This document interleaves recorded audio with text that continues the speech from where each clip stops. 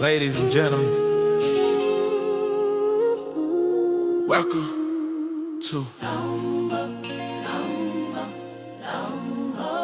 Welcome to Far before the horse, we run it. Far before the horse, we run it. Far before the horse, we run it. SBC Nation, stand up! SBC Nation, stand up! Stand up! Yeah. Gavin X Mr. Walker in the ring. Two married men, yeah, we built for the stain. From the ghetto to growth, yeah, we changing the view. Trying to elevate the people, bringing truth to the youth. Yeah, we came from the bottom, but we aiming for better. Family man, real talk, yeah, we built to weather every storm, every lie, yeah, we cut through the fake. Trying to show our people how to move and create. Yeah, single by choices, yeah, we speaking the game. Yeah, truth over lies, yeah, we setting the flame. If it's real, we stamp it. If it's fake, we expose. Yeah, the message too strong, now the whole world know, yeah. Yo, hit the like, don't just watch, engage. Could he subscribe, join the movement, get paid? I cash app if you rock with the vibe. Yeah. Super chats, let your voice come alive. Yeah. Knock, chillin', but he watching it close. Boom. Keisha got opinions, yeah, she do the most. Yeah. We break it all down, yeah, we keep it legit. Yeah. Real conversations, yeah, we standing on it. It's bigger than views, yeah, it's deeper than clout. We speak for the ones trying to figure it out. From the struggle to structure, yeah, we building a way. Trying to turn lost minds into leaders one day. Oh, we ride. Let's go! Far before the Truth over lies, yeah, we ready to go. If you rockin' with the real, better sing this song. Yeah, feel the Regal Rumble, yeah, the name ring bells. Yeah, go before the horse, yeah, we giving them hell. Yeah. Far before the horse. Now the Regal Rumble. Far before the horse. When the night ring bells. Far before the horse. Crawl before the horse production. Far before the horse. Welcome to the fight. Far before the horse. Welcome to the fight. Welcome to the fight. It's in the Regal Rumble. On the Regal Rumble. Call before the horse production. Step in the ring. Step out the way. It's in the Regal Rumble. It's in the Regal Rumble.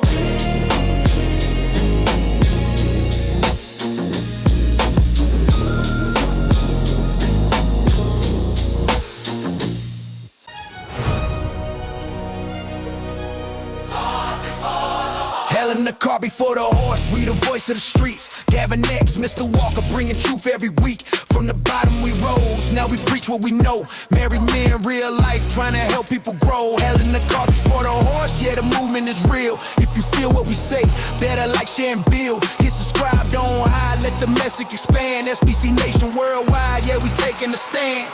We done seen it all, from the struggle to the pain.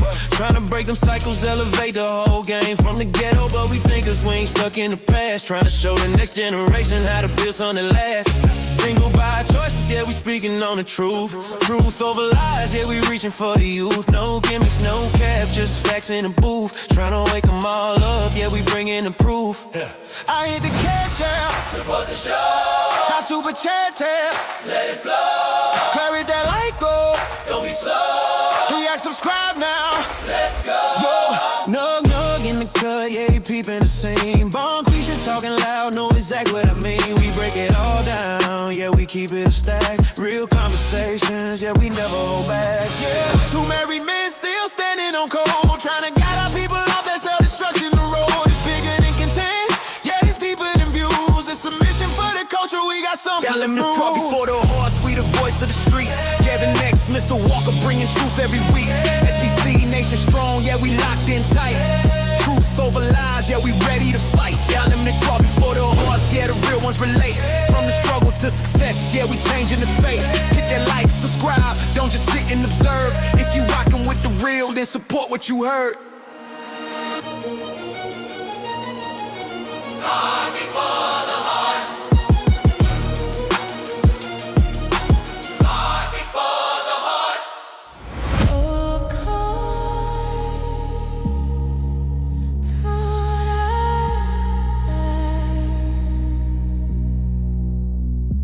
Welcome to the show. cart before the horse. We had it backwards, now we shifting the course.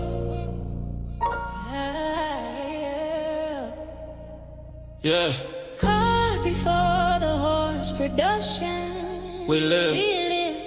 Welcome to Cart before the horse production. We live. Rock hammer, where truth get tested and pressure make diamonds. Two married men, straight out the mud, trying to build something better for our people. This that Regal Rumble where the real ones speak. From the block to the boardroom, we rise every week. Truth over lies, yeah, we cutting through the noise. Single by choices, now we guiding the boys. SBC Nation, we see you. Day ones, new subs, we appreciate you. From single by choices to truth over lies. We been giving y'all game, no disguise. Nug, nug in the building. Bone Keisha watching close. We breaking down culture while the world do the most. This ain't just content, this a movement. We talking accountability, structure, improvement. Yeah, this ain't just content, this a movement. We talking accountability, structure, improvement. Yeah, we shaking the scene. Married men with a vision. Yeah, we building a team. From the struggle to success, yeah, we changing the view. If it's truth over lies, then it's rocking with you. Hit that like button up, subscribe to the channel, good. Cash app lit and super chats running with. If you rocking with the message, then support the show. Cart before the horse production. Car before the horse, now we back in alignment. The Regal Rumble. With true me refinement. Cart before the horse production. Miller. Cart before the horse production.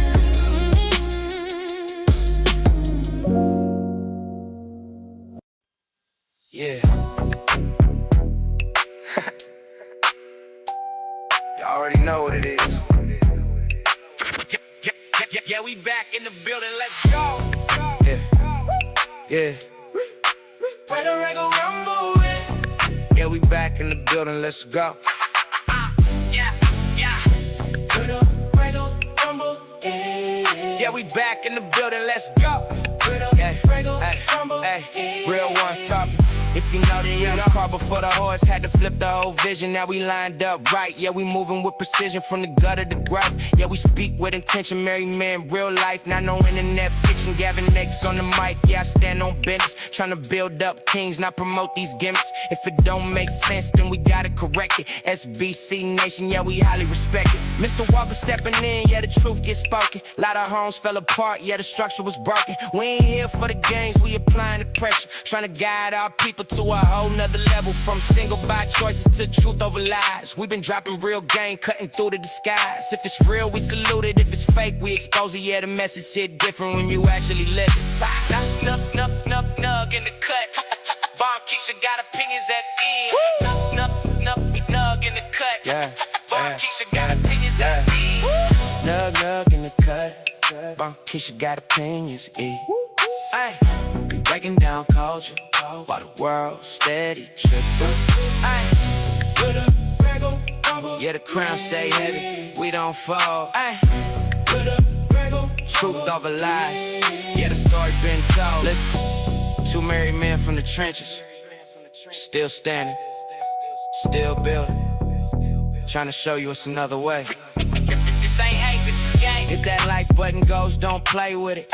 Subscribe, go, yeah, stay with it. Cash app lit if you rockin' with the flow. Super chats on, yeah, support the show. If you SBC Nation, then you already know. Where the Regal Rumble at? Yeah, we shaking up the game, let's go. Where the Regal Rumble at? Cart before the horse. Now we running the show.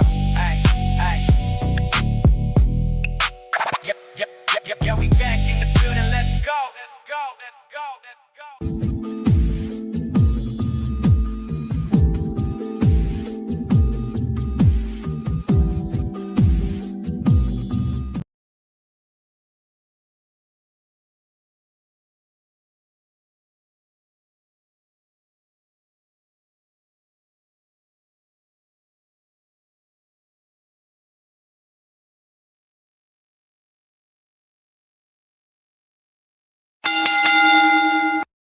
Let's get ready to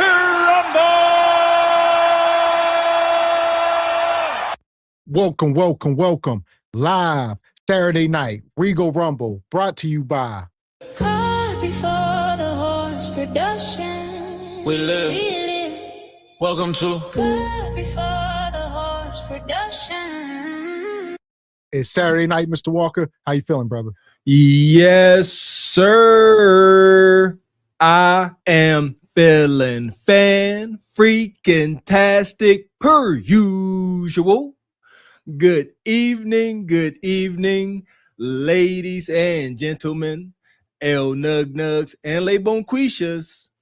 Welcome to Cart Before the Horse Regal Rumble, in affiliation with the Bougie Negro Podcast, and also, as all you Negroes know, in association with Ain't No Fun Once the Rabbits Got the Gun Entertainment.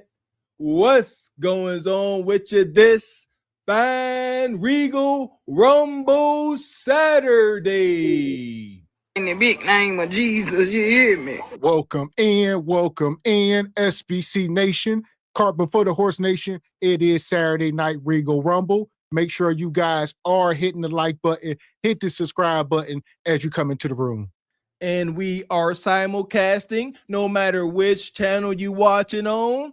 Come one, come all, this fine June 20th, 2026. As you can see, Gavin X and I are very much still in the mix, reporting live to you jive with truth over lies.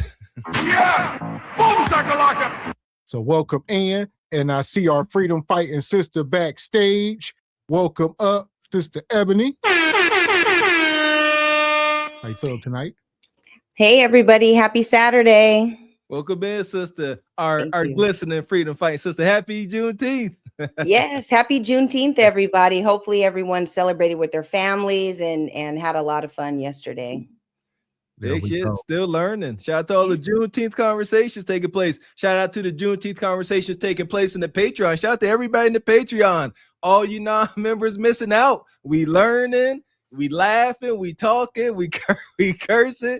Make sure you join the Patreon, and happy Juneteenth, you filthy animals. Man. Straight like that, straight like that, straight like that, straight. And Money. Shout out to Brother Frederick Howard. We appreciate you coming through like you do. Gifted 5 Truth Over Lies memberships. Appreciate you, brother. Yeah! Boom, shakalaka! Money. Brother Frederick come back through with the 10 ball. Thank you, sir. Says shout out to Barry Sanders, #1 running back in the world. Gentlemen, get this man ethics. Use your Y chromosome. Mr. Walker, I know you agree. Postman, run that light. Shout out to Postman over at Mailbox Sports. Shout out to Frederick. Yeah! Boom, shakalaka! appreciate you, brother. Appreciate you, Ms. Charming, to you coming through. Gifting 1 Cart Before the Horse membership. Appreciate your sister come back through with the 2 ball. Says good evening, Mr. Walker, Gavin X, Sister Ebony, and the chat. Appreciate your brother Evie Ray. Maybe. What you saying? Says hit the like button, you Mitches. Or you ain't black. I likes that. I approve of that message.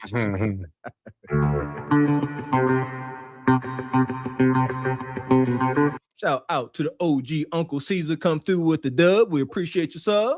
He says, yo, fam, can't stay a long time, so let's have a good time. I'll catch the replay, and I'll be sure to hit the like button. Also, thanks to the fellas and a good friend for staying on my neck. I'm down from 249 to 220. If y'all don't think Cart Before the Horse ain't changing lives, you's a liar. Shout out to the OG. Yes, way to go, C's. Keep it up. Keep it up. There you go. Man, shout out to Big Unc coming through. Hit that like button. Subscribe. Don't front, cash out. Support the show. Super chat. Let it flow. SBC Nation, we see y'all. Call the photo horse, stand tall. Appreciate your Uncle C's saying, keep your health, keep your weight in check. That's how you keep tearing through them fishnets. Yeah! Boom, shakalaka!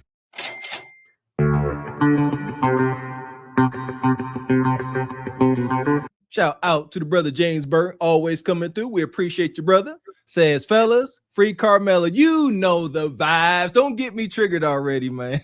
Yeah! Boom, shakalaka! So here we go. Speaking of that, we ain't gonna waste much time. Appreciate you, brother EV Ray. Let's see if you still got some sense.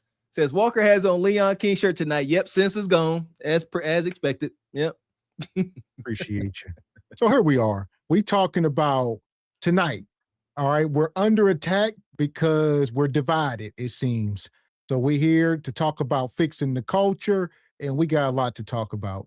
Man, oh man, are we not divided? Per usual, nothing new. But here's my take right quick. When you realize and recognize this all was a part of the Willie Lynch, Jim Crow doctrine, it makes it easier to fight the divide, the division. But nevertheless, here we are. Yeah, and the whole thing is even when we were all together, we still were having issues. So it doesn't matter if we're divided or together, there's still an attack under us. So here we go. We're going to start here with Fix the Culture. We got somebody standing on business. So y'all remember this brother, this the guy that went up in that restaurant and he got kicked out. Now he talking about suing them people. Oh, okay, brother. Yeah, it's been a while since we touched on this. They got physical with the brother. They got real aggressive. Let's see where this thing went to now. Ooh, sir. I'm sure you heard about the viral Percy and Willie situation. I know my law. Hey, don't tempt me, Shouty. Don't tempt me. I haven't, sir. Don't tempt me. Don't tempt me, boy. Well, I contacted one of the best law firms around, Akeem Anastapulo. We got to stop letting stuff slide, y'all. Tell you right now. I'm standing for what's right. What's up? Boss, man. You're good, man. Nice and clean. Mr. Turner may have a few remarks, and then we'll be glad to take your questions. We live in a time where too many people, particularly people with power, businesses, and resources, believe that there are no consequences, or that there should be no consequences for how they treat other people. Start on the steepest point, threats. I receive threats every hour because of this situation. It drastically changed my life, for everybody know I wasn't wrong. I'm not a troublemaker. I don't want to boycott. You know, that seems like it's gonna cause a lot of problems, and that's what I don't want. I don't want to send problems to Percy and Willie's. I want to be neutral. I want to be able to walk by him and be cool. He don't have a problem with me. I wish that's how it could have gone. What was the first part of your question? So, all right, he talked about not boycotting, but is he gonna get a lawsuit? Not sure exactly what's going on. You know, what would he be suing for, like discrimination or what?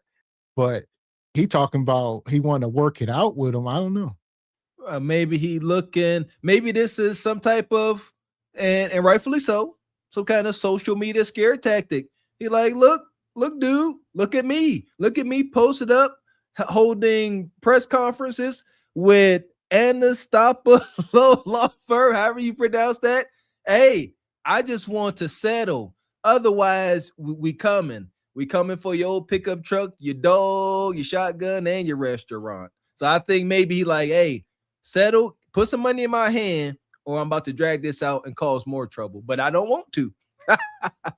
Right. And I think he's going about it the right way. He's letting them know, hey, we need to kind of handle this, and we can do it that, we could take the stairs or I can throw you out the window. What do you choose? Just like the movie. So yeah, shout out to him for standing on business.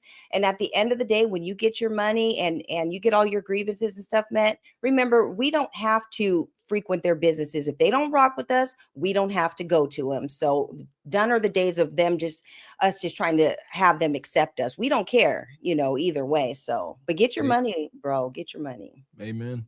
Man. have a problem with me. I wish that's how it could have gone. What was the first part of your question? The community support that I got from my fans is, it's something you can't even put in words, man. If I'm late night, I'm late night. I try not to look at all this stuff through the daytime because I'm working through the daytime. But late night, I go strolling on my phone, see all the hate, see all the controversy, everything. I see it. I act like I don't, but I do. My fans be right there sticking for me and saying everything that I want to say. They say it, even if they says it. So there's like a voice for me, you know. And he started this off saying he's been getting threats on his life. You know, he's down in South Carolina. Y'all know how it is in some of these states. So, you know, I'm sure with all the stuff going on in the world and on the internet, it's probably a lot of anonymous trolls threatening and, you know, all that. And he got to deal with it. You don't know. He don't know what's real and what's fake. He can't be like, oh, I don't take this serious. There you go. Listen here. The brother definitely standing on the square. I agree with what he's doing so far from what we've seen. At the very same time, you know, just acknowledging his content. He does content that we deem a little risque, you know, kind of triggering content. He goes into restaurants, and if he likes your food, he'll tell you. But if he don't like it, he gonna let it be known in a very colorful way. And so we've talked about that. You're a content creator and you create content that can be triggering and get folks roused up. You got to be aware what may come with it. Deletion threats are absolutely egregious. At the very same time, these faceless trolls on the internet, they'll say anything. Yeah, and just make sure that while you're out and about and you're making your content and your videos and stuff, always just be careful. And like Mr. Walker said, you know, there are trolls and they are going to say egregious stuff and everything. Because remember, they don't want us to have any pushback, you know, when it comes to their businesses. And if we freak with them or if we don't like what they're selling or like what they're doing, they would rather us just keep taking the abuse. And we're just not doing it anymore. So they can say whatever they want. We just have to be prepared for, you know, the outcomes of that. So there you go. That's it. And salute to Yaya's. Says Truth Over Lies fam will be able to call in tonight. Perhaps we'll see. Let's see how we making time and whatnot. But yeah, definitely maybe later in the show we got some hot topics. We'll definitely drop the link. Anybody got some questions or pushback? Stay tuned, sister. Shout out to the lovely sister Dark Star, gifting 1 Cart Before the Horse membership. We appreciate you, sister. Yeah! Boom, shakalaka! Money, money, money, money, money, money. Shout out to the brother Blaine come through. We appreciate you, man.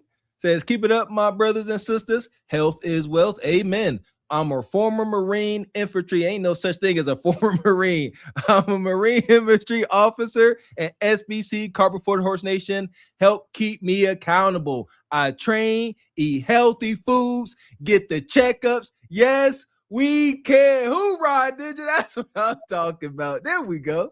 Yeah! Boom, shakalaka! yeah, I'm loving all of the updates with all of you guys in the chat. So keep it up, man. It's summertime. We got to be out here looking our best and feeling our best. So shout out to y'all. This is perfect. Listen here. I know we probably going to do some family vacation later this year. And my brother-in-law ain't showing me up again on that beach. Yeah, I'm cutting out sugar, my worst addiction, corn, processed corn. That's a big one. Corn chips. Oh, sweet Jesus. It's a battle. But yeah, we fighting a good fight. Appreciate you, brother. Here we go. My voice speaking through them. In this case is when Mr. Turner was leaving, as he was completing his review. He had already gone to the bathroom, by the way, gave it a good grade. Too little better. And as he was leaving, the manager passed by him. And I'll let him tell you about that, but that's where he felt like things began to turn. Well, not initially. No. They never said this. That was their first justification for why they were kicking him out. Right. They said, we don't allow video in here. Well, we know that's not true because he had already done the video and the hostess gave him a special tape. Yeah. How is this a rule of your organization if every one of your employees that I passed by saw me recording? They never said nothing. And you got your dinner? No, I ordered it though. Never received it. But everything is going down, Mr. Turner. What in the world are you thinking? What am I thinking? I'm a man of progression and I'm still learning every day as I go by. Like I told him earlier, through my daytime, I'm trying to work. I'm trying to fight through all this, but nighttime, that's when it really sinks in and hits home. You know, so yeah, I'm dealing with a tremendous amount of mental issues from this.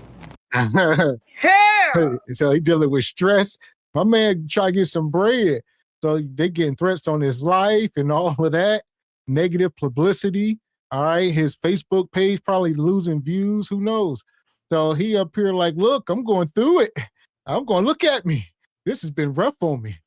Listen, now I'm assuming, you know, he ain't up here emotionally disturbed, but salute, he's playing the game. Let's acknowledge it. We won't have no effect on his legal situation. He playing the game the way you supposed to play it. I'm a victim, not victimized. Yeah. Huh? Ain't that one I'm getting worked up already? Ain't that one of the reasons why they said the brother Carmelo, you know, deserves to get life? Because he wasn't victimized enough. He didn't have a scratch on him. Yeah, I'm a victim. Give me all your daggone money. God dang it. Yeah, all the pain and suffering, the sleepless nights and all that, that's all going to be accounted for because you know what? They do it all the time, you know. And with all these restaurant owners and stuff, when someone comes in to critique your restaurant, take the criticism and do whatever with it. But you don't need to be hostile in treating your customers because at the end of the day, the customers are always right. Take the criticism and make the adjustments. But you don't have to get hostile like this. There was no need for any of this to happen. Exactly. Don't tell me, boy. Well, But that's what they're seeing when Right. you're doing your job as an independent food critic. But behind closed doors, you're saying you're really... Man, I'm hurt. It's not only my feelings, it's not just my feelings, it's from, man, you don't know the past trauma I've been through. They cornered me in my car to where I couldn't escape. He don't know what I felt or going through my brain at that moment. Like, you never know, I did seek counseling after this. I'm not about to put all that online though, you know. They got a perception of me saying, oh, he seems happy still, everything's good, let him keep it, you know. But behind closed doors, people know what's going on too. You would be surprised. It starts to lead into you. After I'm telling everybody, don't touch me. Right. The first time you touched me, I said, don't touch me. Because you already touched me. But I'm letting you know, don't touch me. Right. Because I know it's wrong. You don't supposed to touch me. You get law enforcement to touch me if needed. But it wasn't even needed. Right. I was just trying to get clarification of why am I being kicked out? Okay, I'm walking out, but why am I being kicked out? Oh, it's the recording. You're recording. Okay, sir, I will stop. He still wanted me out. They still say you gotta go, you know. So you felt like they were violating your personal space? They were so close? They were. Don't touch me. He pushed me when he was doing it. He was trying to antagonize me.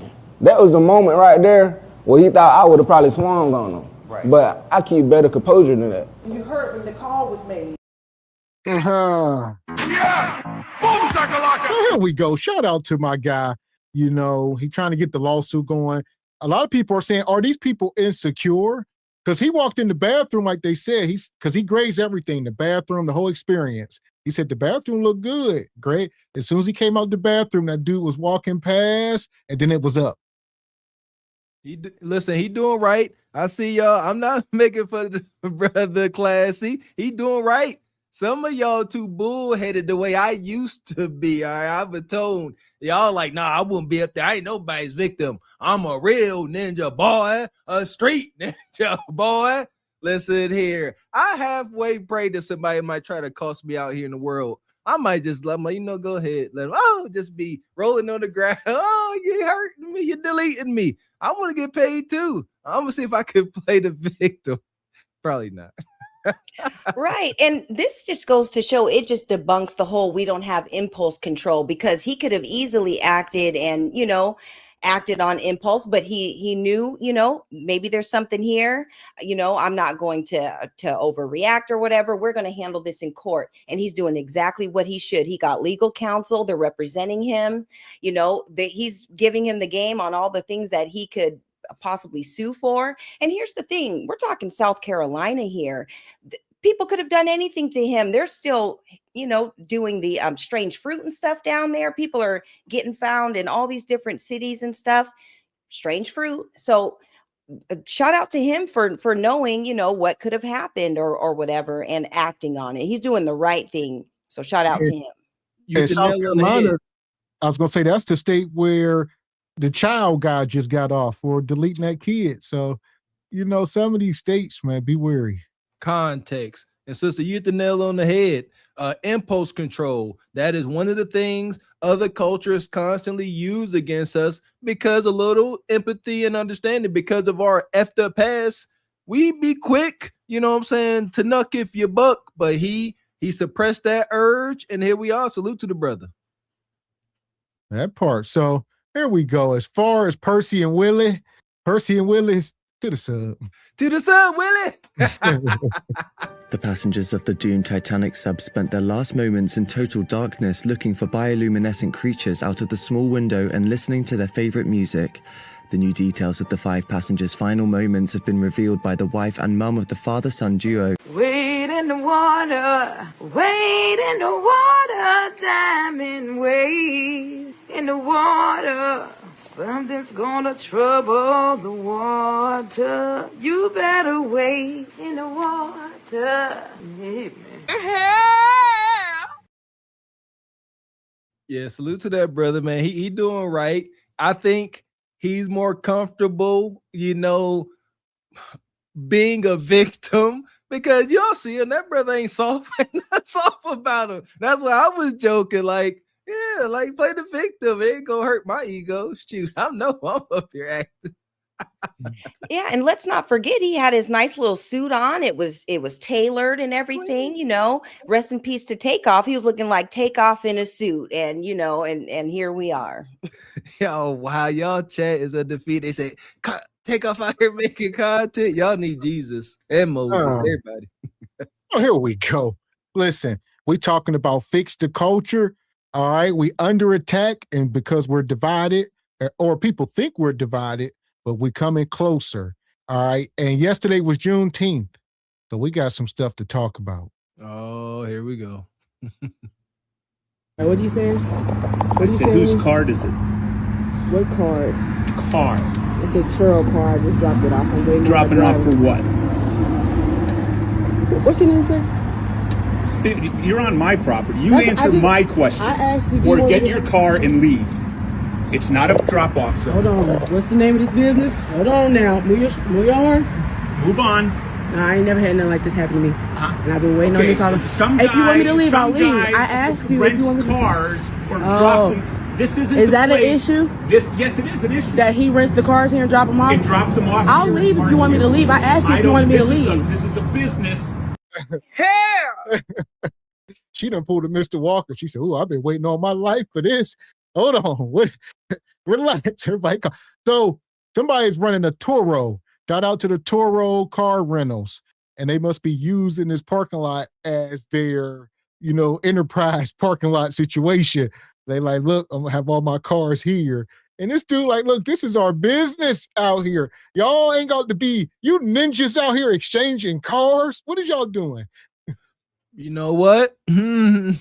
She out here trying to run a legit business, trying to work a little gray area to get ahead.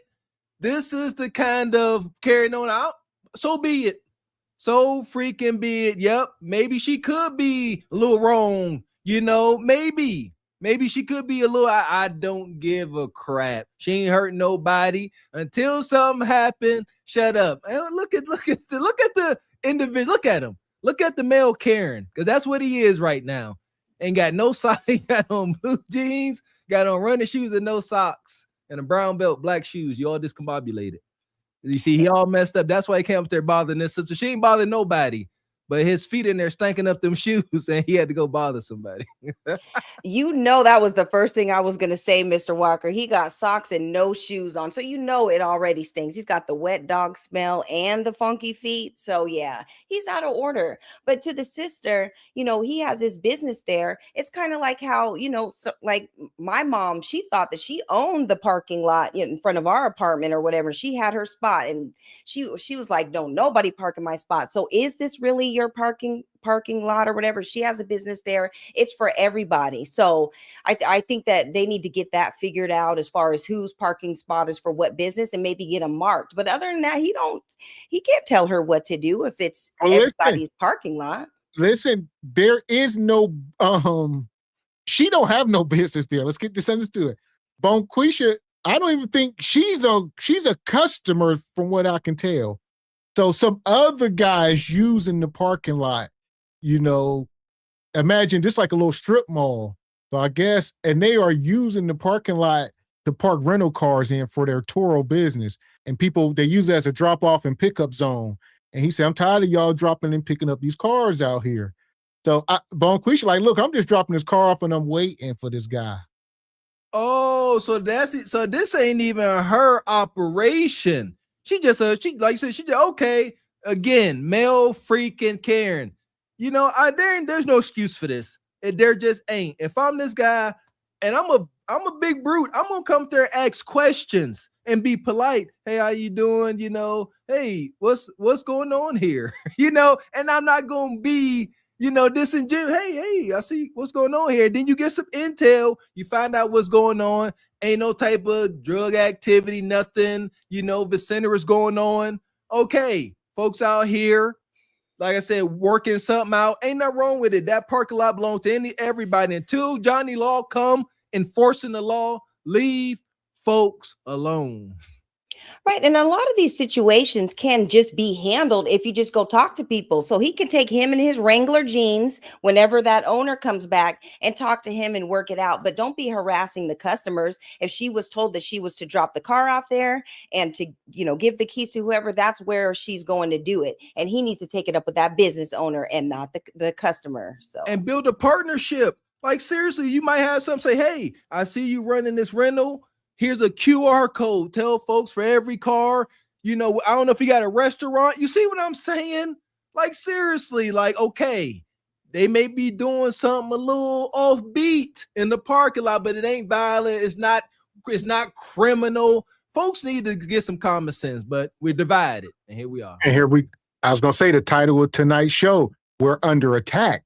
You know what I mean? So this is part of it. We must understand. That he doesn't I'll use leave. this. I'll leave. I asked you if you wanted me to leave. Is that an issue? Yes, it is an issue. That he rents the cars here and drop them off? It drops them off. I'll leave if you want me to leave. I asked you if you wanted me to leave. This is a business that he doesn't use. I'll leave. I'll leave. I asked you if you wanted me to leave. I do. And I'll leave. I don't have a problem with leaving. Okay, and I don't have any problem with you leaving. So I'll leave. We're good. And that's it. Okay, peace out.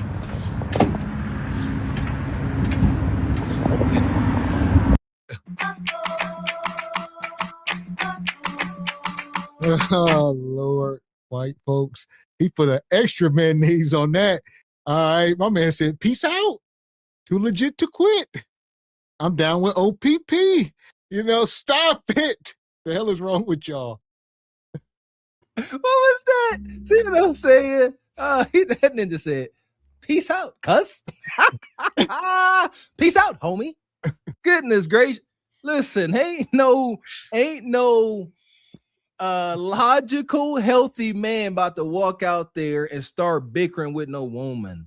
That just drives me nuts. And some of y'all some of the detractors got it twisted. We love our sisters, got most respect for our sisters. We be up here critiquing content and the wild, crazy things they be doing. But out in the regular world, we just meet strangers. It's all love, man. But this here, a ninja like this, you're gonna go out there and start bickering with a woman. It's a woman. What threat is she to you? Talk to her. It does not hurt you to be kind. God dang, you gotta be a pushover, but this could all been avoided if this male Karen would, you know, pull his pants from outside his crotch. So his cojones can breathe. Well, let me ask you this, Sister Ebony. If that was a Becky or a Karen out here, would they get the same response? Absolutely not. He probably wouldn't even have came out at all. He probably would have maybe watched from the window to see what she was doing, but I don't think it would have been an issue at all. But it's very telling with him. I think he had a Bonquisha back in the day, and maybe they went to a Vanilla Ice concert or something. And so he still had that lingo, and is kind of bringing it out now because they don't know. But you guys also have to remember that the dominant society, they're very sensitive around this time because it's Juneteenth. And so they don't even like the fact that it's a holiday. So, they're acting up all over the country. So they're asking questions and they're, kind of in their feelings about it. And it is what it is. I'll leave. I asked you if you wanted me to leave. I do. And I'll leave. I don't have a problem with leaving. Okay, and I don't have any problem with you leaving. So I'll leave. We're good. And that's it. Okay, peace out.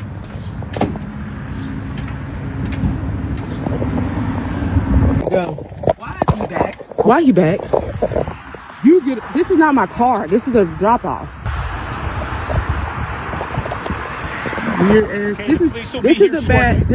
Hey, listen, we will replace you. No more. Y'all will be the minorities very soon. White people will be working for black people very soon. Okay. Your ancestors will be working for us very soon. You know that you are dying off, old man.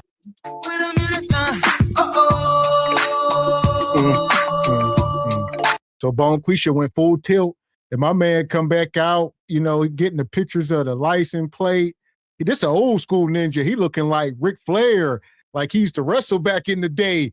He wake up every morning and smooth his hair back. I mean, this is him, but he need to go sit the hell down somewhere. Pathetic. It's a grown man. Unexcusable. You a grown man. Why you out here acting like this? You ain't got nothing else better to do. You do look like Ric Flair. That's crazy. A younger Ric Flair. Pathetic.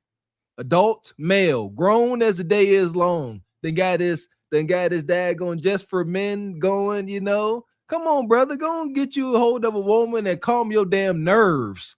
Golly.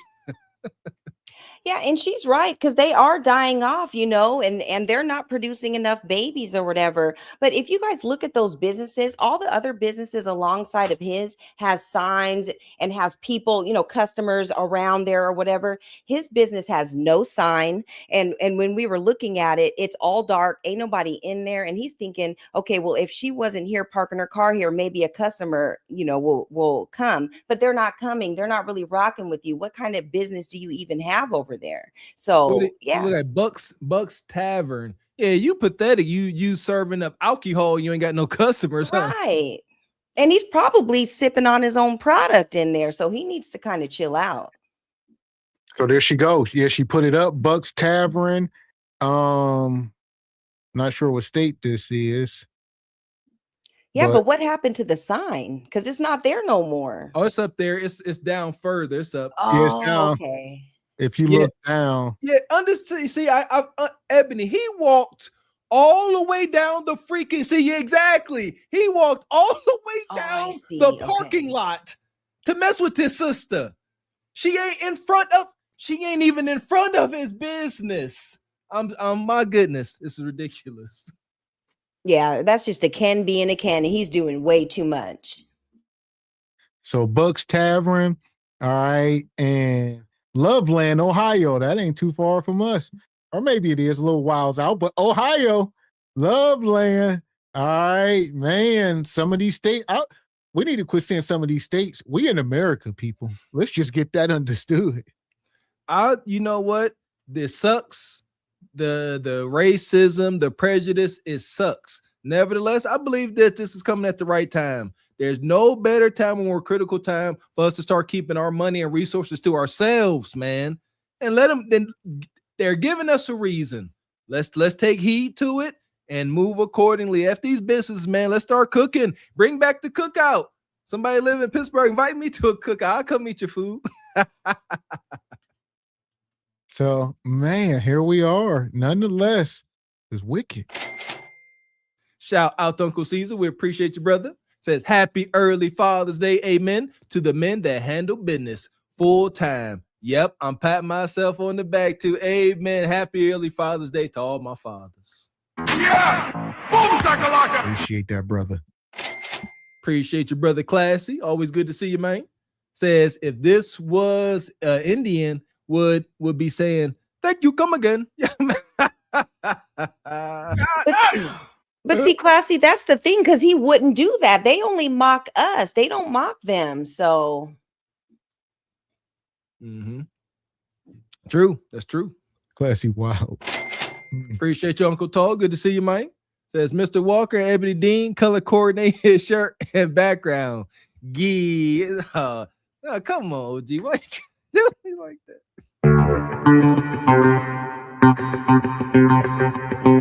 And shout out to Uncle Tall sponsoring the show with a 30 ball. He says the Regal Rumble, what's good, family? Salute SPC Nation. How you always do that, OG? First he come through with it every time, like clockwork. We need to make a montage. First he come up with an insulting super chat, then a nice cash app. We appreciate you, OG.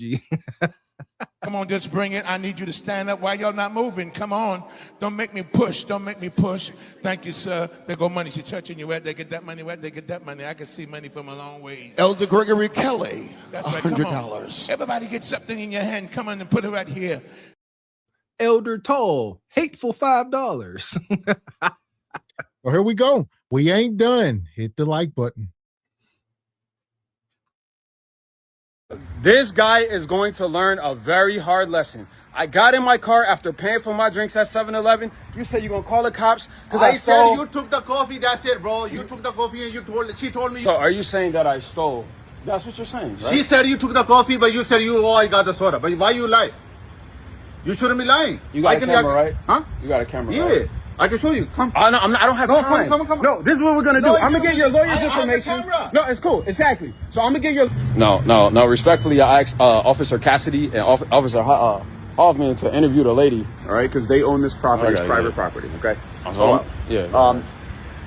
What that means is if you come back, they can call us, and at that point you can get charged. I don't give a shit about that, bro. Okay. You know what I give a shit about, bro? You know what I give a shit about? Like, I hope you guys cameras on, right? I give a shit about my country. I'm a fucking patriot. We bled for this country. On the corner of 130, right next to the McDonald's. There's 7-Eleven in East Windsor.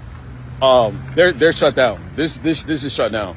You're not gonna disrespect black people. I've been the number one person for Black Asian relationships and solidarity. Now, my Indian American community, particularly here, it's a black holiday. It's an American holiday, most importantly, American holiday, Juneteenth, celebrating the end of slavery and when we became free because we had to make ourselves free. And you are not going to go and imprison us. So this is a teachable moment. And these guys were very responsive and good. So here we go. We saying Eastland. Where you at? Michigan, I think. 7-Eleven. All these businesses owned by different groups. Shout out to the delineation. Ain't no color coalitions or none of that because there's no respect. So they accusing him of stealing, and he said we're gonna keep mining through it. But I mean, this is crazy. I'm seeing a trend. Maybe it's my crack baby brain, but I'm looking for patterns. Always looking for patterns. And it appears every time, most times our folks are being harassed. It says some daggone convenience store, gas station store, corner store, 7-Eleven, quick field, quick trip, all of the above. Leave these decrepit food desert convenience stores alone, period. Seriously, I know what y'all be buying in there. I used to frequent them when I used to indulge in low-level sweets and treats, Reese's peanut butter cups, hot fries, Snyder's tater chips, all that. Leave it alone. Slushies, straight cold, icy sugar. Leave them alone. They don't respect you. They're expecting you to walk in there. I find it insulting. Boycott everything.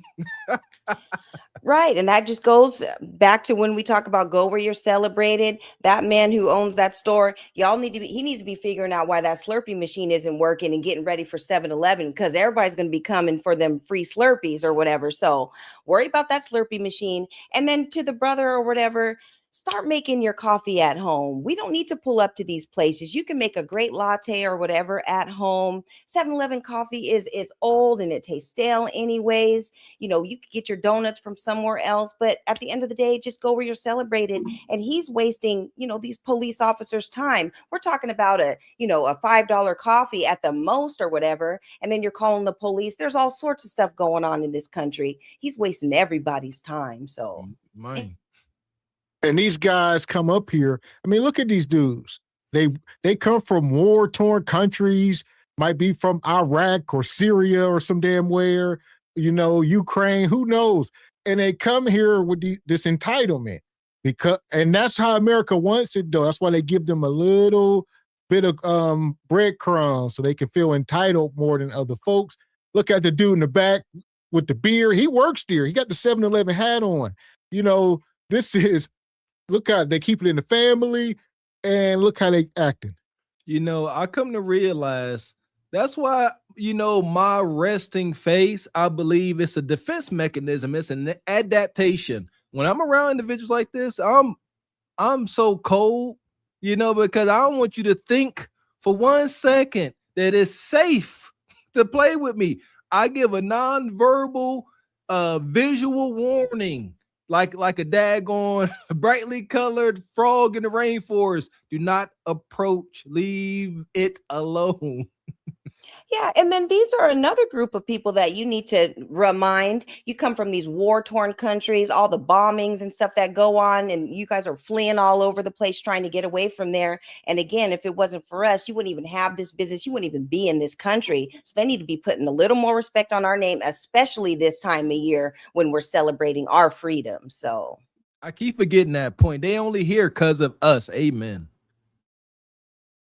Shout out to Officer Hoffman and Officer Cassidy, respectful, can make a fair assessment of the situation and do their job in their investigation. However, like I said, I walk in and get a vitamin water. I mix a couple things in my big gulp cup, but I pay for everything. I stand patient. The lady, she don't know. The guy, the manager, is like, "Oh, you got 2 sodas, 2 big gulps." I'm like, whatever. I pay for everything. I walk out the store. The guys come running. First reaction, I'm gonna call the police saying you stolen. I'm like, oh my God. This guy I'm like, bro, here we go. Don't do this. He wanted to do it. So now here we go. Well, pardon me, officer, what's the address here? Okay. So we got some clarity. So he took the big gulp cup and made his own drink out of it, but paid for the items, vitamin waters and whatever he poured into his cup. He said he went up there and paid for everything, and they still chased him out of there talking about some coffee or something. Don't know. Like you said, they was confused. What he doing? This ninja up to? I mean, just try to understand for y'all. Chase somebody and call the cops. My God. Come on, man. Come on. Ask questions. Make light of it. Okay, I get it. That look a little sketchy. Come on, where your people's skills? Akbar Nomad? Man, I'm sitting up there. He walking up. I'm gonna be laughing. Genuinely. Hey, brother, what kind of concoction you done made in this cup? He gonna laugh back. So I'll put a little, vitamin water, a little of this. I'm gonna pay for everything. Okay, that's what's up, man. It'll be $9.95. Have a nice day. Some people are odd. Some people are a little weird. That don't mean that they're criminals. He was doing a little much, but so what? This is Slurpees. He in there dealing with, we talk about roughly $1.95 in sugar and water. Relax. yeah, so now I get it. The brother was doing a little bartending, doing a little mixing at the little machine. Okay. Well, he probably had a little nip or something in the car. He was going to add to it when he got in there. And, he was just trying to get his little pre-funk on. But at the end of the day, they don't know, like Mr. Walker said, they don't have our type of humor or whatever. He could have easily deflected the situation like, okay, where's the party at? I'm getting off in a couple hours. Let me pull up to where you're going or whatever. But again, like Mr. Walker said, they don't have our type of humor, but just don't give them a reason either at the end of the day. There you go. Shout out to the brother David Ford. Says, I got you for a cookout, Mr. Walker. I'm going to hold you to it. Says, just stay away from the spades at Uno table. My family don't play about their cards. See, that's what y'all know about me. I don't mind being the punching bag.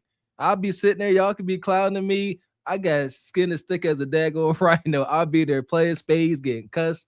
out. Shout out to Uncle Toe. Says, because Sour Patch Kids is my spirit candy.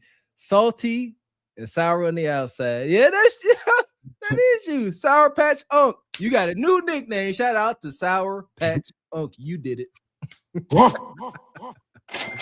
Shout out to Uncle C's. Says, I'm now sharp as 4K. Have an event around respectable people. I'll catch the replay, so make it worth my while. One, appreciate you. Have a good time.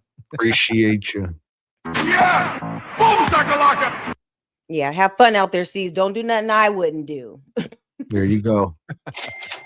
Appreciate your sister Nais with your madness. Says, greetings, brothers. Ebony chat is on and cracking. Yes, ma'am. Yes, it is. Shout out to Nais. Shout out to David Ford. Says, Ebony doesn't step foot in 7-Eleven. Talking about coffee being $5. The most expensive one is $2.49. Stick to your Dunkin' Donuts over there, Miss Ebony. Right. And I'm never stepping in 7-Eleven to get no coffee. No, I'm a Starbucks girl, or I'll make it, at the house, for myself. So yeah, I don't do 7-Eleven because of reasons like this. They don't respect us in their business. There you go. Appreciate your brother Classy. Says, if he paid with his phone, you don't need the store receipt anymore. It shows on your phone when you buy something, date, time, and location. Facts. And we got to the bottom of it. He was in there doing a little mixology. They got confused. Here we go. It's called Dutch Neck Comments. Dutch Neck Comments 7-Eleven X'd. And we going straight up the 7-Eleven chain teachable moment, because what happened in Walmart to that young baby, and rest in peace to that Cohen, what happened to the young kid in South Carolina, like what happened to us when we patronize your businesses, if you disrespect us, we shutting you the fuck down. Ain't no diplomacy, right? We raising the chain, we going straight up. This place is shut down. This place is canceled. They don't exist no more. Their business is shut down right here. And me, Michael Anderson, I'm standing 10 toes down. They shit shut down. This is not. Now this is cool. They blocked the street to walk. No black men moving. You're right. Cousin, there when you left. You're right. Brother was there when you left. Too cool. There when you left. You're right. They blocked the street. Cousin, brother, sister was there when you black left. men moving together.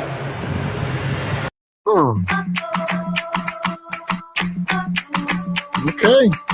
Wakanda, we in the building. All right. Massive mad now. They like, oh man, let's gather our troops.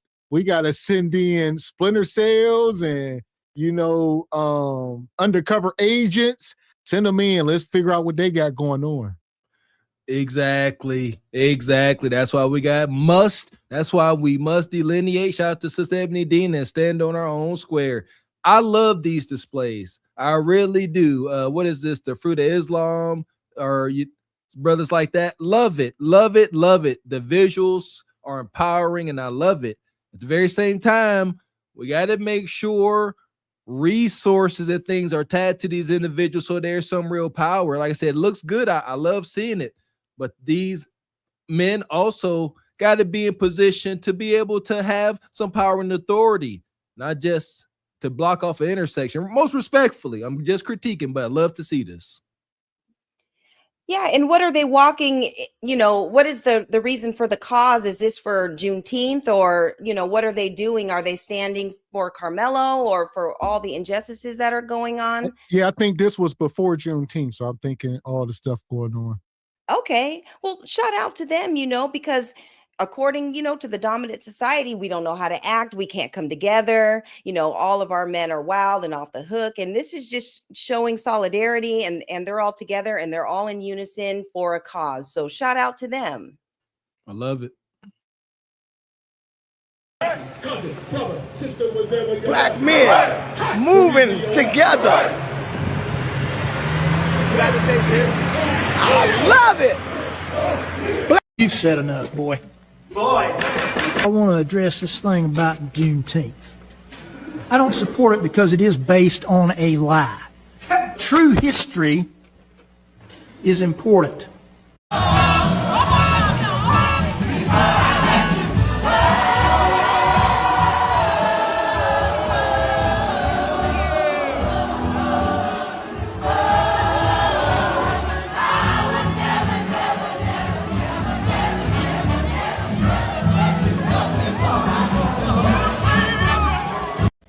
not what an elitist point of view forces to be taught in schools and ignores the real truth of what. You a lie, and the truth ain't in you. So a county commissioner in North Carolina says Juneteenth is a lie. All right. He said, I don't care. I don't know nothing about the music.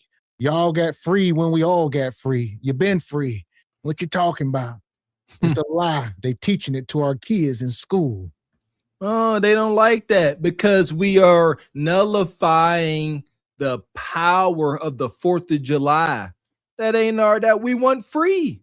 We were not free. It's my shout to the Patreon, man. We've been dropping some videos. It's my understanding we were not free, and Abraham Lincoln ain't free nobody. No, we were not free until Union soldiers took over the plantation and said, "Hey, y'all free." And what was June 19th, Sister Ebony? 19th? Yeah, June 19th, 1865. June 19th was the day we were advised that, hey, you're free there to come and show up in Army uniform and tell Master to sit his butt down on that porch. They's free. But even that was a short-lived, a celebration. Oh, yeah. I was going to say, because free, now what? Where do they go? We got no resources, no assets, nothing. Even in modern times, when a man is released from prison, they're going to give you a couple dollars for your pocket. They might put you in a home, give you, employment, this and that. People must understand, you tell millions of people you free with nothing, and we still waiting on our check to this day with interest. Come on. We celebrated June 19th. And like Mr. X said, the very next day wasn't no celebration because now you are out in the wilderness, no resources, no nothing at all. And then later on, we actually did, some of those folks did get 40 acres and a mule. I believe it was like 400,000 acres were divided amongst the free down south. And then once white man saw we was doing something with it, making our way, they wrote in laws. The next president came in after Lincoln and took it back. Law enforcement showed up to black folks' houses that bought land and said, get out. And they gave it back to the colonizers. That's a fact. It's documented. Right. And let's remember when all slavery and stuff ended, the slave owners got reparations for having the slaves. So they got paid for it on top of that. So the only reason why the commissioner and the dominant society have a problem with Juneteenth and them, it being taught to their kids and stuff in school, because their kids are going home and asking them, okay, well, what's up with 1776 and why are we celebrating Juneteenth now? And so it's kind of, putting them on the Summer Jam screen. We weren't free. So the only lie is that we were free in 1776. That was not a holiday for us. That was all cap. We celebrate our holiday, which is Juneteenth, because that's when we were free, and it is what it is. And now it's being recognized on a national level, and it's putting them on blast, letting them know that 1776 was a lie.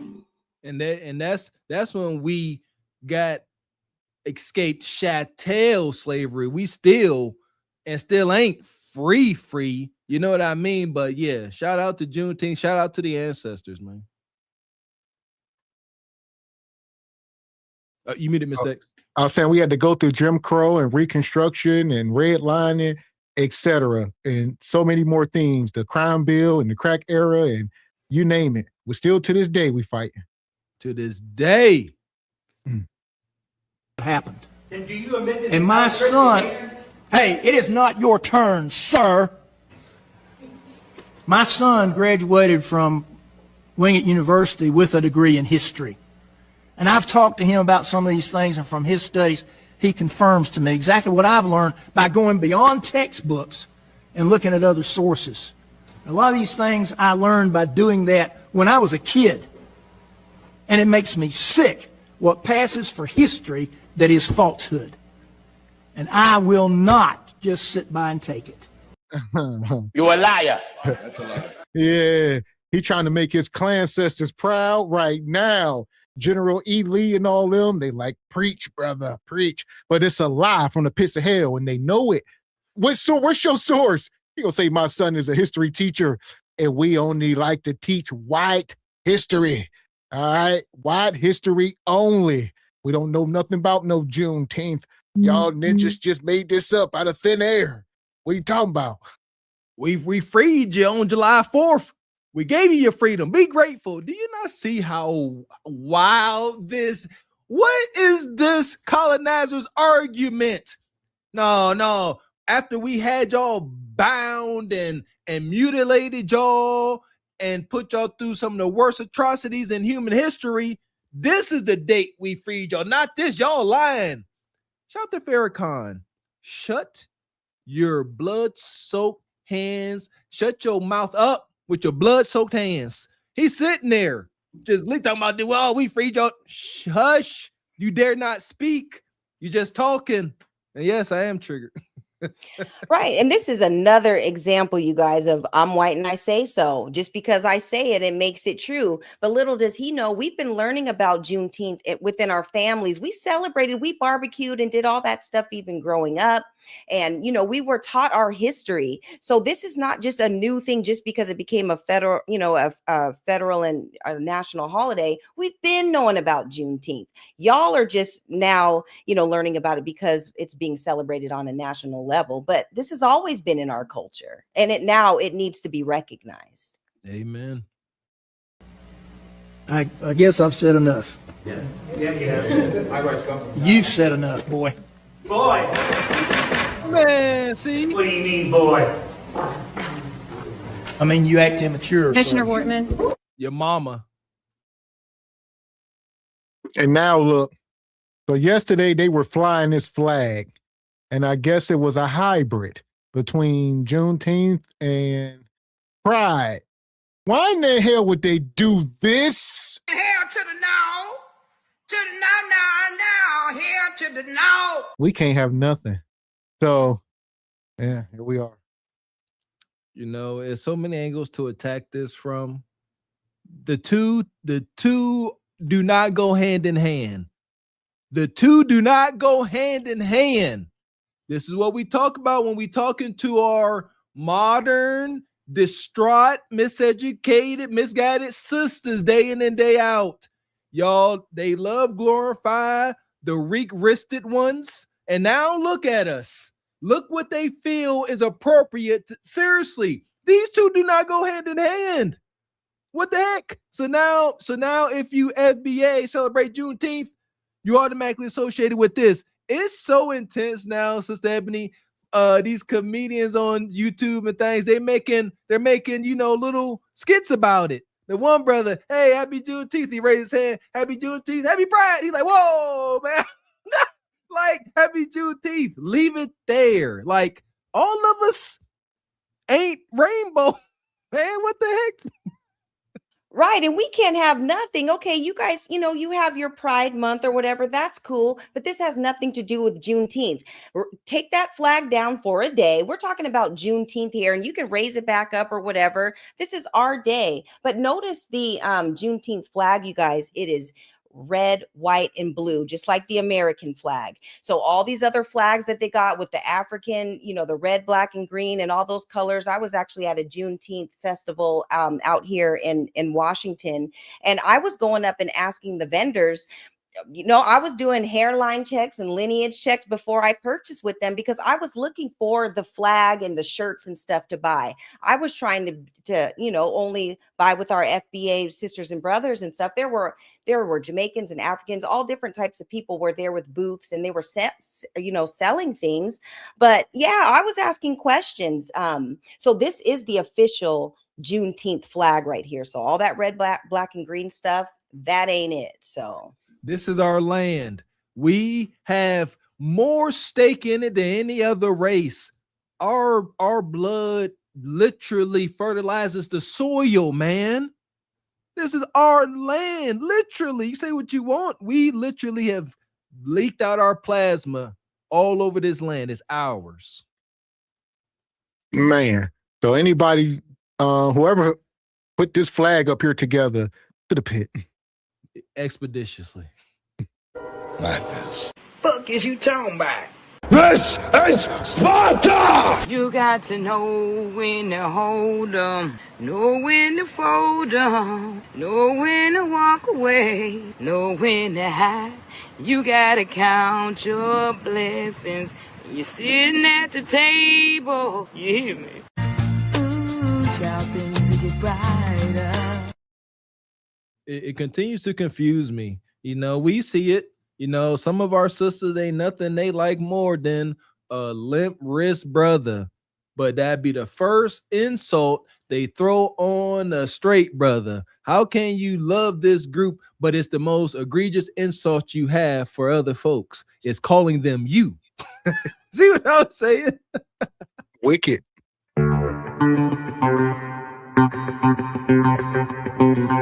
Big shout out to Petty Sama, always coming through with that 10 ball. Come through gifting 10 Carpet for the Horse memberships. Appreciate you.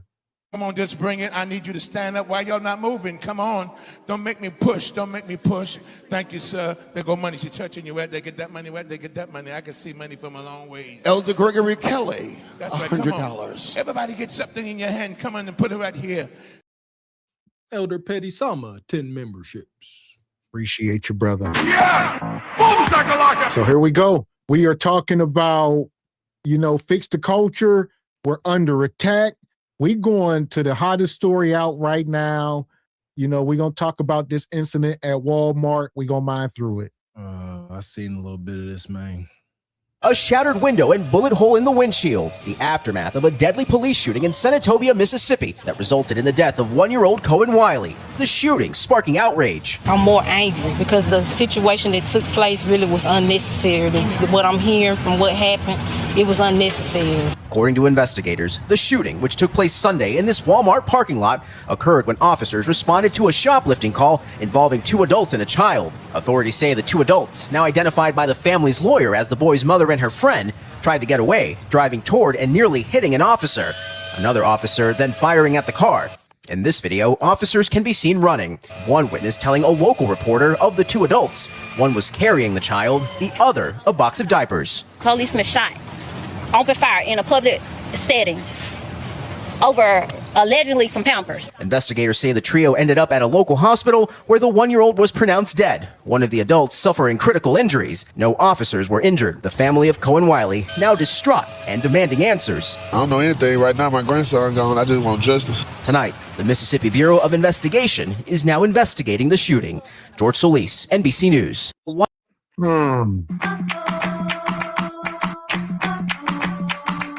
1-year-old is dead after. This part of the video here, it's over some diapers. I mean, what is life worth? Like, don't come in here with all the folks need to stop stealing this and that. No, there's protocol. You don't see this happening to anybody but us because the life is devalued. We're talking about bottles of water, packs of diapers. The other brother arguing over a damn vitamin water and stuff. Everything up and stuck over insignificant items. It's extremely triggering. It really is. First and foremost, like you said, this is how we handle shoplifting.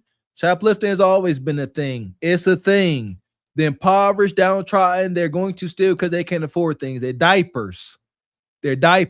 Shout out to the law enforcement officers that they use discretion, go out their way, and they'll apprehend these folks, and they'll say, hey, we gonna go, you got to get processed a little for stealing, and then they reach back out afterwards because they're humans, and they realize you were not stealing for profit. You was out here stealing ground meat and Pampers.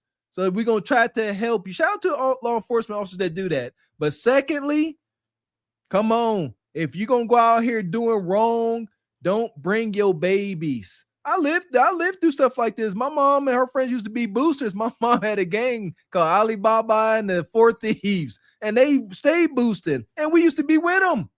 Like, that's a no, because things can go terribly wrong. High speed chases, police letting loose with their pew-pews. It makes no sense. The accountability falls on the parents. At the very same time, the law is wrong too. This never had to take place. Right. And the fact of the matter is, it was my understanding that they weren't even stealing in the first place. So it was suspected, shoplifting or whatever. And they didn't even steal anything. So all this was caused for nothing, all because you thought. You need to have more than a thought when it comes to somebody's life and accusing people, This is crazy. And you know what? How many times have we all gone to the store to buy Pampers for our babies, so many times. We have to do that for years until they're potty trained or whatever. And it could have been any one of us. So they weren't even stealing. And look at this tragedy. I hope they sue Walmart, sue these police officers, everything, because this baby should not have lost his life. Okay. So latest details are saying we're going to mine through this. It's a lot here. We're going to mine through it. 1-year-old is dead after police officers shot into his mother's car over alleged shoplifting. All of this over some diapers. Cohen Wiley's mother and another person were leaving a Mississippi Walmart with the baby after allegedly having stolen a box of diapers, although people close with the family adamantly deny any shoplifting. Initially, the police department posted on Facebook that they shot because of the alleged shoplifting, which shoplifting is not at all a murderous offense, and cops should not be judge, jury, and certainly not executioner. Then the Mississippi Department of Public Safety put out a statement saying that the vehicle was driving toward police officers and the bullet went through the front window, which would indicate the shot came through the front. But my question is this: why couldn't they get out of the way instead of shooting at a vehicle in the middle of a public parking lot? All of this over a single box of diapers. Why couldn't they let them go and find these alleged shoplifters later? We have the world's first trillionaire, and if these people needed a single box of diapers that badly, so what? Now a little boy is dead. Why? For what exactly? So far, the officer involved has been put on leave and protests have broken out demanding justice for Cohen and the family. They killed that woman's baby over merchandise that she paid for. So yeah, it is that deep. And honestly, some of y'all might hate me for it, but even if she did steal it, that baby did not deserve to die. You started shooting over some diapers? Y'all don't even act that fast when it comes down to actual threats. And when you think about it, you realize Walmart is worth trillions. The CEO is worth millions. Them diapers probably cost $30? That little boy was worth $30. Walmart could afford losing some dollars when it comes to diapers. If I see a mother stealing diapers or baby formula, no, I didn't. Big corporations like Walmart, I don't feel bad for. And the annoying part about this is that there are people ready to defend the police about this. There are people who actually believe that the punishment to petty theft is a death sentence. I will mention the situation could have been handled a little bit differently. I'm not sure if driving off was the smartest option, but at the same time, shots should have never been fired in a car where y'all knew there was a baby in it. Yeah. Hell! And we're going to get to that part because the mom actually has done an interview since. And she gonna tell her truths. But the thing is, these items cost nothing. Just because what we see on the retail side of it, that's not the wholesale. So even that bottle of water, rest in peace to Cyrus. I mean, that bottle of water might have cost that store 15 cents, 25 cents, whatever the case. We are talking about insignificant stuff. Them Pampers probably cost them, $5, $10, whatever the case. I mean, my God. I mean, they didn't steal the whole store. But here we are, Black folks, we must understand we don't get that level of grace and we got to move accordingly. Even if they did, take every box in that aisle. You said it. There's insurances for this stuff. There's billionaires out here in the world. There's content that I watch of this guy, he dumpster dives. Have y'all seen that one guy dumpster diving? And he always finding, he goes and he takes stuff that's brand new and thrown away.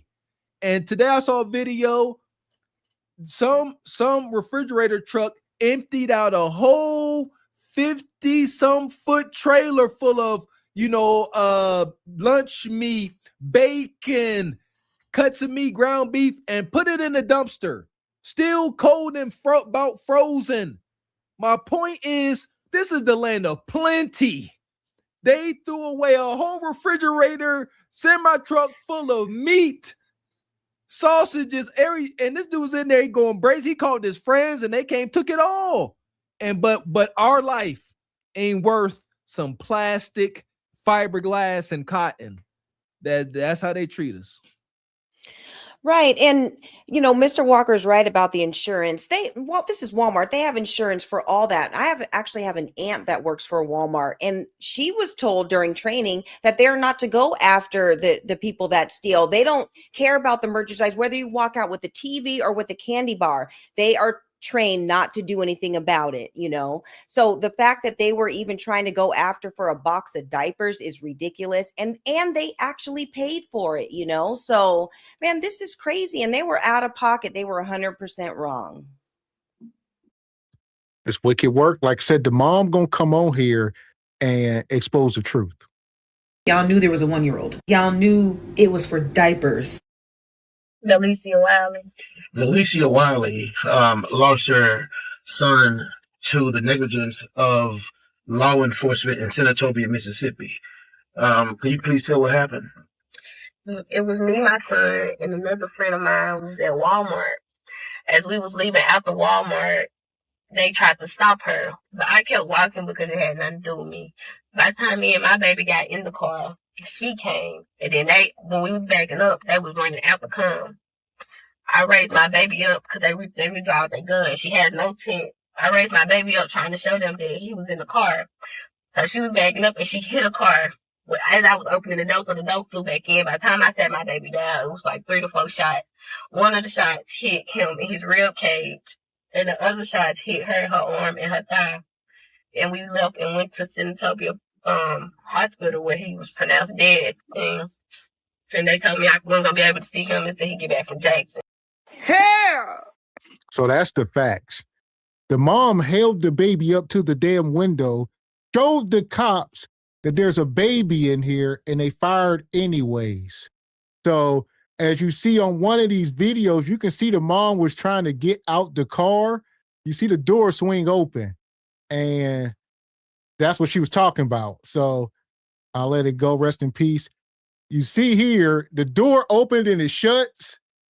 You know, I don't know. She said she was trying to get out the car, and don't know, but she said she was holding the baby up to the window. So, and she said they was not swerving towards the cop. So it was a lot of black cops out there, but from my understanding, it was a YT cop. Out of all the cops that was out there, this is in Mississippi, and there was black cops on the scene, but the white cop was trigger happy, and he didn't care about the life. You know, he said, I must stop y'all and get these Pampers. That's first and foremost. Like, you don't do this over some diapers. No, we're not saying folks should be able to steal every day. What we're saying is it ain't worth a life. We can't become so numb to our own people or you know, projecting bad experiences that we all don't, you know, oh, they can't steal every day. We're not saying that at all. I've already said, as a parent, no matter what the situation is, you always got accountability in the outcome of your children. So that was one of the first things I said. Yes, you the parent, you got to deal with this. So my question is, they said, I don't know. She still didn't say that they paid for them. She didn't say we purchased them. Even if they stole, I said it don't matter. This don't mean a life gets taken. The driver, what was up with that? What happened with that? What's the situation? Because listen to this. It appears to me these adults, somebody wasn't moving right. And subsequently, this baby ended up losing his life. I already said the adults should be held accountable as well. But law enforcement, you are trained for months on how to handle these situations. I'm pretty sure that when in no scenario book with folks driving away from you, you just start pew-pewing into the car. I'm pretty sure that ain't in no handbook. Right. I definitely think that they could have taken a different approach. If there were multiple officers at the scene, maybe there could have been a way to maybe stop them from driving away, maybe, you know, pull up, in front of them or something to kind of block them or whatever. But I understand maybe if they did pay for everything and then, they're running after them saying you didn't pay. If I paid or whatever, no, I'm out of here. I don't know why you guys are coming at me in the first place. I don't really know, how it went down or whatever, but aren't the police trained if there's a kid involved? You're not supposed to. She showed her baby, like, hey, I have a baby in here. And I don't know if that baby was strapped in or, before they were moving around. I don't really know the situation, but the fact that they opened fire, did they have firearms? Did they, brandish a firearm? What warranted these cops to do this? I have a lot of questions because by the sounds of things, I think that was excessive force for sure when it comes to that baby's life. There you go. Again, I was going to say real quick, there was no firearm in the car.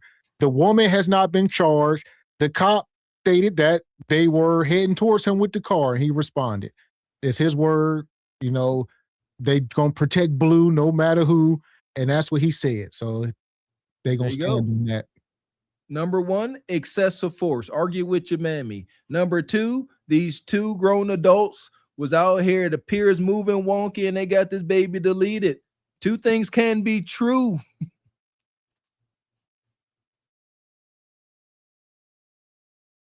Into his mother's. At the same time, shots should have never been fired in a car where y'all knew there. Yeah, it was like 3 to 4 shots. One of the shots hit him in his rib cage, and the other shots hit her arm, and her thigh. And we left and went to Senatobia Hospital where he was pronounced dead. And they told me I wasn't going to be able to see him until he get back from Jackson. She got airlifted, and the police told me I couldn't leave out the hospital until somewhere I couldn't leave out and couldn't nobody come in. But I ended up walking out. And the crowd was questioning them, asking them what happened. It was like she was shoplifting. But the passenger, it was me. They wasn't talking about me. They was talking about the driver. But on the little, what's it called, self-checkout, they can see, it's cameras, they can see when she got the diapers and walked out. But yeah, they tried to say that she forcefully was trying to drive and hit them, but they was all on the right side, and she was driving towards the left. They just personally just shot in the car. Did they try to charge you with anything? No, they didn't charge me. They ain't charged me with nothing. They just let me go. They didn't say nothing. They just kept telling the crowd that they were shoplifting. But I don't know if they found anything. Yeah. And they figure, oh, okay, my bad. Maybe they wasn't shoplifting. Okay, we thought she was trying to hit you. My bad. She actually wasn't. They was going that way. And if you look at the holes, the bullet holes in here, they all in the passenger side. So why are you aiming at the baby? Why are you aiming at the baby? He's not driving on this side. See, listen here. I don't know anybody ever handle a toolie. It's not the easiest thing to do. And I've never had to do so in a high stress situation. And that's why it's extremely negligent on the officer's part. Maybe he wasn't, but it's a moving car and he was just eager to pull that thing out and let some loose.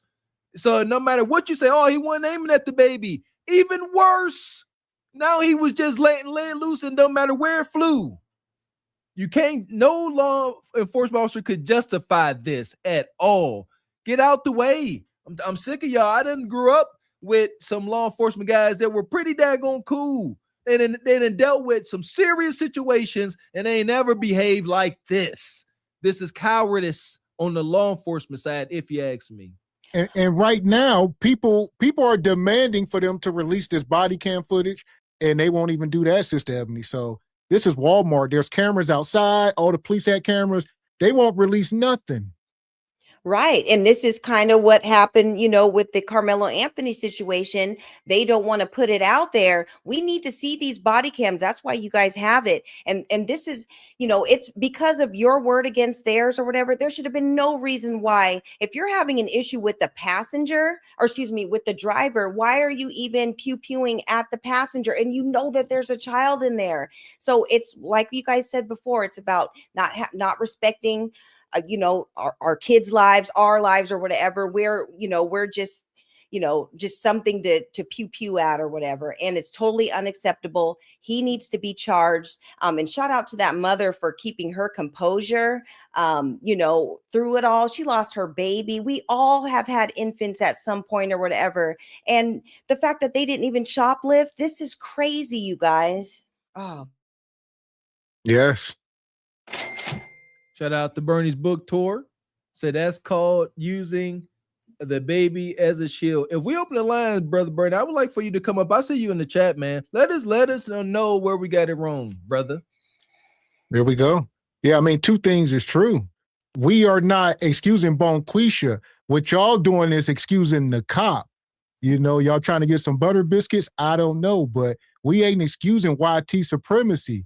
Right. If that was Karen or Becky in that car, they're not firing shots. So that's just the bottom line.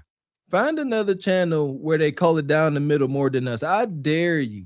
Some of y'all a little wild, but we accept it. Just come on up. Yeah, and you guys review Walmart, cams all the time or whatever with shoplifting. They pull them into the office, they call the police, they get charged for whatever the items are, and they keep it moving. None of those videos showed them pew-pewing at a car or whatever over some diapers. Come on, you guys, this is crazy.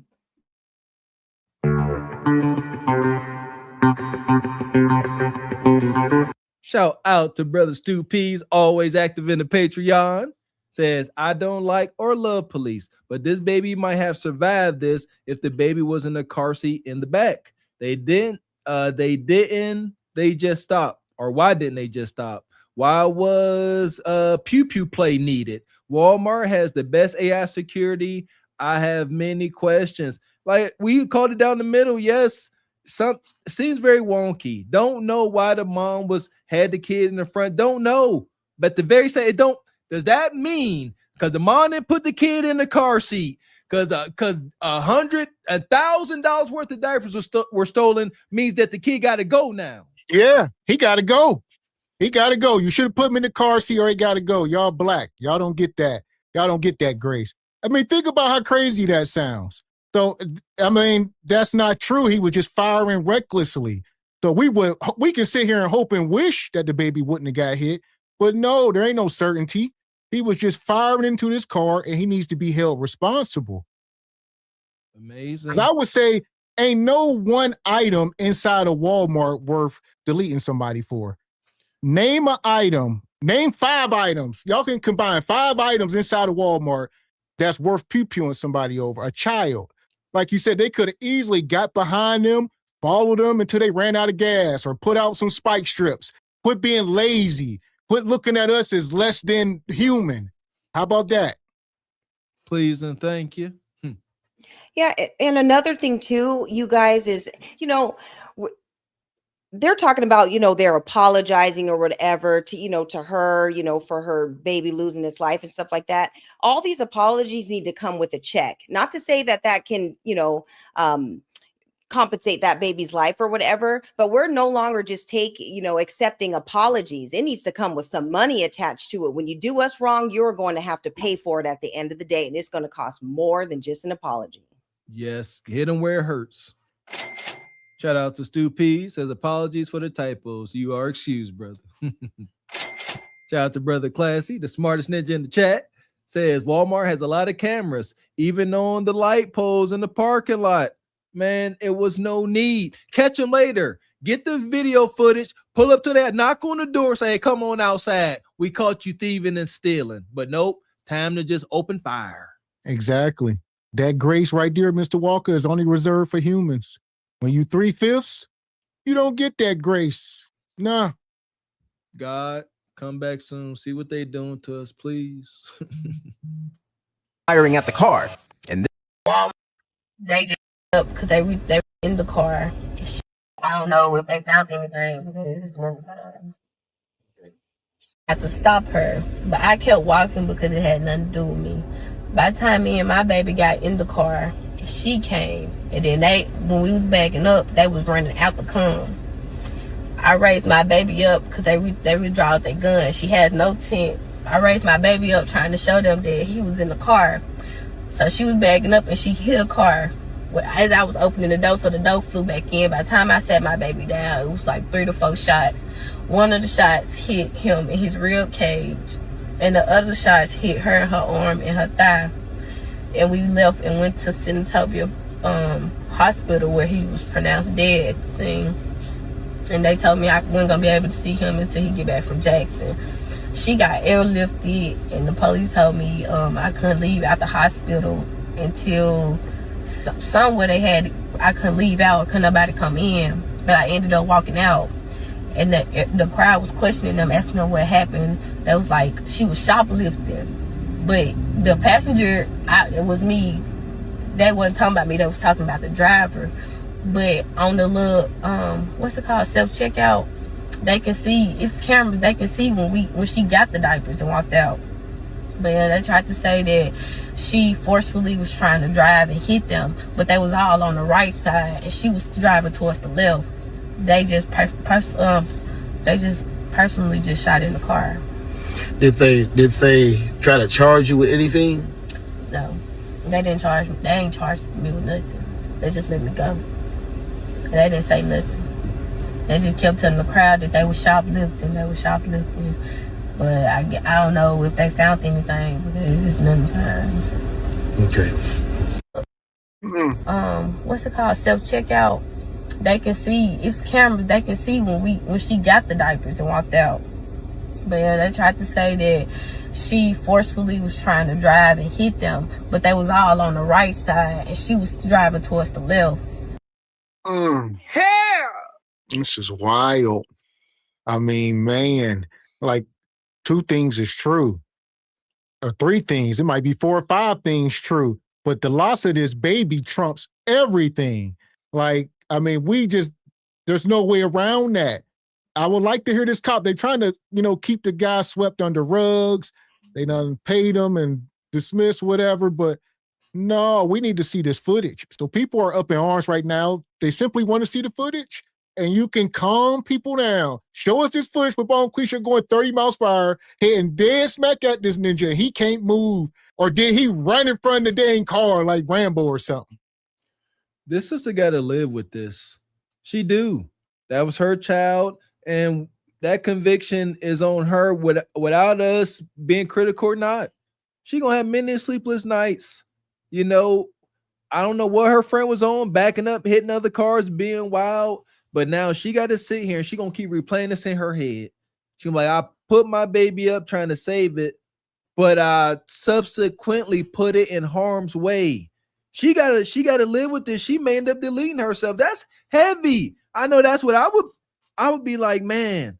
Like I said, I've never been in a situation, so I can't speak so certain. But if I'm just taking this at face value, this is going to haunt her forever and ever. She's like, man, if I would have just kept my baby down, or if I didn't go to Walmart that day, like, I know I'm asking folks to be, to empathize and be human, but I know it's a tall order.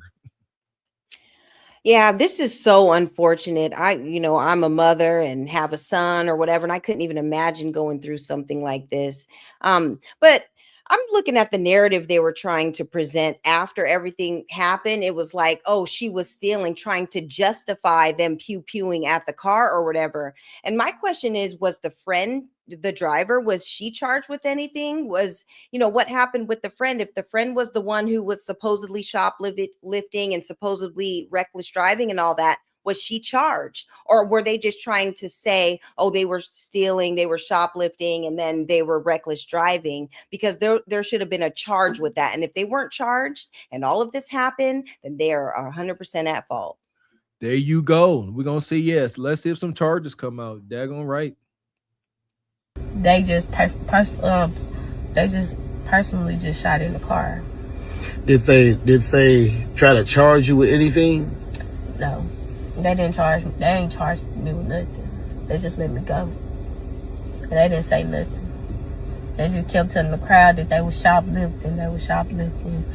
But I don't know if they found anything, because it's nothing found. Okay.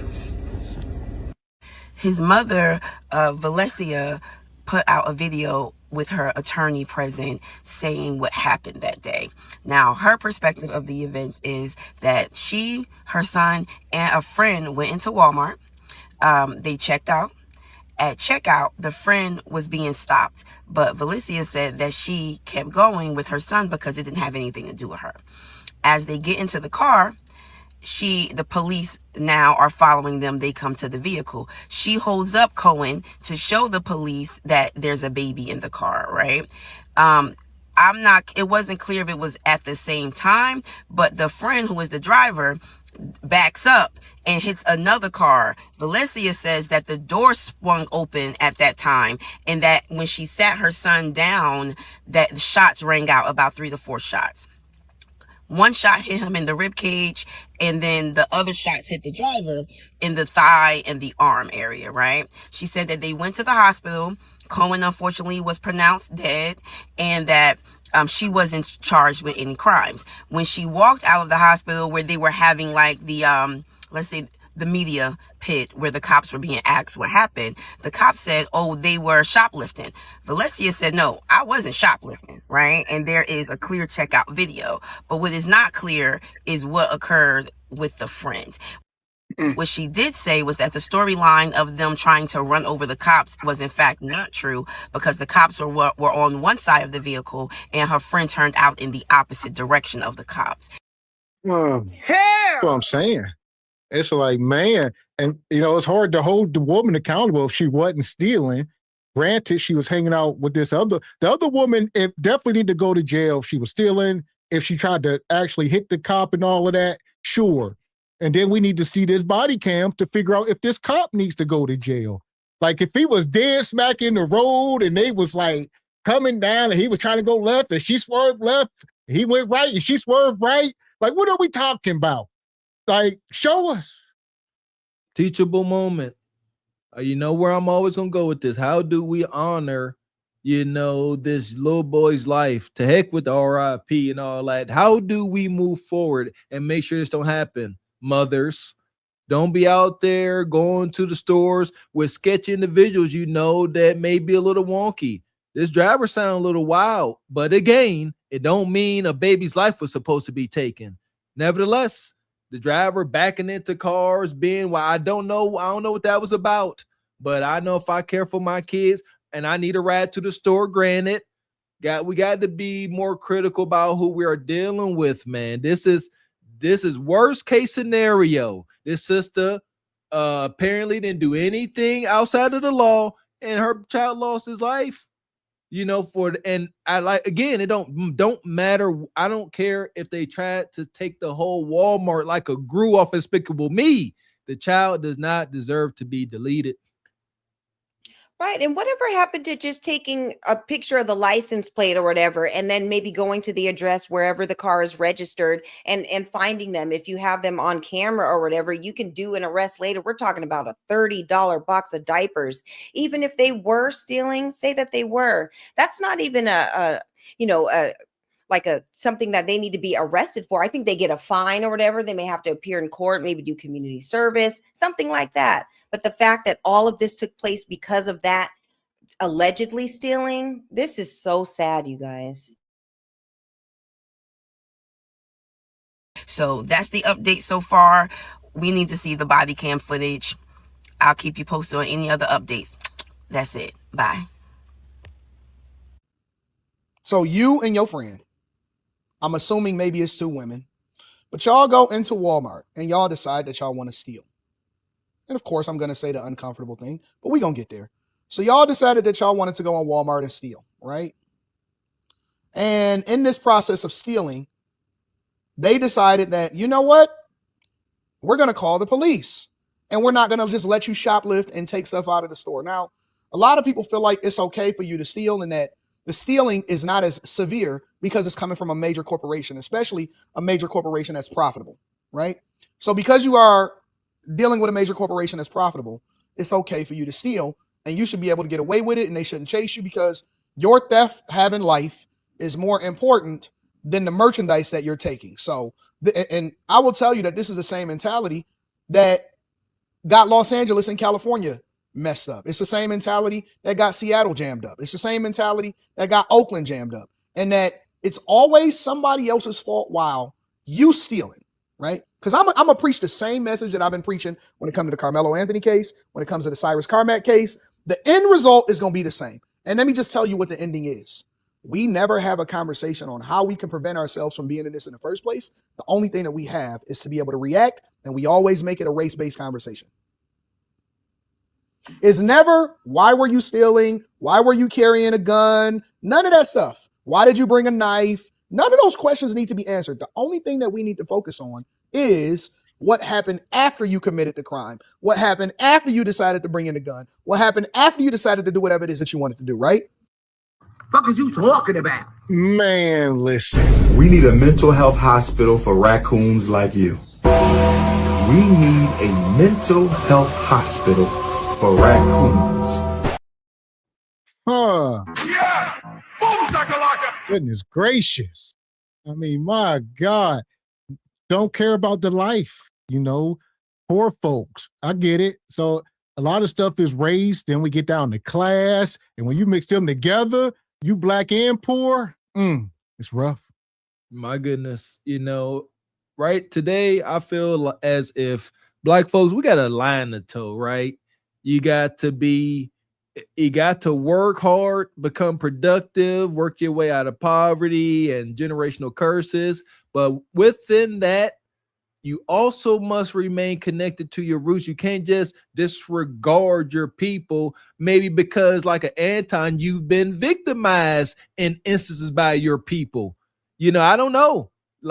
Some context. I have never been victimized by my people. I don't have a hatred for my people. I love them, so I will hold them accountable. But I love them dearly. I'm not going to sit here and just be like, oh, yeah, they did it. Y'all know we call it down the middle. We are quick to criticize. And if folks get too wonky, we will even condemn. This not that. This is America. Theft should not equal deletion.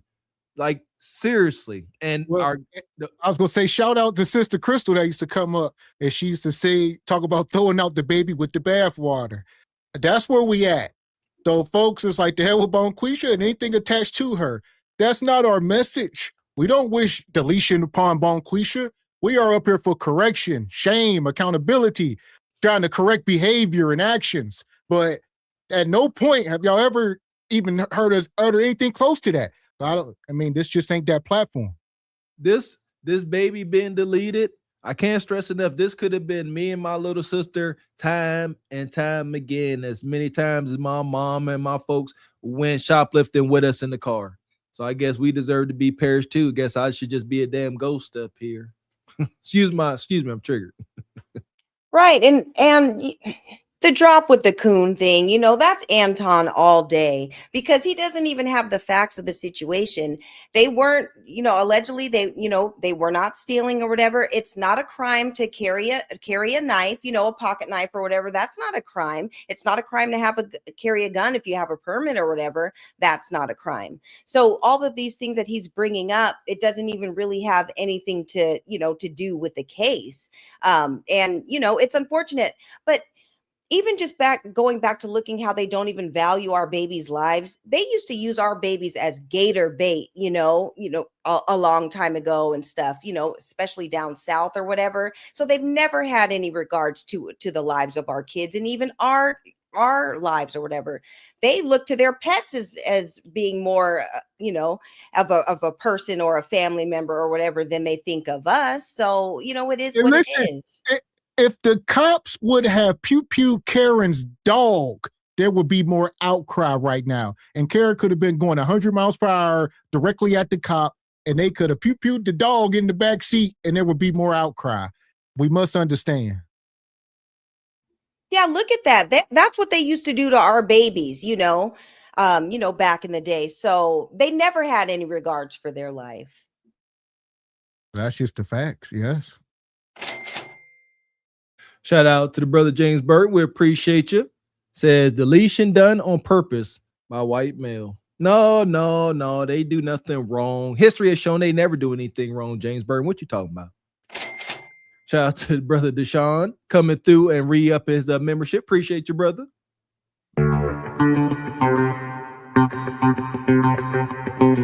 Shout out to Stu P's come through. We appreciate you, man. Says this tragedy is a result of the culture of melanated women, a certain type. Says our babies are being slaughtered in the events like this. Pew play in the hood, left in cars, etc. Indeed, I say this because she looks like she's struggling heavily. Yes, we acknowledge that. We said the accountability on that mom, whether we put it there or not, she got to live with that, but I definitely want us to be specific and because it's not all sisters, we got to be specific. These are modern, misguided, effed up hyenas of women, not all Black women. And two things could be true. That's part of what, You can hold Bonquisha accountable and at the very same time hold the cops accountable. Thank you. And the driver and Walmart. Like, it don't just say, oh, no, just stop with her and we got to pick sides. No, you got to call it all down the middle. And there you go. You heard it here first. I'm going to let you go, Sister Ebony. We got to be able to say two things can be true. You don't have to pick a side. A lot of people could be guilty, god dang it. These folks are guilty. These folks are innocent. There ain't too many adults out here innocent. Right. And there needs to be accountability on all parts, just like, you guys were saying about the cops or whatever. Just because a Bonquisha steals in Walmart, with her homegirls or whatever, and we see it day in and day out, that doesn't mean this is what this woman did. She was allegedly shoplifting or whatever, or it doesn't mean that all Black women steal or whatever. So they can't just use what they're seeing on social media or what they're being presented to and just kind of label the all thing, So I don't think that that's right at all. And everyone needs to be held accountable for their actions, including police, because they're not exempt either. Appreciate you, Stu Peace. Shout out to Brother Devon. Says, this is an attack on melanated men. It's like Charles S. Dutton said in the movie Menace to Society. The hunt is on you and you are the prey. Yes. Appreciate your Black unity. Been a member for 8 months. Good to see you. So I need to see the officer's body cam. Don't we all? And yes, we are making some speculation, but that's our, let's see. Let's see what's going on. Let's get all of the data and let's see. And shout out to Rakim in the Cash App. He says, peace to the big bro. Stay dangerous in Jason months. I know that's right. Appreciate you. Mm-hmm. Yeah! Boom, shakalaka! Here we go. None of that stuff. Why did you bring a knife? None of those questions need to be answered. The only thing that we need to focus on is what happened after you committed the crime. What happened after you decided to bring in a gun. What happened after you decided to do whatever it is that you wanted to do, right? The amount of people that I see defending this cop that was also put on paid leave, allegedly, for killing 1-year-old baby Keon Wiley is mind-blowing. There is no justification that you can justify shooting into a car when you know that the baby is in there and killing that 1-year-old child, no matter how many diapers were stolen from that Walmart. And nobody is talking about the Walmart employee who actually picked up the phone and called 911 for stealing Pampers, allegedly, that she had a receipt for. If she was stealing, Walmart has cameras. Self-checkout has video footage. You have the car in the parking lot with the license plate. Why not just take her information, file a report, and ban her from the store? Hell! It ain't enough. All right, we are under attack, people. And that's because we're divided, as we can see even here. But we got to find something to come together on. Like you said, this cop, people say white, people always making it a race issue because this only happens to us. It's just the bottom line. We ain't the only ones who steal. So we need to stop the narratives. Like you say, we are all about accountability. Y'all know we call it down the middle. But Black folks are not the only ones that steal. We ain't the only ones on food stamps, etc. This kind of stuff only happens to us. There's plenty dash cams out there with white folks stealing, acting wild, doing whatever they want, and being treated with kid gloves. So we gonna call it out every time. Daggone right, Mr. X. And shout out to Observable Reality. Forget a dash cam. There is a local hardware store I frequent where I live. And there is a wall, like this sister said. Get the information, take the picture, ban her from the store. The hardware store I go to, there is a wall of shame, and they didn't got pictures of shoplifters in 4K, and they on this wall of shame. I love it. Guess what? Ain't one Black person on there. Not one. All Becky, grandma. You'll be surprised. Yes, it happens all the time, but only us. We are the only ones you can be used as target practice for shoplifting something for $5. It is what it is. Different strokes for different folks and different shades of flesh, I guess, right? Double standard. But I guess it's okay. Welcome to America once again. Yeah, and not all police are corrupt or whatever. And we need to see the dash cam footage to see, to verify what really happened in this situation. But there are times when cops do janky stuff, and we're going to call it out every time, especially when we could see the evidence and we get the testimonies. We can kind of decipher, who did what. And we're not going to act like everything is going to be a Bonquisha's fault. And it's because she had her kids at Walmart getting Pampers. That's not a crime or whatever. So we have to call this stuff out when we call this stuff out, because we have to remember also that the whole police system or whatever, it was created to hunt us down after slavery. So the whole system was created for that. So we have to keep that in mind too. At no point is shooting into a vehicle when you know a child got into that vehicle and the mom holds up the baby to let you know that there is a child in this vehicle calls for deadly force when it comes to shoplifting. Are y'all okay? A 1-year-old's life was fucking lost. That's all we need to be talking about. And correction, Cohen Wiley, please forgive me. This case got me so heated. Cohen Wiley, say his name. I can see why white people are sick of y'all. Because if you ain't never grew up around black people, you don't know that there's good black people. You think they all stupid like this. Roll the clip. Tuesday night, angry protesters returned to the Walmart where Senatobia police shot and killed 1-year-old Cohen Wiley's son. Let's bring it back. Listen to the black man that got some wisdom. We all ain't stupid like that. Let me explain what they missed on this. The cops just showed up to a shoplifting and shot a 1-year-old and killed him. That's not what happened.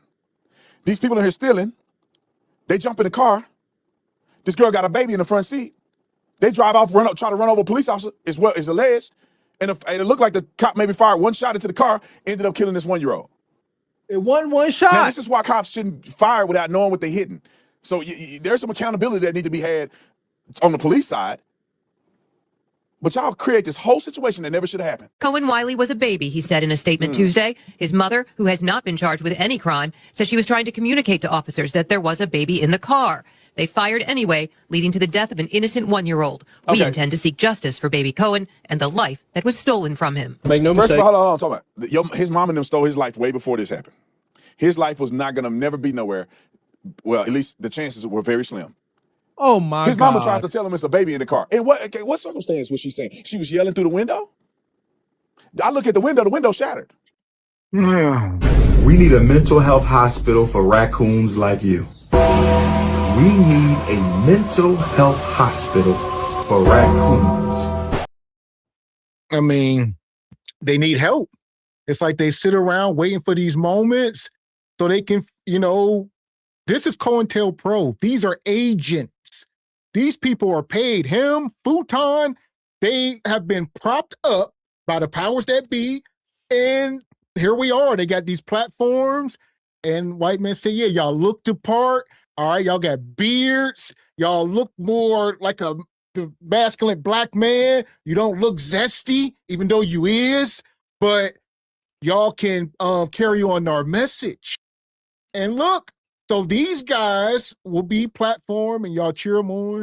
And then y'all say, me and Mr. Walker, we don't know nothing. These guys know. This dude here, Tatum, in the past, he must have walked in on some big old rough around the edge brother busting his white girlfriend down or something. Like, cause his pain runs to the bone marrow. Again, I'm a man, a father, husband of children. What adult man says that little baby probably wasn't gonna be nothing anyway? My heart about to burst. You tripping. How you just gonna say, nah, the baby wasn't gonna be nothing anyway? These got to be the end of days. The bath order, the baby with the bath. Here we are. Throw it all out.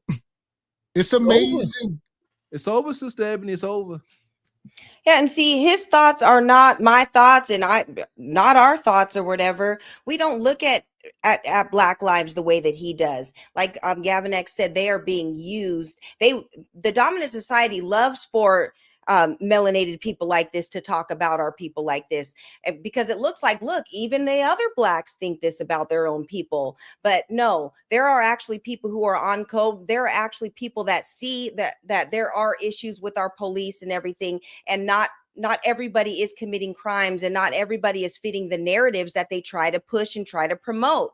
There's nothing wrong with those people going to protest at the spot where that baby lost his life, because the police were out of order. Walmart was out of order. They weren't even stealing or whatever.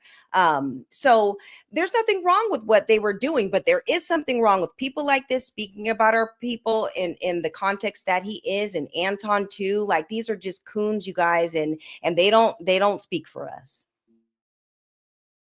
at all. This is wild. So that means that something hit the window and knocked the window. The window was rolled up. When was she telling the cops it was a baby in the car? Before or after them dumb Negroes got in the car stealing out of the store? At what point did she say the baby? And where was the baby at when she was telling them? In the front seat. So you driving off with a baby in the front seat with no seatbelt, in a 1-year-old. Well, part of the police report, when they said it, Walmart called and said it is 2 women and a baby. That is what came across the police scanners. So they knew what they were dealing with. We're dealing with 2 black females and a child. And they say, hell, ain't too much value to them. Now, if they say, hey, it's a white woman, some white children, and like, back off, let them go, get the license plate, we'll figure it out. But, black woman and children, we are under attack. So, yeah, and we are divided. So ain't many people going to stand up even for the babies. And that's part of our mission. We always going to stand up for the babies. That's standing up for the babies. For those of you that don't know, that's what brought us to YouTube. That is what bought us. That's the only reason why you got to look at Mr. X and Mr. Walker's ugly face every week, because the babies keep getting mistreated and deleted. We started with Cart Before the Horse, talking about the kids, trying to figure out what can we do. Well, as a group, as resourceful men and family men, what can we do to help these babies? And the message the message still stands today. It ain't gonna change. Absolutely not. The curse attached to not caring about children is so heavy. It's heavy, and it's inevitable. I'm trying to tell y'all something is biblical. This does not fare well, man. It doesn't. Yeah, and people like this that are being used by the dominant society, once they're done with them, they're just going to toss them to the side. And you know who you're not going to be able to crawl back to? Back into black society, because you're already spitting all this rhetoric and stuff. And when you do stuff like this, we don't rock with you anymore. And, he's going to learn the hard way, just like all the others do.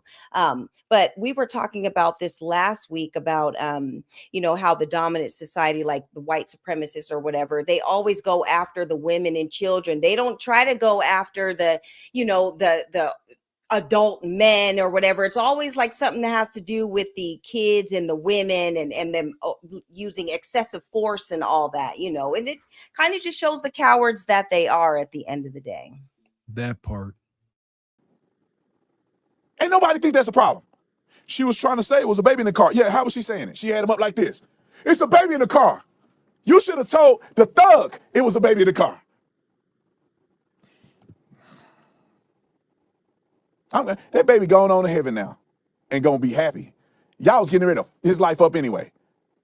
I'm glad he don't got to deal with y'all stinking, nasty, stupid idiots that just doing thuggery all day long with your 1-year-old. Man, leave the baby at home if you stealing. How you going to bring your baby and you stealing? Because what they want to do, y'all, they want to have a baby as a target. They want to have a baby as an excuse. They don't got the baby there because they love their kids.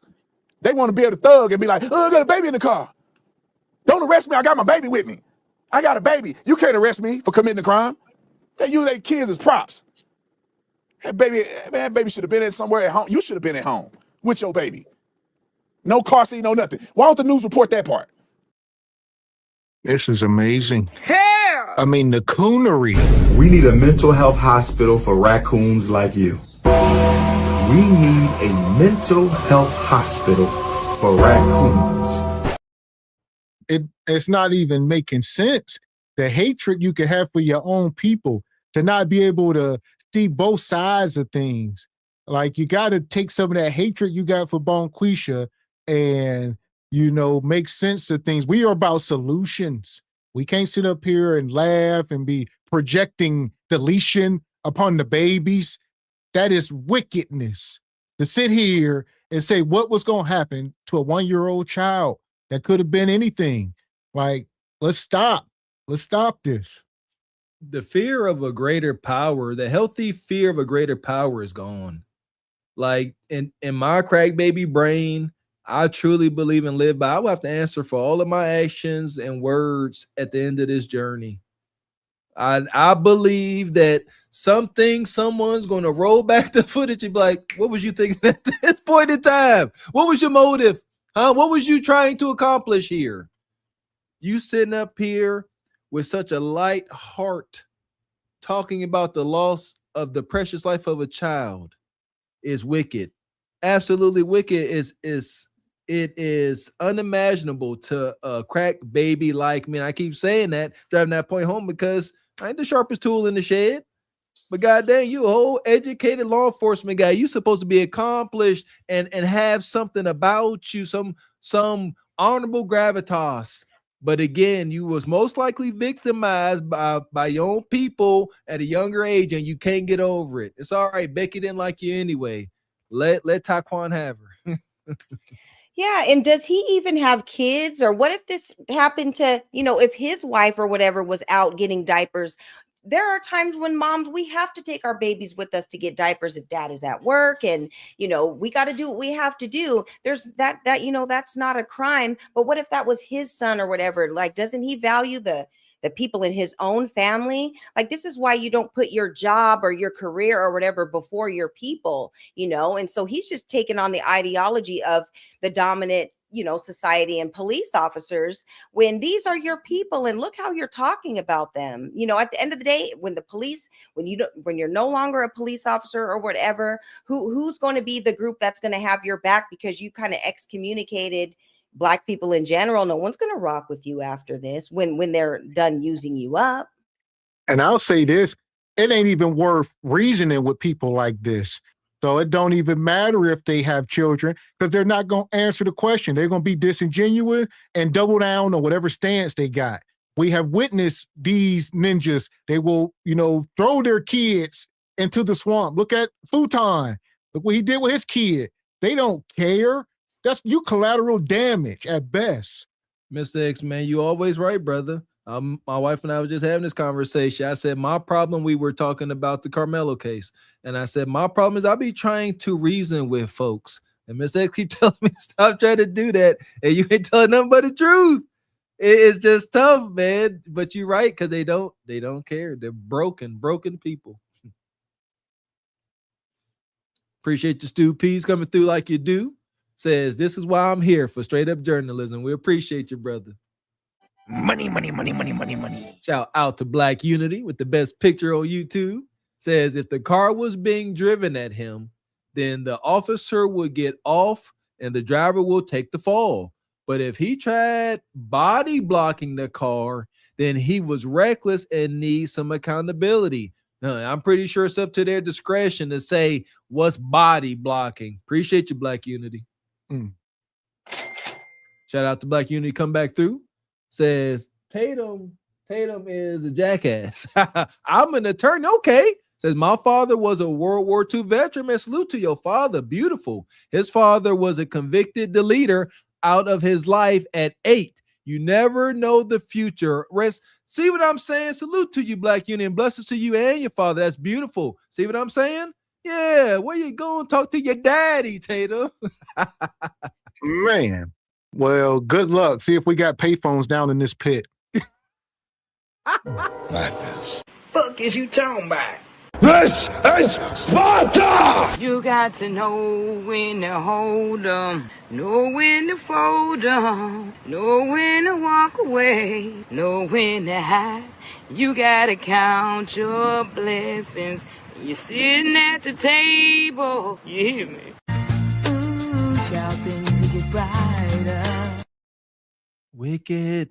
Shame on the man that don't have empathy or sympathy for the loss of a child. What the hell is your purpose if it ain't to care for and protect women and children? The world's so effed up. It's crazy, man. Yeah, and imagine if he's the one who pulls you over or whatever, and he already doesn't value your life. He just thinks that, your life is worthless. And he's a police officer. He's supposed to be in charge of the, of the community or whatever. That's really scary. Yes, it is. And I was trying to pull up another video here. I had a video of the people there are protesting outside of the Walmart. Let me see if I can find this real quick. Yes. Good. Raise heck. Make noise. What's the saying? Old saying, the squeaky wheel gets the grease. Shout out to Sister Ebony Dean, man. We got to start checking this stuff. We must. Otherwise, they will continue to roll over us, change laws that don't benefit us. They will continue to do what they've been doing forever. And that's why that's why I be trying to reason with folks. I'm like, do you not see history? Do you not understand the atrocities of legal cases like Emmett Till? And they just don't care. And I'm like, okay, I gotta stop. I gotta stop trying to reason with them. Make your point, plant the seed, and walk away. Otherwise, I start to feel violent. But say no to violence. That's it. So it's a lot, but I don't think I got the video, unfortunately. I had it for the show. Nonetheless, they out there deep. I mean, it's hundreds of people, if not thousands, outside of this Walmart, and they're trying to get it shut down. This never had to make the news. This incident never had to make the news. We should not know who this mom is, the driver, nor that poor child. May he rest in peace. We should never know over allegedly shoplifting. And it don't matter. I say if they stole a whole daggone aisle, the baby still should be alive today. Right. And the mother has a right to speak for herself. She was like, look, I was just walking back to the car. They were saying we were stealing. There's footage showing that we paid for the diapers or whatever. So she's advocating for herself, letting you know, hey, that narrative that they're trying to present, that's not me. That's not us. I had my baby with me. I wasn't a part of any of that. And so shout out to her for speaking up about the narrative, because they're always trying to throw it on us to try to justify the harm that they do. And I'm gonna make a guess here and say maybe the driver wasn't exactly legal. I'm trying to really think this through. Maybe she was like, hey, my driver's license wonky, because we grew up around these people. Your driver's license off, your insurance ain't up to date, but I can't afford to be dealing with the law. See, and they'll use that. So let's say nothing was stolen. All right. The woman gets, she's critically injured. Don't know if she gonna make it through. Baby's gone. And then they saw one nut stolen, had a receipt, video shows, but we found herb in the car. We found her insurance was out of date. And they was up there. It's justified. She didn't have all her papers in order. That's the treatment that we get as a people. Man. So nonetheless, I can't find it, unfortunately, but maybe we'll bring it up another day. We're going to keep it moving, though. So we're talking about we are under attack because we are divided. We got to fix the culture. And appreciate your devil games. Good to see you. Says people keep saying get on code, but there are people that will never do that, if ever. And that's fine. Just stop reasoning with certain people because they will not be on your side. I'm learning devil games. Thank you. She got real. You ain't got real, bro. You ain't got real, bro. Real quick. Yeah. She got real quick. This ain't no motherfucking joke. This a baby.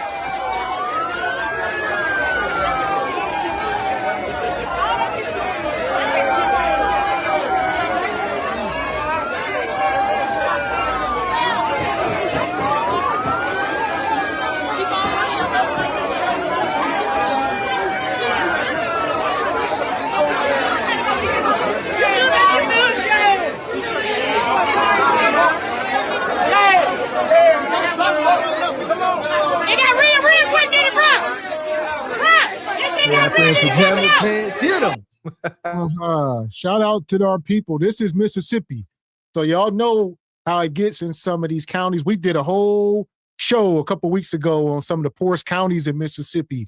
And some of these places are predominantly black, but some of the positions of power are still held by white folks, like the police officers and the mayors and the football coaches at the high school, all that good stuff. But most of the citizens be 90% black folks in a lot of these places. And for something like this to happen there is egregious. Oh, mercy me. Listen, I'm into this boycotting thing. You know, my wife and our family, we've been boycotting just off of GP just by default over the last couple of years. We've been on this kind of time. You know, we ain't new to this. We true to this. But I'm trying to think, you know, I understand, you know, Walmart is a heck of a beast. You know what I mean? But however, I think we could still effectively boycott these convenience stores that disrespect us and the big giant that is Walmart simply by, you know, controlling what we buy. So you got to go to Walmart, boycott everything inside the interior. The only things you need to buy, stuff on the outside, the meats, milk, bread. You realize that all the real food is on the exterior of the store. Everything on the interior, all in the Nabisco and all of those big conglomerate corporations feeding us poison. If we don't buy that stuff, they will feel that. And it's helping us be healthier, and it's showing that we have some power in our spending power. Like I believe that all these atrocities happening at this time, you know, we can create a silver lining out of it by sticking together, staying on code, and boycotting to the best of our abilities. But just put forth effort, something. Shout out to the crazy sister last show. If everybody just give $1, if everybody just start denying Walmart a couple dollars, they will feel that and they will be forced to adjust, man. We can do it. It's easily done. Just make a conscious effort to do so. Right. And it's actually easier than ever because we have Amazon and we have places like Costco. Maybe people can get together and maybe go half on a box of Costco diapers or a Sam's Club or whatever. There's definitely ways that you can kind of get around shopping at the places who don't celebrate you or don't want you to patronize their business. And shout out to them. It looks like everybody's standing on business. They're doing a peaceful protest. You know, be wary of, you know, if they try to put any bricks or something out there for, you know, y'all to try to vandalize, because at the end of the day, they have insurance and they'll collect money on that. So just do peaceful protests or whatever. Spread the awareness and let everybody know kind of what happened, and then you go from there. But there's nothing wrong with protesting and standing up, and you don't have to shop there. And especially if this is a predominantly black town or whatever, we do know that Walmart kind of runs a lot of these areas. But if you're not going to treat our people right, economic delineation is where we're at with everything right now. There we go. Economic delineation. There we go. Shout out to Sister Ebony.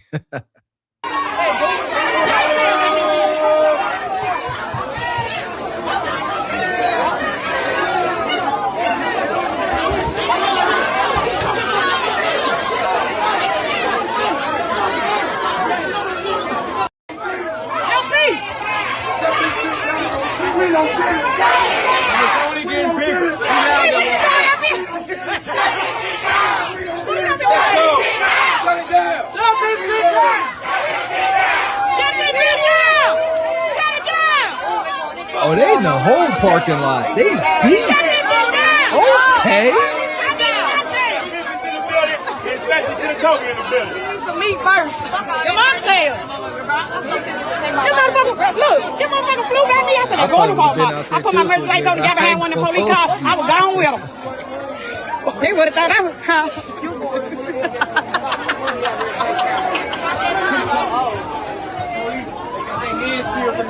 We're not going nowhere. Come on, man. Damn, Tate County. Yeah. Hell. So right now they got demands. The first, people want to see the body cam. So people are pissed off. It's over 1,000 people in this parking lot, as it should be. We're talking about a 1-year-old baby. We are not talking about some YN, as y'all call them, that was holding up a jewelry store or something. This ain't that. These are the babies, the innocent babies. And we're going to protect them at all costs. We ain't throwing them out. The future. All right. We are finished without the babies. I don't understand y'all logic. I love all the black babies. I'm not that damaged. I love them. I know how much I love my kids. So you know what I'm saying? I cannot imagine in this life or the next losing my babies to something like this. I'm trying to tell you something. I'm talking about scorched earth. Man, absolutely. Now I'm no more good. Completely irrational. Completely. Ebony Dean talking about don't vandalize, man. I'm done. I'm the Joker. You got to put me 6 feet under. It's done. I want to avoid all that. Avoid all that. Law enforcement need to get themselves together. And as parents, as a culture, again, we need to make sure that we are dealing with the right people, not putting our babies in danger. We done covered every base. Accountability has fallen exactly where it was supposed to on multiple fronts. But yeah, this is how you do it. The law enforcement has the majority of this blame. They are trained to deal with these situations. They were too gung-ho about alleged theft of some diapers. Seriously. Yeah, and these police officers, along with these politicians, all these people need to realize that you work for us. You work in our communities or whatever to protect us. And I think sometimes they get it twisted and think that, we're actually working for them. No, it's our tax dollars that pay your salary. It's our tax dollars that are paying for you to work within our communities and everything. And if you are supposed to be patrolling areas that are predominantly Black and all that, you need to respect the people that you are working for. These are the taxpayers that are paying your salary. So they need to remember that at the end of the day. That's it. So, we're going to move on from this. Rest in peace to that poor baby. It is very unfortunate. We're going to continue to spread our message, and which goes into accountability and shame for Bonquisha. But at the very same time, we can't throw the baby out the bathwater. All right. We're going to continue to hold Bonquisha accountable, but we can't damn the children. I mean, two things has to be true in this instance. Thank you. And we will. That's why it's all started. That's how our message of saving the kids, morphed into holding Bonquisha accountable. We got to the root, the root cause of this madness of our babies being deleted. We know what it is. At the very same time, we can't say, oh, our backyard is messy, so now you could come here dumping toxic waste in our backyard since it's messy. See what I'm saying? That's why we talking about coons. Yes, we got a mess, but that don't mean you come and just dumping stuff too. No, absolutely not. So here we go. Hit the like button. We moving on to the Carmelo. Shout out to the brother Carmelo. We're going to go over to this story. Y'all know video's been getting dropped. More evidence. We going to mine through it. Ooh, more triggering. Here we go. Brace yourself. Ooh, so here we go. Hit the like button. The jurors heard emotional testimonies from witnesses over the weekend, and they described the moments leading up to the fatal stabbing. Now, Carmelo Anthony is accused of fatally stabbing 17-year-old Austin Metcalf during a track meet. They called on 18-year-old Eddie Parra as a key witness. The defense claims he was the reason Anthony was at the Memorial High School tent. The defense showed photos of Parra and Anthony appearing to be friends, and Parra said they shared a mutual friend, which was Anthony's then girlfriend. When the prosecution asked Parra to describe the deadly encounter between Metcalf and Anthony, Parra broke down. He also testified that Anthony had no reason to stab Metcalf and no cause for self-defense. So it's unclear if Carmelo Anthony will testify on his own behalf. Yeah. Look at this ninja. And be careful who y'all kids around. So this is Parra. This is the kid who's, what is he, half Black, half Asian, or not sure if it's ethnic, but he ain't FBA or he don't identify with it. He identified with the other side. And he was friends with Carmelo's girl or cousins or play cousins, as people calling them. I don't know what that means, but he claims, they say they play cousins. I don't know if it's blood involved. I don't know if everybody's trying to hunch on this girl But, you know, this is her here, Carmelo's girl, who she's Latino or whatever. We just got to be careful. So a lot of people saying, you know, a lot of stuff revolving around her. Who knows? Yeah, cousin.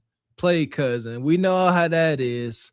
I said it before. Seemed like a setup. How you gonna invite him over here? Y'all supposed to be friends, and you gonna go up there on the stand and say you gonna say strongly he had no right to do that. Nothing was going on.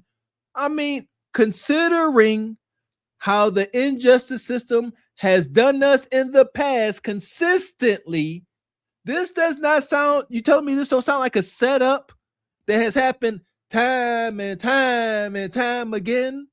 Sound like a freaking setup.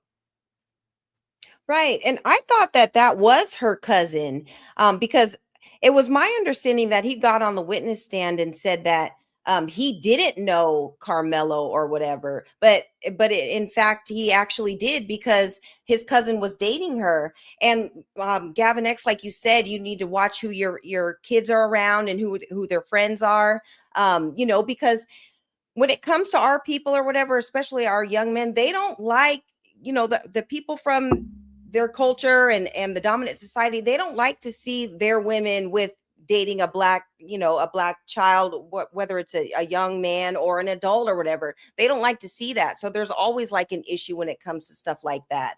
But these people are questionable. The girlfriend is questionable. And the fact that he said that he had no right to be over there after inviting him over there, that's sketchy. So it kind of makes me seem like maybe somebody got a hold of him after all that happened and just said, you know, just kind of deny whatever, you know, or lie on the stand. I don't really know, but he's doing a lot of backtracking and backpedaling.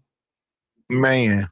And the more a lot of this go on, you know, the brother Carmelo absolutely should have took the stand, you know, because I would love to know his side, you know, which obviously could be the truth. And you got to get it out there. We can't be guessing. And, you know, he got bad legal advice, obviously, but yeah, tell it all. Say, no, this ninja invited me under the tent. All that. Be ready for the cross-examination, wherever the case, but you got to go up there. You can't let these people paint the picture they painted and then everybody take it as truth and just move on with it. It's my understanding Carmelo was an honor student and saved folks' lives. There were instances where he risked his life to save others' lives. He's a good human. He shouldn't be treated like this. And he will testify on his own behalf.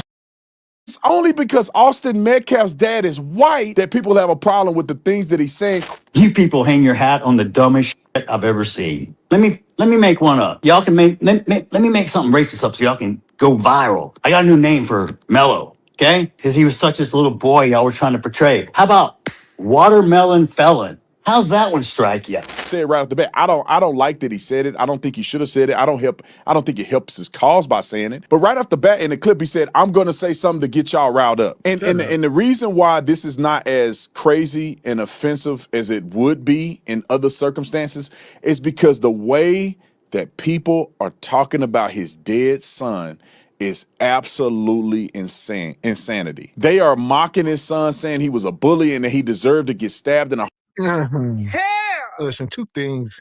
He can be mad, but you have to agree that this man, you know, he's a racist at best. We can't sit here and be like, no, he's a good guy, but this sent him over the edge. But really, he's good, that he just had a lapse. No, that's what's in his heart. All right, we're going to play some more of this stuff he said, but he don't got no love for black folks. And I'm sure he probably, even if you don't sit there and have class every Saturday with your kids and teach them things, just them being around you in life. We notice as fathers, all right, my kids follow me around and try to mimic things I do. I got to be careful. So we can understand a lot of these people are reckless with their mouths. A lot of them want their kids to have the thought process that they got. So we must understand it's taught on that level. Exactly. This dude gets on my nerves, man. Like it's no one is sitting here saying that the Metcalf boy deserved to get deleted. But what we are saying is Carmelo didn't deserve to be physically accosted and harassed trying to seek shelter from the rain. Understand that's what happened. It's raining. Carmelo is invited under tent to shelter himself from the rain. He was not going under there for confrontation. And a troubled, bullying Metcalf and whoever approached Carmelo while he was minding his own business. And subsequently, here we are today. But once again, it's so easy. Black man bad, white man good, closed case. Right, and we've been talking about the the tape getting, like put out there because we definitely needed to see what happened. These schools have cameras, all these kids and stuff, they have cameras. And there was nothing wrong with Carmelo defending himself when he was surrounded by, I think there was even the video footage is saying that there was even more than 4 people surrounding him or whatever. So what made Carmelo's life less important than anybody else's? He was fearing for his life. And also the tape was showing, that he was, concerned. He was like, I told him to leave me alone. They approached him. And what is he supposed to do? Nobody deserved to lose their life, but he definitely had a right to defend himself, Hard and killed at a track meet. And for him to go out and say, well, I'm gonna make y'all really mad. I'm just gonna say something to make you mad. I see where he's coming from with that. Oh, there was no black jurors. You know why? Because you can't be unbiased, you dumb shit. If you answer the question, I can't send a black man to jail because he's black, you're not getting on the jury. You're so unintelligent, you can't even fill out a form correctly. You don't even know who your daddy is because 78% of you don't have your father in the home anymore. Look, they just be all over the place. He like the Kirk fella that got deleted. And he come up here just saying anything. I done halfway lost my point. You can't be unbiased, you dumb shit. Yeah, that's propaganda. We found out, I want to say like 80% of this case has just been pure propaganda coming from the YT supremacist side. Right. They've been putting this stuff out into the media, even like Ebony was saying the one day about the parents and the spending of the money and all this stuff. There's a lot of lies and holes in this, and they just been painting this picture the whole time. Like, yeah, the reason there weren't any black jurors is because all the black people came in there and said they can't convict him because he's black. That's a damn lie. But they gonna perpetuate it and say, yeah, believe it. Rest in peace to Emmett Till. That's all I'm gonna say. Rest in peace to Emmett Till. Mother suckers like this, I ain't gonna try to reason. They think their system works for them. Rest in peace to Emmett Till. Shoot. Yeah, and this is another case of I'm white and I say so. But how about him in his own household? He didn't live with the twins.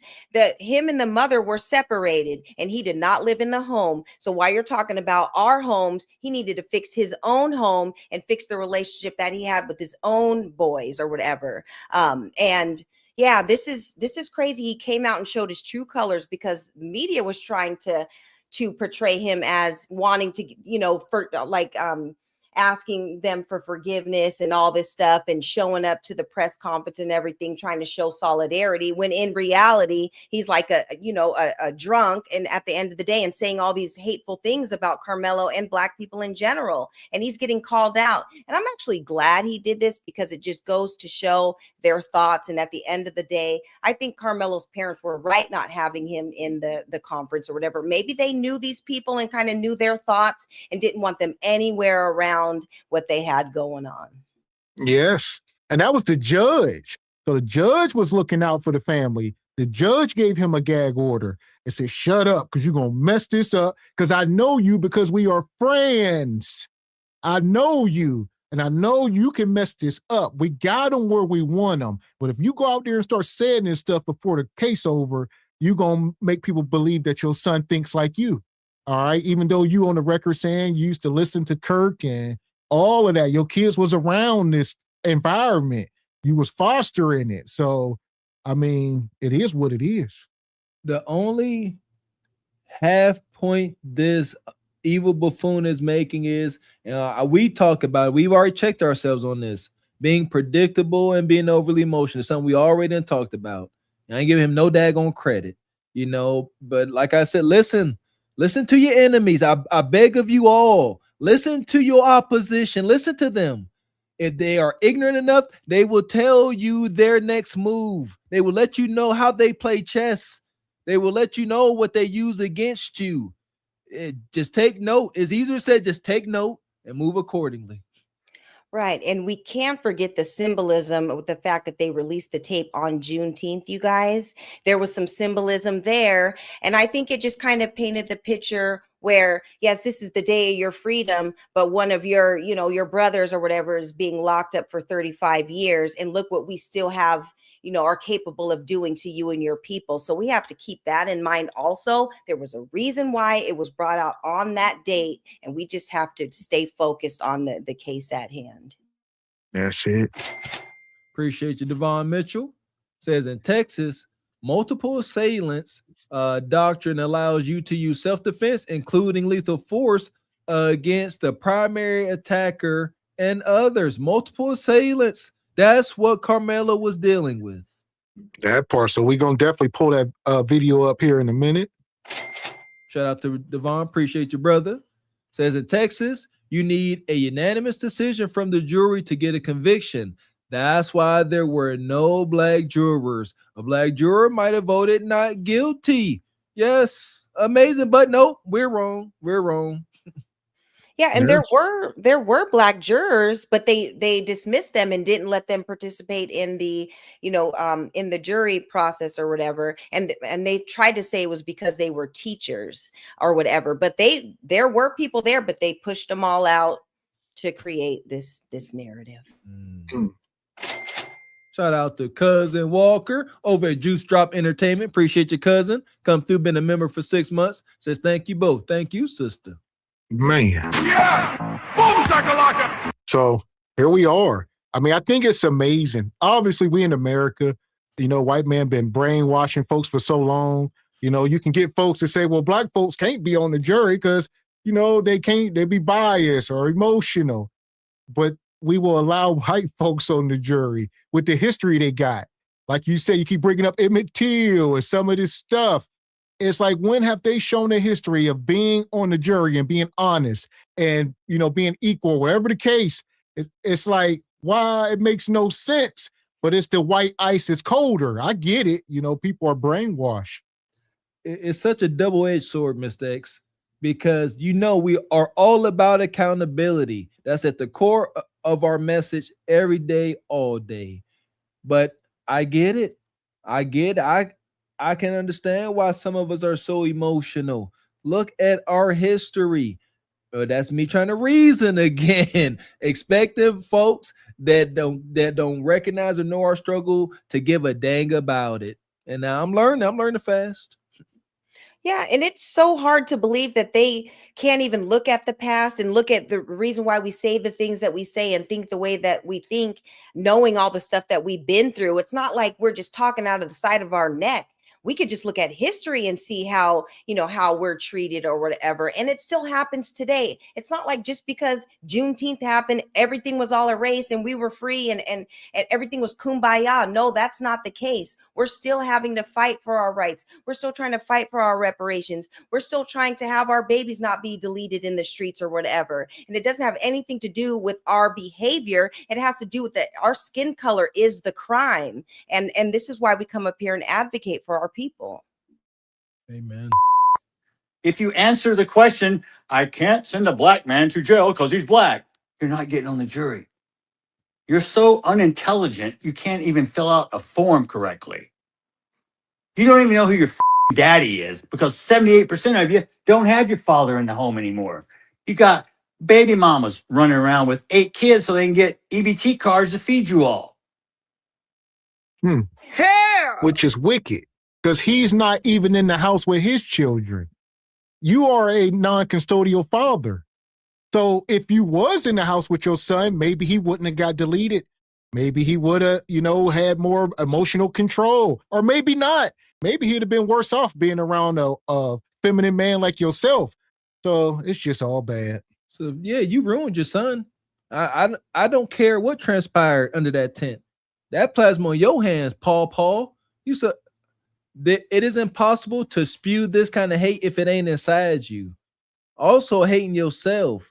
Look at this pathetic dude. He ain't smelt his woman's kudakata in the month of Sundays. He all pent up. He taking his rage out on strangers on the internet. A grown man, instead of being somewhere talking to your son, consoling your other son because he just lost his brother, but instead you want to be up on the internet spewing. Hey, look at his eyes. Look at him. Pathetic. Get off the internet. Go ahead and grab your rubber pocket bussy and go to town.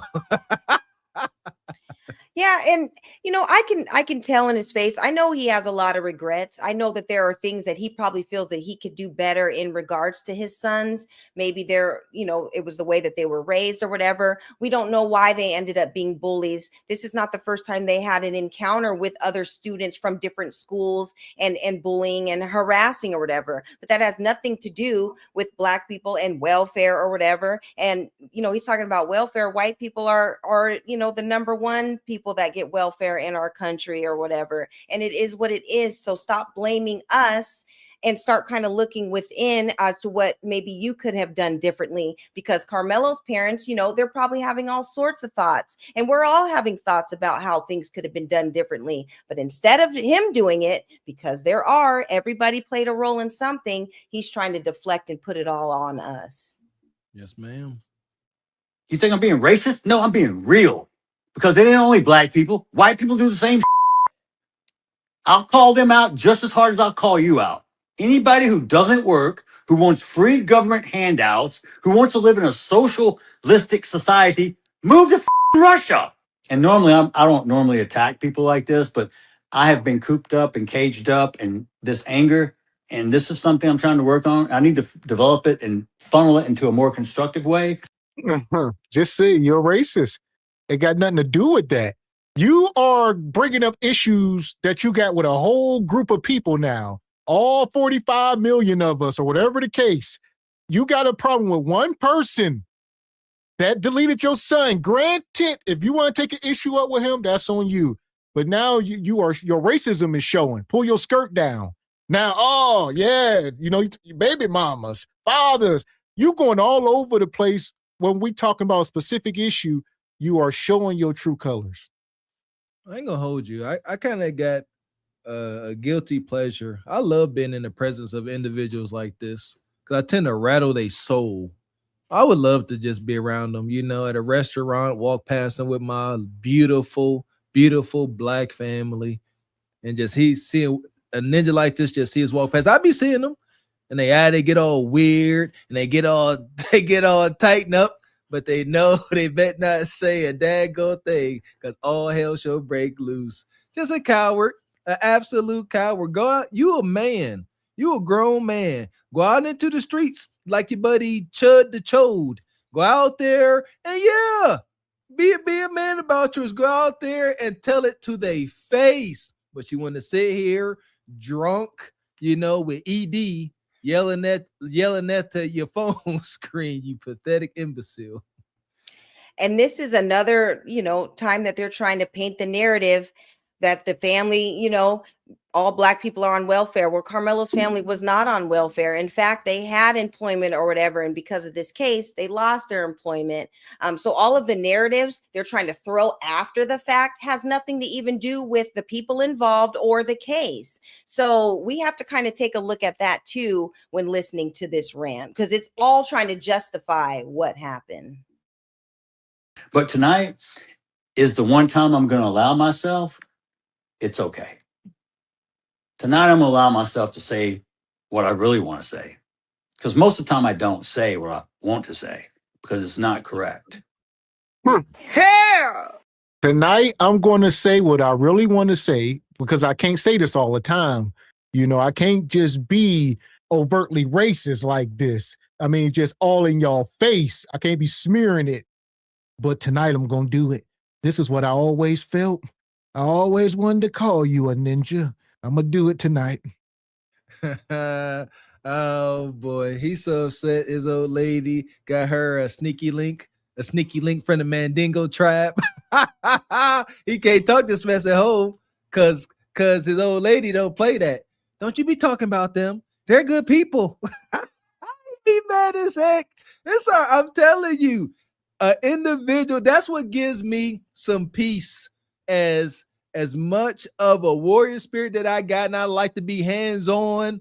I got peace because I know how miserable individuals like this are. He ain't got no happiness, no joy outside of his son being deleted. Most unfortunate. That's on your hands. Even outside of that, you were always pathetic. But now you think he has a reason to air his grievances out to the world because he lost his son.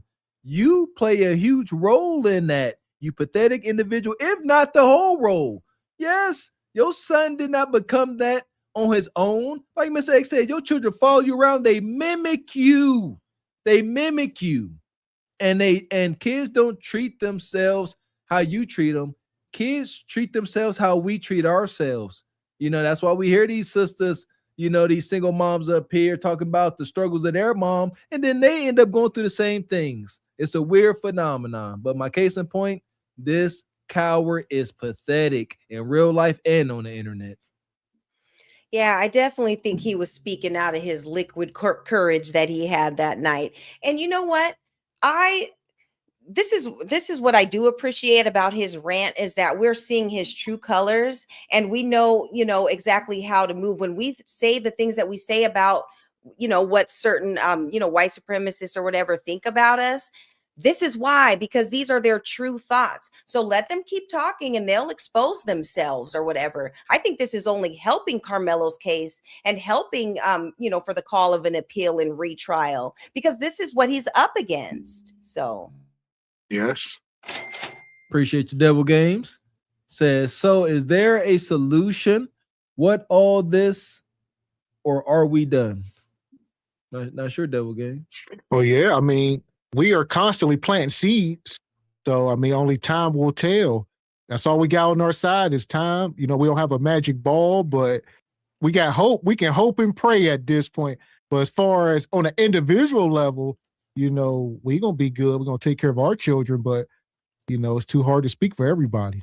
There you go. Planting seeds. There you go, Devil Games. We've said that. We have come to that conclusion. All we can do is, say our piece, plant that seed and walk away. It may take years for it to grow, but it's worth planting the seed and having the conversations. And lead by example. Number one. Yeah, I think that's the most important. So it's more than just talk. We ain't no Dr. Umar's just up here talking, but then, your life is this way, but you talking this way. All we can do is lead by example and walk it like we talk it. Thank God for athletics. Through all of the poverty struggles that I had, athletics taught me to be a leader and follow by example. That's why I was team captain. And yes, people will follow your example. You can't be up here saying one thing and doing another. Leading by example is number one. Number two, having a positive attitude. The positive attitude is easier said than done. Yeah, and also calling out the effery when we see it. When it's on both sides, whether we see Nug Nug and Bonquisha acting up or whatever, or it's injustices with our people. It's important to have the courage to call it out and to have these platforms where we can talk about solutions. So we just can't keep sweeping things under the rug anymore. Those days are over. Amen. There we go. Appreciate your brother. Divine Photos. Always good to see you, brother. Says, keep your hands to yourself. It's like a person with road rage wanting to fight you when they don't know how a person reacts or have something on them. Indeed, brother Divine. Y'all seen that dude got pew-pewed the other day, road rage.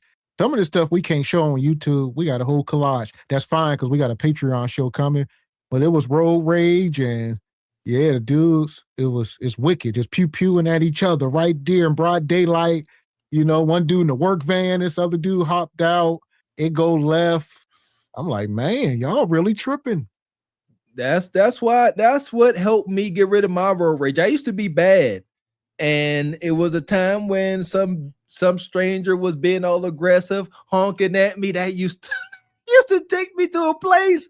And I remember one day, I'm in the Pittsburgh tunnels, actually, and I reached for it, and I said, "Whoa, what the hell you about to do?" And that way, I said, "I got to get myself together because I had to check myself because I was about to wreck myself, man. Man. Appreciate you, brother Divine. Been a member for 2 months. Says, kids are not born racist. They are taught it. Yes, yes, yes. There you go.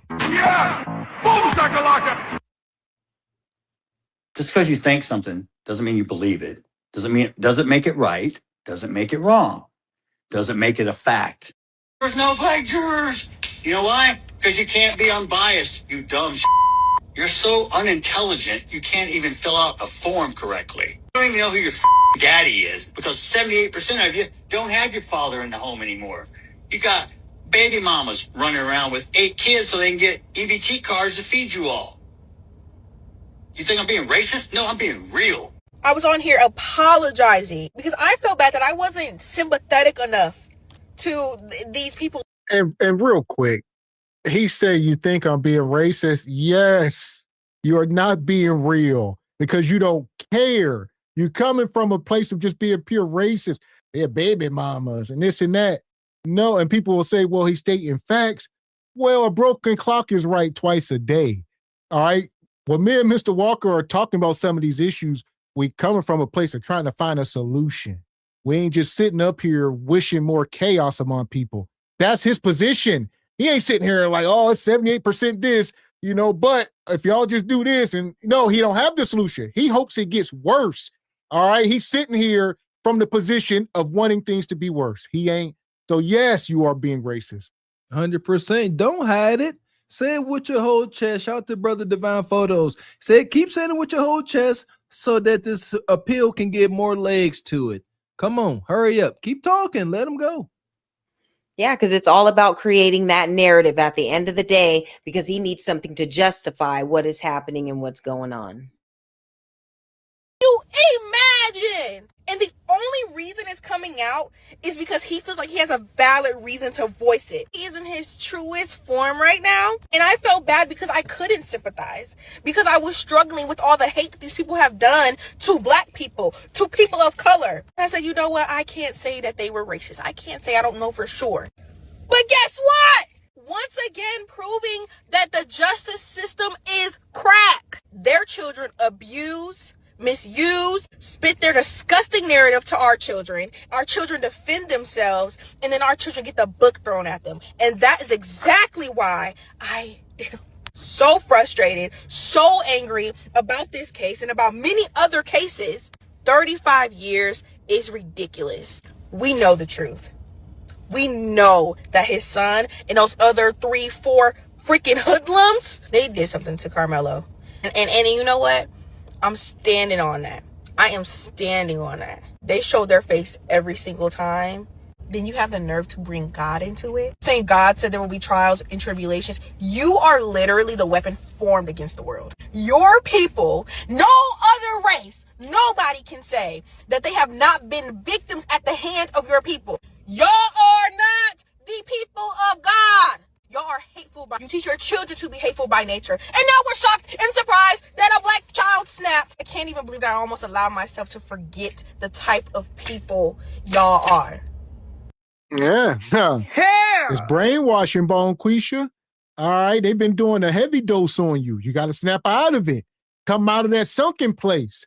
All right. They put that white Jesus up there and all that. It's all been a setup and a gigantic brainwash that's been going on for centuries, and you just got to snap out of it. And she touched on it, what I said earlier. You know what I mean? We have experienced so much injustice in the past. I don't care what legal proceedings take place in the future. We will be fools to not always consider how we were treated in the past when it comes to this injustice system. We will be absolutely idiotic. I'm pretty sure if the author of the Art of War, what's his name? Ken Sun, some Asian dude. If he was here today, he would put that in the book. Black people should never forget the past because you're gonna repeat it. It will be specifically for us. So yes, we must always consider and always be skeptical. We must. Okay, I don't even know what else to say. Like we may have some things wrong. So what? I'll deal with that later, but I ain't gonna do is to go against my people, you know, just because this injustice system says something. It's been wrong time and time and time again. My goodness. Well, I mean, a lot of people are kind of backpedaling and kind of taking a look at things after the video with the father has come out and the footage has come out. And so now they're kind of changing the story. And you know what? Whatever it's going to take for you to realize that, you know, not all narratives that they try to present are actually the truth or whatever. And you know, when we talk about religion and stuff like that, we don't, you know, worship the same God as it, you know, that white supremacists do, because they were the same ones who were going to church, and after church, as a family, as a congregation, as a community, they were going and turning us into strange fruit. And it is what it is. It was under Christianity that they taught us in slavery or whatever, and they enslaved us under the name of Christianity. And we all know that we don't practice Christianity the same way that they do. We don't worship God in the same way that they do.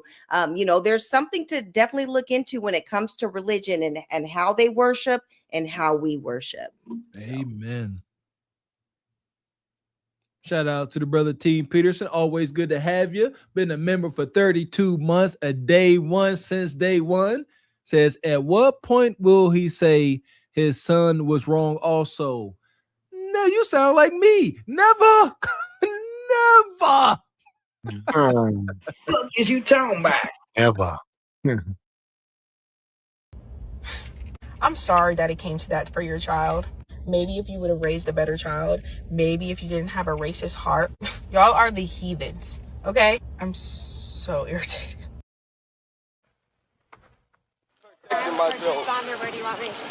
If somebody is treating the victim, they need to be over there. Under a memorial pen. Don't reach for anything, all right, man? Stop right there for me. Right there. Dispatch 443. I got these suspects, and they're currently treating the victim. Again, he's on the north end of the stadium. All right. Any weapons on you like that?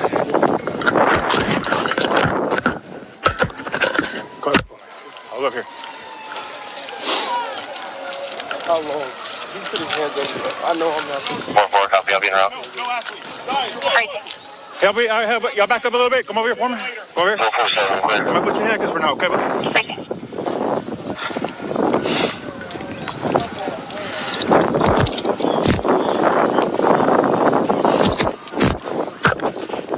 Dispatch 443. Everybody can slow down. I got the alleged suspect in handcuffs right now, detained. Everyone else can slow down. Suspect detained in handcuffs. Hold on. You can open up the channel, and medics are clear to come in. Have them come to the northeast entrance. That's going to be a gate that's wide open there, and then you come to the victim from there. So, y'all can see this is some of the body cam footage. We're going to mine through it. This is when the cops initially made contact with him. You know, I'll take it back. Y'all can see he was standing there with his coach, who was that white guy there. And yeah, so that guy was just, you know, holding on to him till the cops got there, you know, talking to him, whatever the case. You know, I guess he told him, look, if this dude don't make it, it's going to be bad. And Carmelo said, what you mean? He's all right. Ain't nothing wrong. You know, he didn't realize how bad it was. Things happen so quick. And we're going to look at this footage that y'all can see. Ooh, my heart, baby. I wanted to see this, but it's very triggering, man. It really is, because of the injustice that's constantly done to us. I'm going to observe. Be a gate that's wide open there, and then you come to the victim from there. I'm stuff and all that. This is the alleged suspect. All right, bye. Okay. We'll figure that out. So nothing on your person at all. Nothing. So in that moment there, you know, he said, this is the alleged suspect. And Carmelo said, I'm not alleged. I did it. You know, so, you know, that was it, which was, I don't think there was any question of whether he did it or, you know, innocence. Most of the, you know, the outcries coming around the 35-year sentence. Yes. I mean, I don't know why people are trying to conflate or deflect. That's the major issue. I mean, this body cam don't really prove, and then the stuff that we're going to look at is so grainy, but we're going to look at it, but that's the net of it. And I'm going to say this. Shout out to my father-in-law, man. This is America, spelled with 3 Ks. There's rules to this. There's ways to do things. Any attorney would have told Carmelo, shut up. He's so honest. Right. Too honest. He's like, look, I ain't got nothing to hide, man. I did it. That's condemning.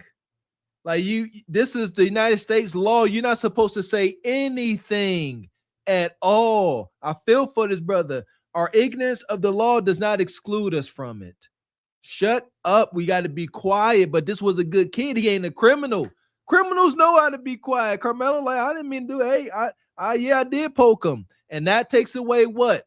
That takes away the possibility of what was the latest thing of Metcalf falling on the sharp object, right? Because that was the thing. He fell on it. Now here, he defeated that, even if it happened. Even if it did happen that way, the prosecution is going to defeat that. He said, I did it. But it's unfortunate.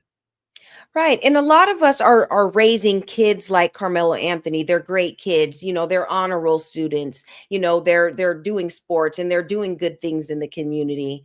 But we also need to teach them what the world actually thinks of them. And when they get into situations like this, whether innocent or not, they need to understand their rights, and let them know, like, don't say anything until mom and dad get there or a lawyer gets there. Even if they are good kids, they don't get into trouble. They need to understand how this world works. And I think this was a missed opportunity with Carmelo. I think he had a pure heart or whatever, but this kind of breaks up the narrative that he was being, uncooperative when he was getting arrested, because they were saying that he was resisting arrest and everything. All I see is a child that has a sweatshirt like my 17-year-old sitting there. He's standing there, hands behind his back. He's answering the questions, telling his name, spelling it out, letting him, the officer know what's going on. And so that kind of breaks up the narrative that he was acting a fool and acting erratic, and even showing that he did it on, he did it on purpose. This is something that he didn't do on purpose, and it's showing with the body cam. Mm-hmm. No, sir. Mind if I reach in your pockets and stuff and all that? Nothing gonna stab me? No, sir. Okay. I'm gonna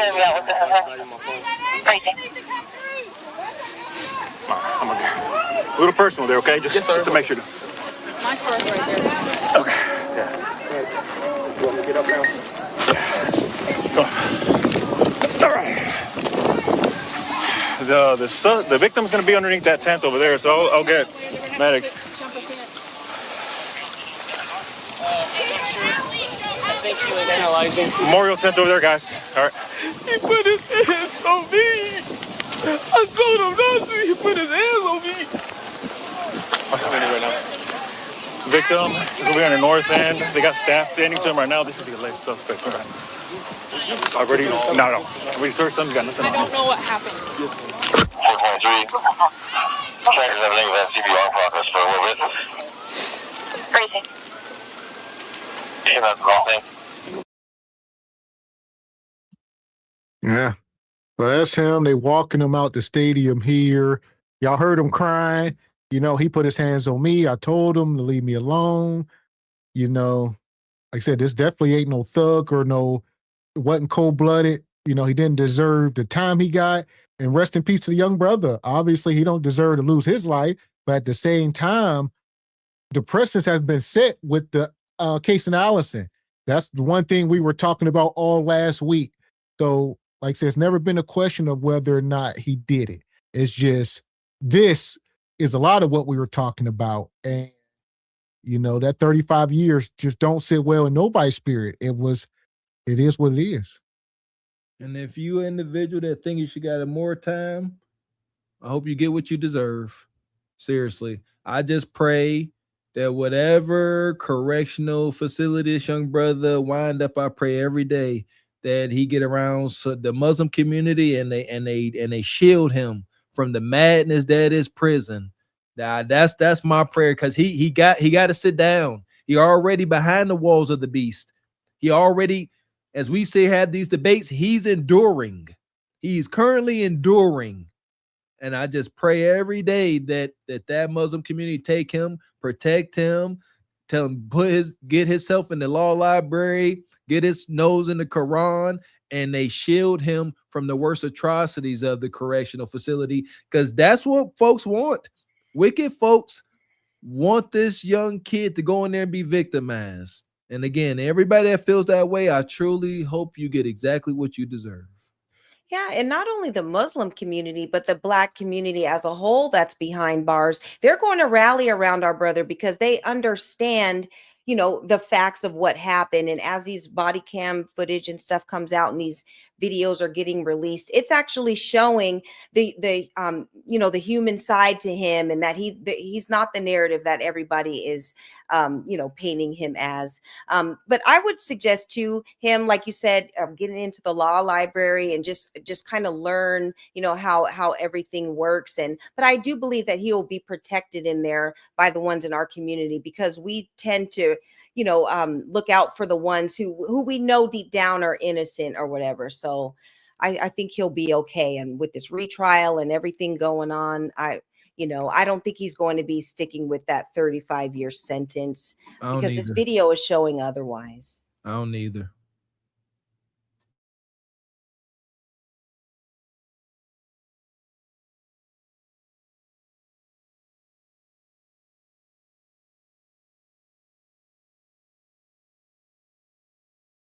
Hate it.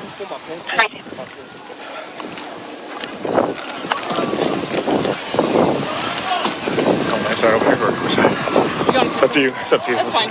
This is closer. Okay. Let me do one more little check of you, okay? Yes, sir. You don't mind for reaching your pockets, anything like that? You good? You're just wearing one pair of pants? No, man. I'm wearing some little underpants.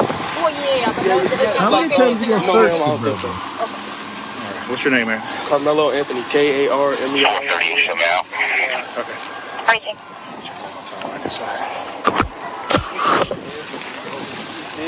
Have a seat here real quick, man. Watch your head. Let me check your hood here, buddy, okay? Yes, sir. Well, I'll tell you what, lean this way so you're not resting on your hands, okay? Yes, sir. All right, see a little bit of blood on your hands there, okay? Yes, sir. All right. So your first name is Carmelo? Yes, sir. I mean, he's just a respectful kid. Goes against all the narratives. I mean, yes, sir, no, ma'am.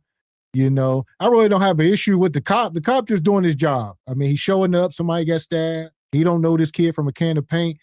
I'll make sure you ain't got nothing on you before I put you in here. So whatever. But it's showing, how good-hearted this kid is.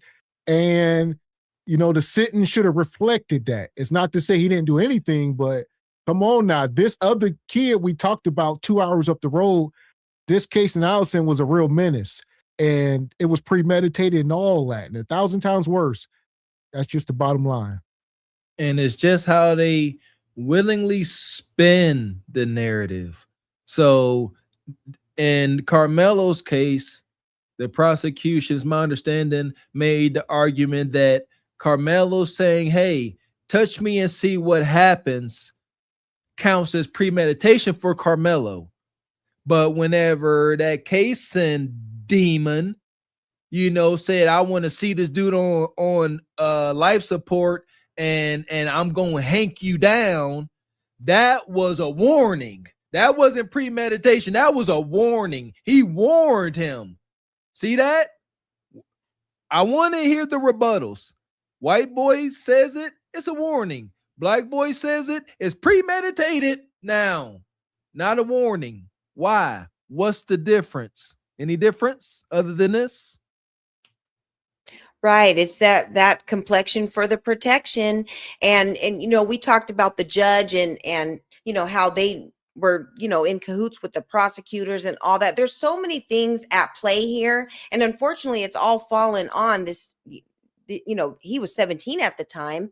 It all falls on him. And this is why it's such a problem, and that we are trying to dive deeper into it and get to the bottom of things, because people are now seeing, that the narrative, like we've been saying, is just not what everybody's trying to put out. He was not out here seeking vengeance or whatever. This is something that happened. He was protecting himself. He had, what was the condition that he had? Epilepsy or whatever. There were so many things at play here. And I just see a kid who could be any one of our sons, just at the end of the day, defending himself at a high school event. I feel like we could have been better legal aid for him. Like, how don't you point these things out? His good past, the fact that he has epilepsy and he can't afford for two big old brutes to be jumping on him. He may lose his life, hence the fear for his life. Let's see. Hold on one second. Is he gonna be okay? I don't know yet, man. Carmelo, C-A-R-A. K-A-R. K-A-R. M-E-L-O. M-E-L-O. Carmelo. What's your last name? A-N-T-H. O-N-Y. Where are you in? I'm in 12th grade. 10th grade? You go to Emerson? No, sir. Where do you go? Centennial. Okay. I'm in 12th grade. 12th grade? Yes, sir. Okay. No, Centennial. All right, sit tight for me real quick, bud, all right? All right. Let me run this guy real quick. Yeah. I haven't talked.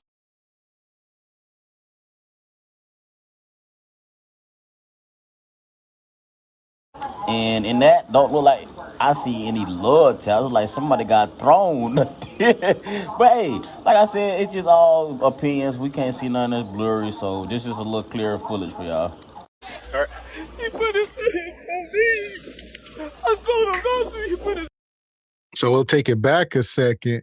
This is one of the videos, and it ain't showing much. All the videos in the stadium were like 4K, and then it gets to this video and it's blurry. I think they intentionally did this and edited it and damaged whatever they did. It's 2025. All the other cameras in the stadium was clear. You can see people walking in, but then when it comes to this, it's just grainy. But what you can see is Carmelo being pushed, as you see, by multiple people. There's people standing around him. Multiple people pushing them, and things happen so quick. You can see them get pushed and tugged and punched. And if this is you hit the nail on the head. I'm so aggravated, and now since this footage could show self-defense, now all of a sudden we back at Technicolor. Now all of a sudden it's freaking 1986.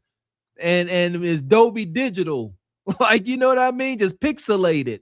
We are in the age of mixed reality, virtual reality, 4K plus. Well, ain't we like 5K now? But this school still got cameras from 1980. How could freaking convenient? How convenient? A little clearer footage for y'all. He put his hands on me. They done released that Carmelo Anthony video. They done released the video. For y'all folks that want the video released and all that, and that video show exactly what they said happened. Yeah, it's some boys walked up on them. It might was a fight. I can't tell. From the video, I can't tell what the hell going on over there in that goddamn corner. You feel me? Something going on. But I'll tell you this. What's worse than what happened on that tape is what they released on that body cam footage. That's the shit that got his ass convicted. That's part of the reason. Man, that's why I say, man. That's why I say, folks be on the internet just talking. Content creators and TikTokers, and y'all just be talking. Man. Fuck is you talking about? Yeah, like you said, look who's talking. And what y'all see down there is what they claim to be the deletion weapon. They say he didn't even get it all the way open. So, and he ended up, cutting himself in the process. I don't think he never got it all the way out. And as they say, the blade only went in 2 inches. So he didn't even go all the way in, the whole 3.5. which make people think he fell on it and all of that. So we don't know. But what we do know is it wasn't 5, 6, 7 times like Casey Allison. It wasn't in the back as he was trying to run. We just know these things. So here we go. I know we were stating that it was a strong probability this was a track tool. Let's say this is the tool. Okay, we were incorrect there. It wasn't a track tool. It was indeed a blade. Nevertheless, I made that argument when it first started. One of the first people to say. Now there is other attachments on it. Okay, we came to the degree it was like a Swiss Army knife. There you go. But it definitely has a knife a part of it. Exactly. Now I was the first one to say, if he had a blade on, I was the first one to say he should not have a blade on campus. However, it was shown that this was not illegal to have on campus because of the size of it. So even though we were incorrect about it being a track tool, this still was not illegal to have. So I ain't even trying to hear all that, but I can acknowledge that if this is true, I gotta always throw that disclaimer. It was a school policy, and the police officer testified that a school policy is not a law. Facts. So it was not illegal for him to have it, but it was against the school policy. But that the school don't make laws. And I hate that this good kid, being so honest. When law enforcement came, he was like, hey, I'm not trying to hide anything. I did it. See, that did it can be interpreted so many ways. I did it. I had to blame. He felt terrible for what transpired. But again, that's not taken into account because his flesh is too dark. Right. And he is not the only kid, at his age or whatever that was carrying those knives. This is Texas, you guys. And a lot of the kids, even adults, carry those things. So when we talk about it being legal and illegal, it wasn't illegal, like you said, for him to have it. But all of a sudden, you guys were talking about how everything got grainy. It was like, when we're in elementary school and they bring out the Reading Rainbow on that little rolling TV card or whatever, and all of a sudden we're on VCR time and everything when stuff really hits the fan. But I do know that there's more footage out there, and I think we're going to get a clearer picture, a depiction of what happened, because I know there were other people that covered it, and it kind of showed, like, it highlighted where Carmelo was and how he was pushed and shoved, because there's different angles of everything. So yeah, at the end of the day, it's important. This is what I tell my son, and maybe this might help some of the parents out there, is if you are getting arrested for something, just know that mom and dad is going to come and get you. Don't say anything. We got you. We'll be down there as soon as we get the phone call. You do what you need to do in order to make it home. We'll take care of the lawyer. We'll take care of all of that for you. These kids need to know this world, thinks negative of them already. They need to understand how the world works, because everything is not all equal, and we can't have our babies out here thinking that it is. Yes, ma'am. The video, ain't nothing y'all can say. Ain't nothing y'all can say. They're going to try to find something to say, Shut up. Whatever, man. Body cam footage was released. On the body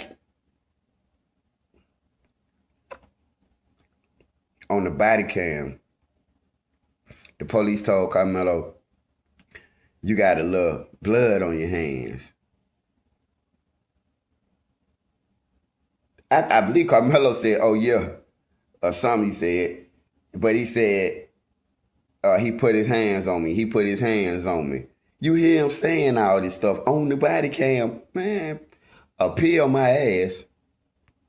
It's so mean. I told him not to. He put his hands on me. Let's see. Hold on 1 second. Is he going to be okay? I don't know yet, man. Carmelo. That sounds like self-defense to me, sweetheart. Clear as fucking day. He touched me. I told him not to touch me, okay? He put his hands on me. I told him not to. Touch me and see what happens in the Black community is a warning that you have crossed the boundary into my personal space. And if you don't remove yourself from my personal space, somebody is liable to get hurt. That is not a threat. That is a warning. And you know why white folks don't understand that warning? Is because they're usually the ones giving the threat. That's why the prosecution said that was a threat. He made a threat. He made a threat. He made a threat towards Austin Metcalf. No. There you go. Hell! Yeah, I mean, he was responding to a threat. That's something that people don't want to really talk about. Metcalf, the Metcalf father, this dude was responding to people saying what they were going to do to him. Yeah, if you don't leave, I'm going to do this. I'm going to do that. And I'm going to do this. You BA ninja, you vagina, you this, you that. I'm going to do this. It went on. This went on for 7-8 minutes. So that video, it was going on before the stat. They were going back and forth for a while. Everybody started gathering. They started circling. But in the courtroom, all the witnesses said it was just Austin and Carmelo, and everybody else was doing whatever they were doing. Nobody was really paying attention. It was just them two. But as soon as the video come, all the people are surrounding him. It conflicts their testimonies. They need to show more footage. Don't show us just whenever they start getting physical. Like you said, show that buildup. I know exactly what happened. Carmelo was minding his business, and like you said, they start talking, and they slowly all start converging on him like hyenas. And they was going, and they started to build up their courage because they cowards by themselves. So then they got a big enough group, and they converged on him, and they could sense that he was a good kid, i.e. he could be victimized, and they came at him. Plain and freaking simple. Carmelo did not go into this tent looking for trouble. This was a kid looking to go into the tent to get cover from the rain. It's like out of a daggone storybook. He did not go into like a mad slasher. If folks would have left him be, this never happens. No life is lost. But that don't matter because he's a black kid. Yeah, and I want to touch on what she said about in the black community when you say, if you put your hands on me, the X, Y, and Z is going to happen. But that's basic self-defense. That is what they teach people when you take martial arts and stuff like that. You are taught in order to let them know, hey, if you don't leave me alone, X, Y, and Z is going to happen. And so it's more than just the black community. That's just basic self-defense 101. And when he's surrounded by so many people, he was outnumbered, and it shows. And it's going to show once these videos come out with a clearer angle that they were surrounding him, and he had to do what he had to do with his condition and everything. So at the end of the day, when we're talking about the M word or whatever, and, manslaughter, I think that there's other charges that could be given besides this 35-year sentence, you guys. Yes. Austin Metcalf did not know what a boundary was. Like most 3x5 cards. Y'all don't know boundaries, okay? This needs to go back in. We need another trial, okay, baby? Because this shit, no. With the judge abruptly trying to fucking leave, with Austin Metcalf's dad getting on the internet and calling Carmelo Anthony a watermelon felon, an all-white jury? No. Retrial. That appeal needs to, we need a fucking, boy, self-defense. I don't know what he want to do. I make something for everybody. I say fuck Carmelo. I say fuck Jeff. I make something for everybody. So I got fans. So guess what? My views go up, my engagement go up. Now if I just stayed over here with Carmelo, I'm gonna lose people. Aiden Ross hate Charleston, he's a murderer. I can't have Aiden mad at me, that's my nephew. Wow. Then I got my other people over here. Man, you ride with white folk, man. Listen, the white man came in peace and love at first. I was with him at first. You was the white man at first, yeah. I came and got with the nigga. I satisfied everybody. Now it's time for me to make money off everybody I'm satisfied. Don't get mad at me. I'm finna have some free Carmelo shirts. I got the watermelon felon shirts for the Metcalf people. I'm finna have free Carmelo, no justice, no peace. I'm finna have them shirts for the poor niggas that want to beg for something. We need a mental health hospital for raccoons like you. We need a mental health hospital for raccoons. Man. It's a disease. I don't know why anybody took this ninja serious. All right, he's a clown at best. Every time I see him, I picture him with paint on his face, looking like a clown with the nose and all. So I can't take him serious. I don't know. I got nothing for an opportunistic black man like this. I just don't. I just don't. And I got love for my people, man. I acknowledge all of our struggles, but a ninja like this that just openly voices this, he's opportunistic. If he was to perish, I would not shed a tear. I would not be concerned nonetheless. And I hate saying that, but he's such a freaking buffoon. I got something for everybody. You're a salesman. He is a freaking salesman. Don't patronize this clown. Yeah, and he's a cancer to our community. He's selling t-shirts on both sides, all trying to just capitalize off of this. And we already know his past. He's already an informant. He's compromised everyone. So anyone that supports him, we already know that the white supremacists are going to buy those watermelon felon t-shirts or whatever. But the fact that you're trying to make money off of this, the fact that you're trying to play both sides, anybody who is still rocking with Charleston White at this point, you know, I'm going to be looking at you sideways or whatever, because we just can't have people like this thinking that, you know, this is okay. And these are not our thoughts at all. We don't rock with people like this at all. The first time I see in person that watermelon felon shirt, I'm going to go online and purchase a bunch of shirts. I'm going to wear them every day. That shirt of that Klansman made into strange fruit. I'm gonna wear the hat. I'm wearing the whole outfit. I wish a ninja might. So here we go. I'm gonna pull this up.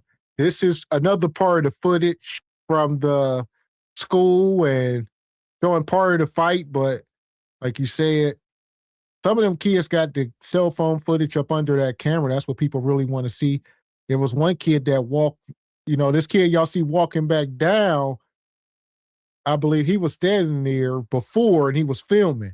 So there was a couple people, you seen them holding their phones filming visibly. And this is Carmelo leaving out the tent. So you see the shoving and people say he could have got out. He had to run up just to get out the tent. All right. So it seemed like if you see here, I think the dude tried to tackle him. That's what a lot of people accounts is saying. Like he tried to spear Carmelo and he couldn't because they was in the stand. So his back just hit the thing. Then he tried jacking him up, and then somebody else was pushing him. It was a lot going on. So it wasn't like they trying to make it. And I'm getting the visuals now. I did originally hearing this, I thought it was a bigger tent. It is a fairly small tent, so they close quarters under there. See what I'm saying? Again, it was raining. He was trying to get shelter. The tent only so big, and he was invited. Right. And look at the fact that there's nobody sitting in the stands. Everybody was trying to find shelter, whether it was under an umbrella or under a tent. So Carmelo wasn't doing anything that anybody else, you know, was doing. Everyone's trying to protect themselves from the rain. Release these cell phone for everybody got the fanciest iPhones, the fanciest Androids. These things you could see a daggone pimple on somebody's face. Show that so we can see. You know what, though? Clear footage takes away that simultaneous, argument. That's how they got rid of self-defense in Texas. If it shows Metcalf, you can't see, and I'm so mad. If this shows Metcalf engaging Carmelo first, that's extremely problematic because the nail in the coffin was there was no self-defense. Because they both engaged each other simultaneously. And you'll see Carmelo, he gonna back out of here, and that's him highlighted. He running down the steps. He end up falling at the bottom, and he gets up, and they chasing him. Some of the kids will start running after him, and he'll stop here. I don't know if he's seen the coach, and then the kids were still coming. And then he started running again, trying to find another coach, and they chasing after him, and he's running around. So he's trying to find the coach, and eventually he does find him, and he tells him what's going on, and the coach trying to console him, and he wasn't trying to escape the scene. He wasn't trying to go get in the car or go call an Uber or whatever the case. He stuck around. There you go. Shout out to Tabitha. Through all this, witnesses changed their stories. The alleged cousin of Carmelo's girlfriend originally stated that he had no idea who Carmelo was. They weren't acquaintances in no way, shape, or form. Lies. You scratch a liar, you find the thief. Why all these lies? Why ain't people just telling the truth? Because it's easy to pile on and incriminate a black man. I get it. It's wicked. And here we are today. Right. And the thing, men lie, women lie, but cameras don't lie. And all of the narratives we keep saying that they were trying to portray, it's just not showing up with these cameras, because there was a gate. He could have easily just walked out of that gate and went on if he was trying to escape or whatever. But no, he walked around the track. He found the nearest adult and let them know what happened. And I know there were people, in some of the comments and in the chat and stuff, saying that, he shouldn't have been under the rival's tent. Well, he was invited over there, and these are not rival gangs. These are high school, this is a high school, team or whatever. They're rivals when it comes to high school, but this is not like a gang. This is not gang affiliated or anything. And the Metcalfs and they don't own the tent at the end of the day. Anybody could be seeking shelter. As you can see, like I said before, nobody else is sitting in the bleachers. Everyone was finding shelter. And this goes back to what people are saying, that this was more than likely maybe over a female. And I'll pull this video up here because they saying that Carmelo, they were all under the tent together. No, Carmelo was under the tent first. And during the court trial, they were trying to say the Metcalf boys were there when he arrived. But we know that's a lie because they put this out. And this film here shows the Metcalf boys entering into the stadium. And they actually made a beeline towards Carmelo. They were not under the tent. Carmelo was under the tent first because the Eddie guy called him under there. I don't know if this Eddie guy set him up or somebody else under the tent, but here you'll see that's Austin, big old boy, big 6'2", and then you'll see his brother come in. So that's a group of them there. And then you'll see his brother coming to the screen here. That's his brother and another kid. And they all come in to the stadium at the same time. And Carmelo was already under the tent. So somebody then called these dudes and they show up. And if I'm gonna see if I can find the other video. If the video tracks them all the way, and as they get into the tent, they speeding up, and they immediately approached them, like somebody called them over there.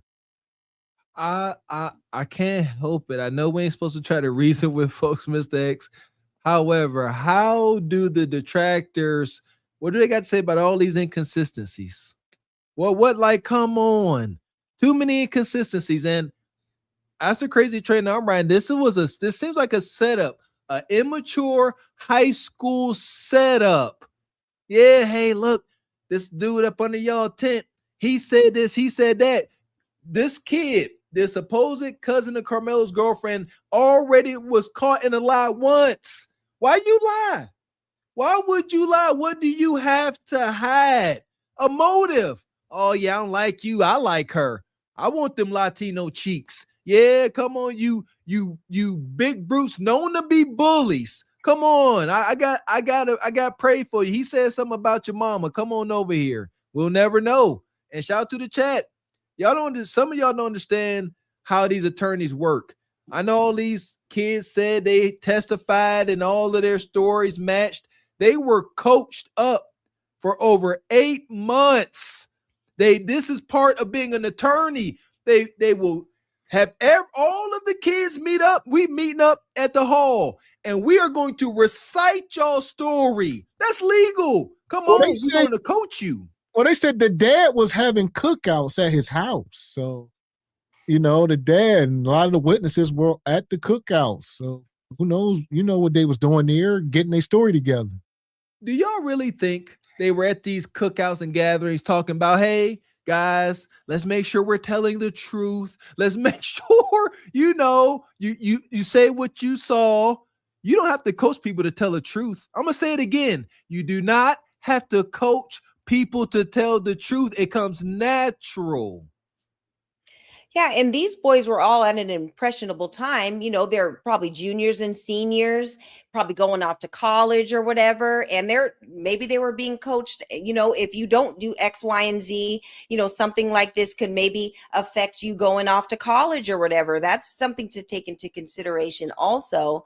But where are these phone records? Let's just say that, there were text messages that were being sent, before they started pulling up. And that's the reason why we need to pull up these kids' phone records. And this is the same camera system that's in the stadium. This is 4K. And then once you get to the fight, everything grainy because they start manipulating the film. Right. Yeah. And another thing is that if they're walking up, if Carmelo's already there, so they think that they can just Suge Knight their way into the tent and just try to regulate and try to check who can be there and who can't, who died and made you guys kings at the end of the day. And, we got to kind of look into things and figure out what exactly happened. If they were not already over at the tent and they came later and just started causing trouble, this is all the more reason why, things went the way that they did. And another thing is called deputizing. We done talked about this. A lot of white folks will deputize themselves. They've been doing this since the plantation. So they feel like I got a leg over you in this society. And even if I'm a common man, I can deputize myself over you. And, I'm a cop now and I'm over you. And a lot of them will put a badge on themselves. Yeah. Sounds about white. So this is it, them entering the stadium. And then, part of this will show Carmelo entering. This is Carmelo here when he first entered the stadium. They said he was initially under a dugout. He was under a dugout, and then the baseball coach came and made the people move or something. I don't know who he was under there with, if he was by himself, but he was initially under a dugout. I don't know if it's behind the seats here. And then one of the baseball coaches came and told him he can't sit under the dugout. But then he walks into the stadium and he's going, down, walking past these tents. His team didn't have a tent set up that day. And it's not going to show. It's pretty much going to jump from this all the way to the part where he just up under the tent. They're not going to show Eddie calling him under the tent. It just goes from that to this. So, now he's already under there. Not going to show what led up to him walking past and a guy calling him up there, or maybe even text him previously. And then you'll see Austin and them coming from the right side of the screen down these bleachers, and they walking with a pace, and they making their way all the way to the tent, and they go up in there, and things start happening. I know what happened. Look how tight it is in there. They said, hey, you get from under here, you go into your own tent. And Carmelo's like, I ain't going nowhere. It's raining. He already got kicked out. He said that because he had already been sitting under there for nearly 10 minutes. And he was talking to everybody. Everybody was friendly until that crowd showed up. And then they all turned on him. Right. So he's sitting under there for 10 minutes. They laughing and joking. And then these guys showed up and the temperature changed. I may be a fool, but I believe everything's going to work out right. This seems to be, there's so many angles to this, Sister Ebony. Like, there seems to be some kind of divine thing going on here. Why? I don't believe things happen by chance. That's just my belief. Why did this baseball coach tell him to leave? Then he winds up here. Now he winds up here. And where now these brutish white boys are coming, and then this happens. Listen, man, I believe, maybe there was a little bit of divine justice served. Seriously, because I all life is precious. We don't advocate for violence, understand that, but at the same time, Dad, this is intense. Either the setup, or I don't know, maybe these Metcalf boys was worse than their father. Allegedly they used to beat up their father. Maybe the Lord said, hey, it's time for you to go. This is how I'm gonna do it. And this is bigger. This is bigger than Carmelo. It is. It has become. I think that goes without saying today, because this is so complex, Sister Ebony. Like, all of these things had to take place for Carmelo to wind up under this particular tent with these particular brutes. It just seems a bit, I don't know, divine, extreme, supernatural. I don't know.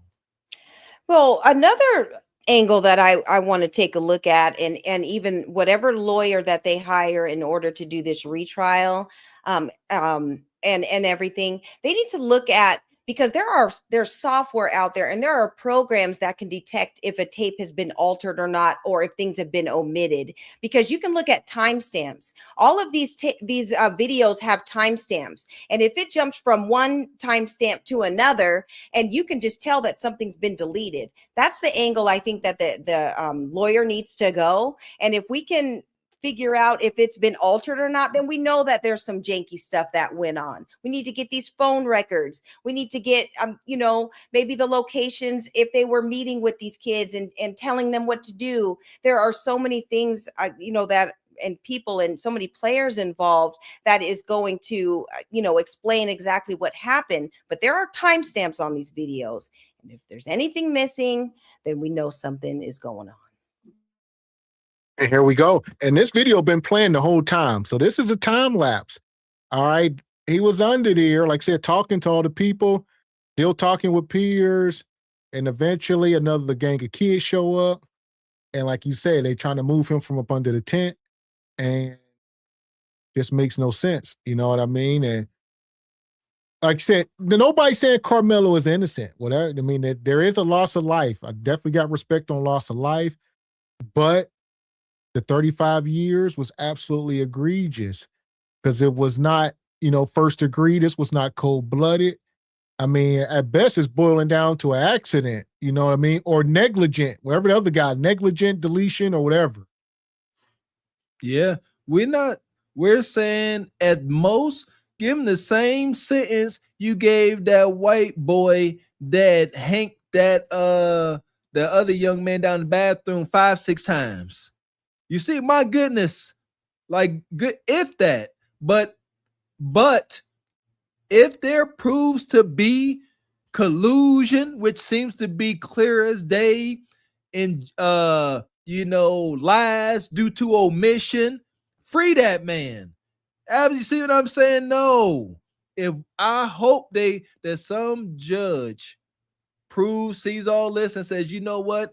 There's been extreme conflict of interest, extreme collusion, and just straight up mistrial. Since y'all want to be wicked and evil, no time, home, and bread, all that. F your injustice system. Right. And, Texas is a stand your ground, state or whatever. So we have to take that into account. If he's being bullied and if they're, coming at him or whatever, Carmelo had the right to protect himself, just based on Texas law. And the fact that I want to point this out too, it was my understanding that the first judge that gave him bail was a black judge, and they quickly got her off of the case, and they hired this, or they put this other judge onto the case. So there was a lot of things that went on, and so many more reasons why he deserves a retrial. That part. So I'm gonna pull this video up. Shout out to Dr. Umar. Y'all know he gonna weigh in. That's it, but that's it. That is everything. What do you mean that's it? White supremacy runs America. White supremacy founded America. White control over black people is critical. This Carmelo case alone is bigger than what you're seeing. This is about determining whether or not black children have the right to defend their life and take a life of a white person. Stand their ground. Like literally, I think it's interesting. But we've never had that right to stand our ground. And this is why white people were so vested in the outcome of this case, Loon, because if Carmelo walks, you basically said black people can defend their life, which is something we've never been able to do. Right. And I think they mischaracterized it from the beginning by even calling it a murder. Yeah, loss of life happened, but I think this is a fight that turned fatal. It was an accidental loss of life. It's like when you put murder on it, the it's media like did that on purpose because you're trying to bias the public. And if you bias the public, you bias the jury, right? Because the jury is afraid to go back to their community if Carmelo gets off. Another question from Mr. Mike. Yeah, how many? Carmelo's one so far, right? Well, number one, why was Toby on the defense being friends with the prosecutor? Number two, was there a thorough investigation? He probably needed a team of investigators. Was there a thorough investigation? Number three, why didn't you raise holy hell with no black people being on the jury? And there you go. So a lot of people that was close to him were, Trojan horses, if you will. Even one of his defense attorneys, like we told y'all, used to work in the office with the prosecution. They were friends. So I'm sure they were leaking information over. Even his girlfriend, who was friends with, the other side. All these people that's close to him that they probably talking too much around was relaying the information back to the other side, and it's all bad. All the dots of collusion, coercion, and conflict of interest, all the dots connect to me, man. I have learned being up here in social media land that folks like to pile on. Nobody cares or dares to fight for the underdog. And if your skin look like this, you are by default the underdog.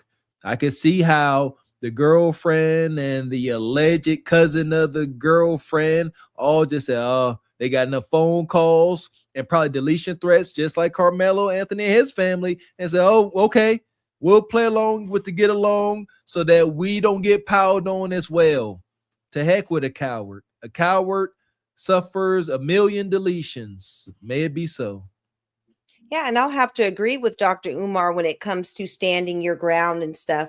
It's all stand your ground until a white life is taken or whatever, because there is still that common law. Common law is that Black people aren't supposed to defend themselves at all from a white person. They're supposed to be able to do whatever they want to you, police us, and all these Karens out here saying, let me see your ID when you're in certain areas, and even the guy with the business with the tavern trying to police and say who can do what.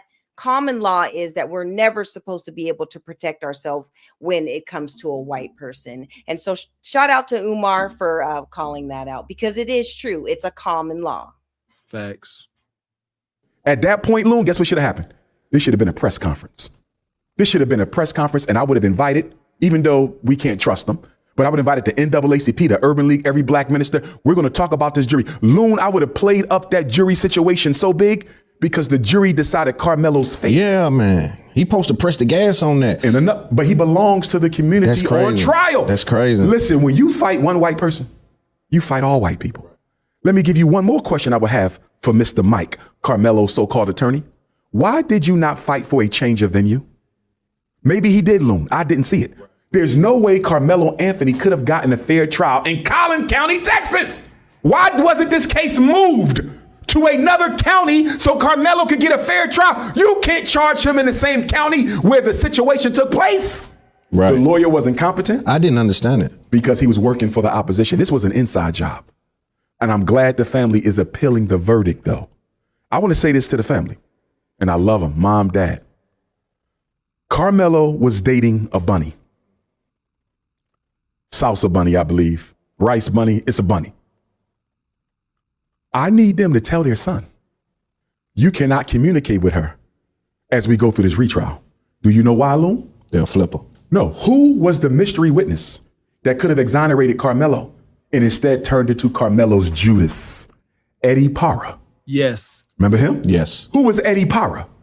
Carmelo's girlfriend's play cousin. Eddie invited Carmelo under the tent. Judas and the Black Messiah. Judas and the Black Messiah. Eddie Parra, mixed race, Black, Asian, or Black, Latino. Either way, his mom not Black, right?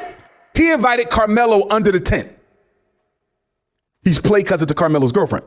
So I'm telling Carmelo Anthony's mom and dad, tell Carmelo he cannot communicate with his girlfriend because the witness who stood on the side of the twins, Loon, he did not stand up for Carmelo on that bench. He stood up for the white twins. He lied under oath and said him and Carmelo were not friends. And then the defense attorney cross-examined him and said, you've been in his house? Yeah. Y'all done played sports together. Y'all done went on dates together. Y'all done want.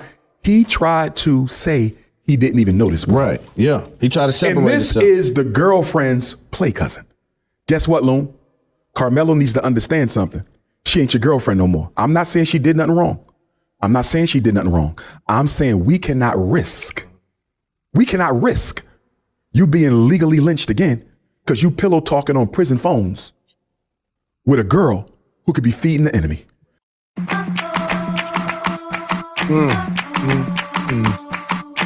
This thing is layered like an onion, and it's just unfortunate, man.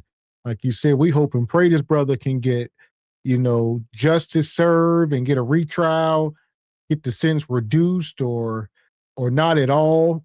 But this is crazy. The amount of time they gave him, you would think this dude was a hardened criminal and really did something. Like he just ran up in the tent and just went buck wild and didn't know nobody. Like, no, that ain't what happened. At this point, I believe Carmelo was set up by that Judas. I said that earlier. Shout out to Umar. The fact that this play cousin, ain't no play cousins. When we talk about relationships and men and women being friends. Come on, go ahead and lie to somebody else. That ain't a thing. There's always gonna be some daggone sexual tension unless both of them on a slow buzz or ugly as the day is long. But even then, argue with somebody else. Ain't no play cousin. We all come on, man. Play cousin, yeah. Play hunching. It was it appears to be a setup. Why do I think this way? Why would that young man lie? Why would he lie and say he don't really know who Carmelo is and then be cross-examined and get caught in a lie? They got to show pictures and text messages. Y'all be hanging out tough.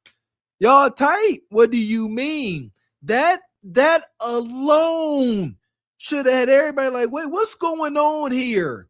Is this a fair trial? Are there more lies to uncover? We found one. Nope.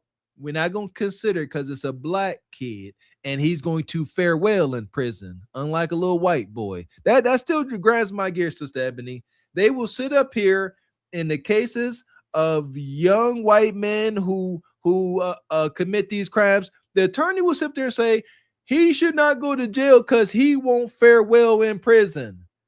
And the judge will agree. You're right. He has a bright future ahead of him. He won't fare well in prison. But a black boy, oh, he'll be right at home.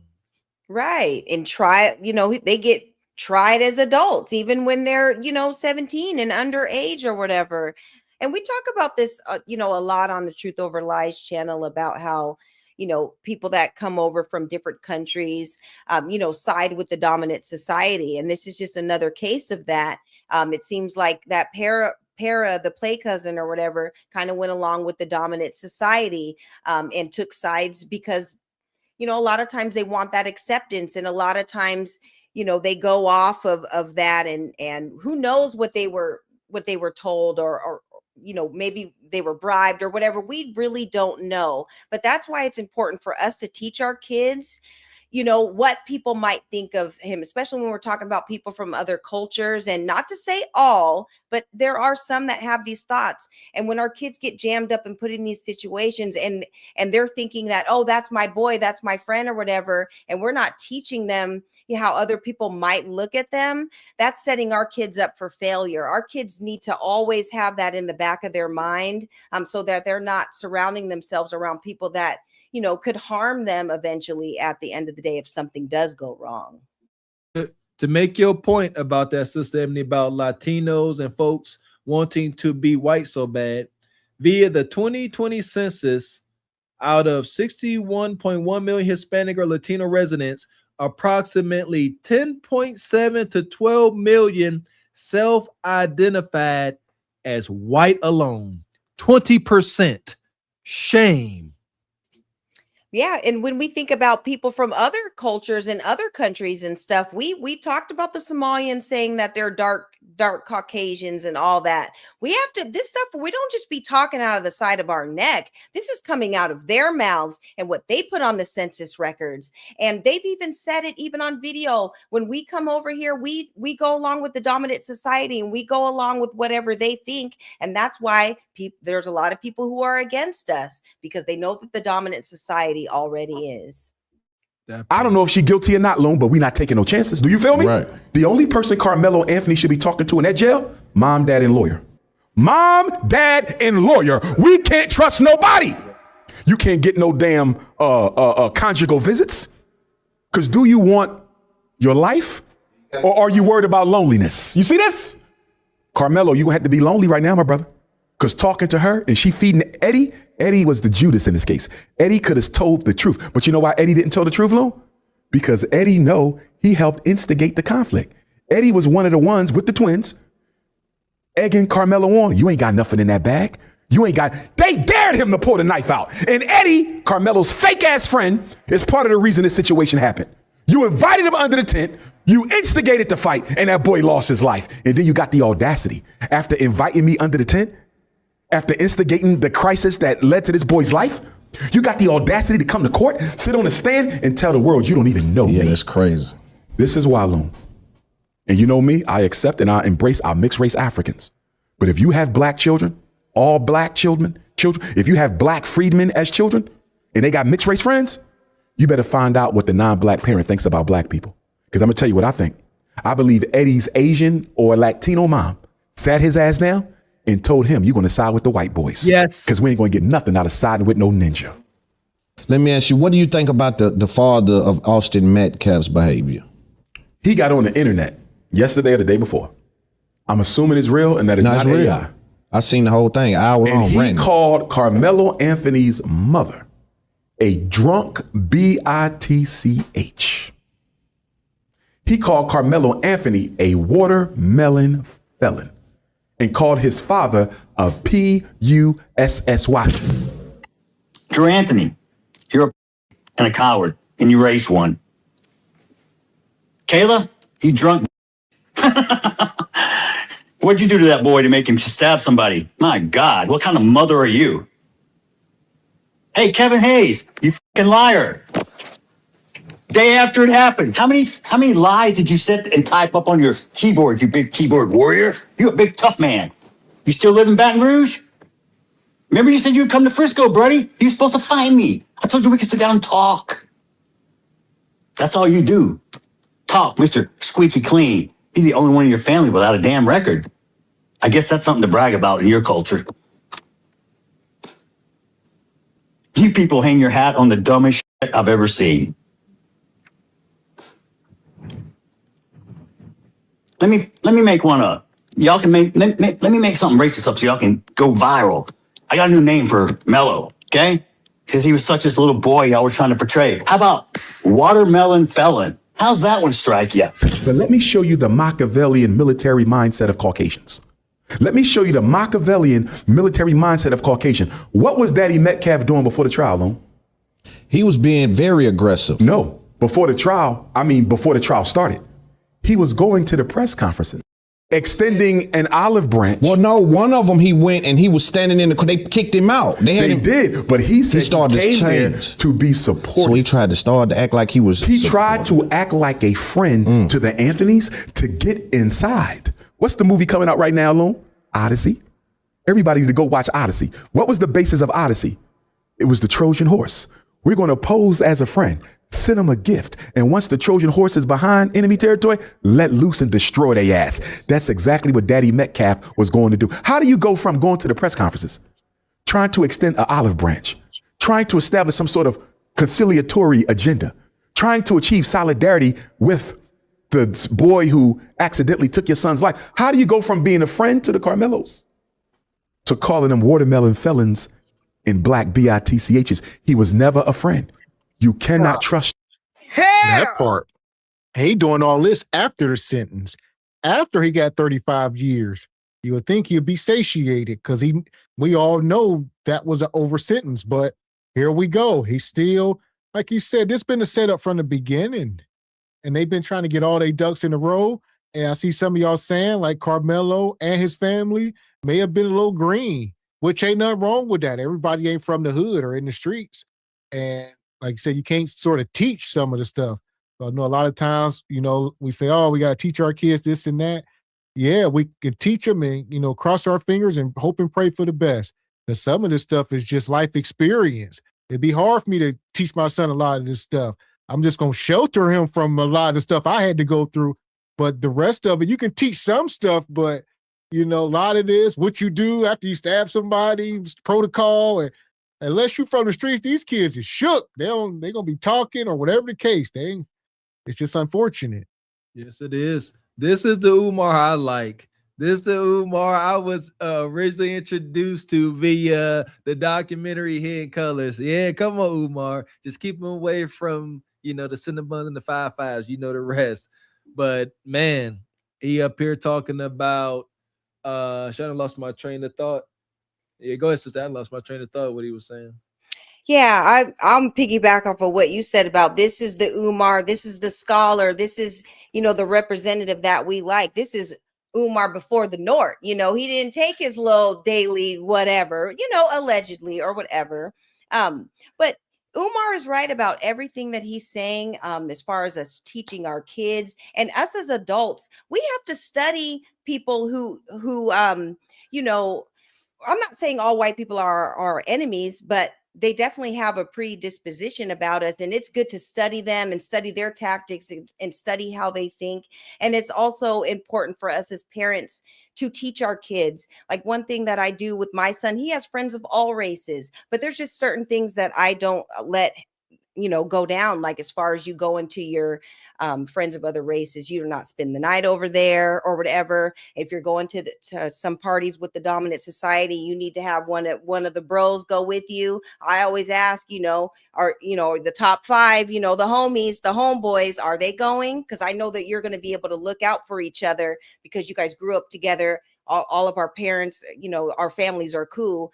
If they're not going, you're not going. And these are just some things that we need to teach our kids, because like he was saying, they have predispositions about us and stuff, and especially with their parents. We don't know what they're saying about our kids behind closed doors. And there's so many stories of our kids being unalive, just spending the night at, you know, some of these people's houses and stuff, and all of a sudden they come up drowned or something happened, all these accidents and stuff. And it's like, absolutely not. We have to prepare our babies.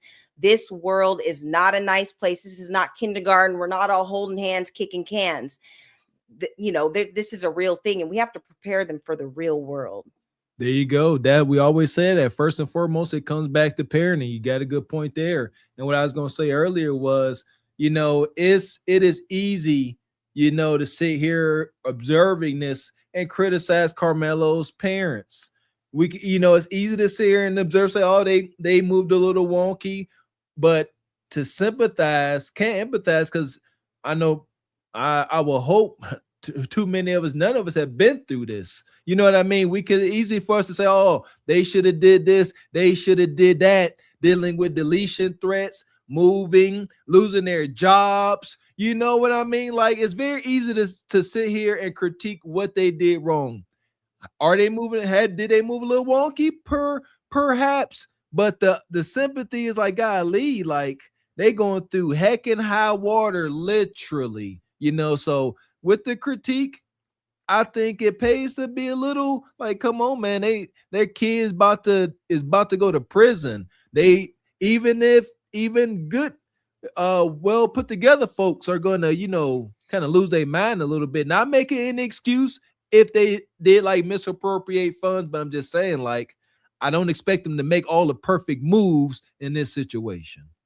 Yeah, and Mr. Walker, you touched on something real important that I didn't even think about before you mentioned it. But the fact that you know, Anthony's parents, Carmelo Anthony's parents, lost their job. You know, they had to move, and all these things were happening. Think about all the kids that were there as witnesses, and what if they would have sided with Carmelo about all the facts and things that they actually saw? Those parents probably were like, "Oh, I don't want to lose my job. I don't want to have to move. I don't want all these things to happen. So you need to side with it, you know, side with what everybody else is doing, because we're in this community and we have to, you know, we have to live." And so that you pointed out a good thing. And I think that probably played a role in how these kids were testifying too. There you go. Your enemy, Loon. The problem is Black America are still not convinced, because despite what happened to Cyrus, despite what happened to Carmelo, despite what happened to Trayvon, despite what happened to Sandra Bland and Sonia Massey and Amir Locke and Freddie Gray and Philando Castile and Alton Sterling, despite all of that, we have been conditioned through Black religion to not see skin color. Listen to me, Loon. Conditioning is stronger than intelligence. Did you hear that? Intelligently, Loon can see all the facts. These people cannot be trusted. That's your intelligence. Your intelligence is a small part of your mind. Most of your cognition is subconscious conditioning. Black people are in an intellectual straitjacket created by religion that tells us we cannot consider a person's skin. Preach in deciding how we deal with him. Austin Metcalf's father has shown himself to be someone out now that the gag order is lifted. He's been really doing a lot of ranting. And so he's been saying some things He's to letting me. you know how he really feels. Yeah, it been saying some interesting things to me. Also, when they did the victim impact statement, he looked at Carmelo and he said, "Look at me." He like demanded that Carmelo look at him, and Carmelo wouldn't look at him. And then he said something about, "You will stab my fucking son, but you won't look at me." And he proceeded on the victim impact statement stuff. And Carmelo never said nothing. I think they were underdeveloped in their approach as the defense. What you're saying is the defense. Yes. Carmelo's family and team were not properly prepared. Yeah, and I think they were too arrogant. They thought they were going to win this for whatever reason, but they had Carmelo's team. It was so many people you could have pulled from. You could have got the private investigator. You could have got people come up there to explain certain things, even after the verdict. But remember what Carmelo's father said in his defense. He said he went to black attorneys and they told him to go with Mike Howard. You see this? So Carmelo's mother and father alone did their part. They consulted with black attorneys, and the black attorneys were too afraid to fight for Carmelo. You see that? And they wasn't just afraid for their safety loan. They was afraid to lose money from future white clients. Everybody is guilty in Carmelo's conviction. And what you are witnessing, ladies and gentlemen, is a system of white supremacy that still exists today. All right. It's the power and control. So when folks say black people are racist and all this stuff, it's impossible. We don't have this kind of institutional power to merely, threaten people without even saying a word. All action. I'm going to take your job. I'm going to do this. I'm going to do that. And folks understand, and ain't nobody you can call. You can't call the cops because they involved. Who you going to call? You either gonna go along to get along or not.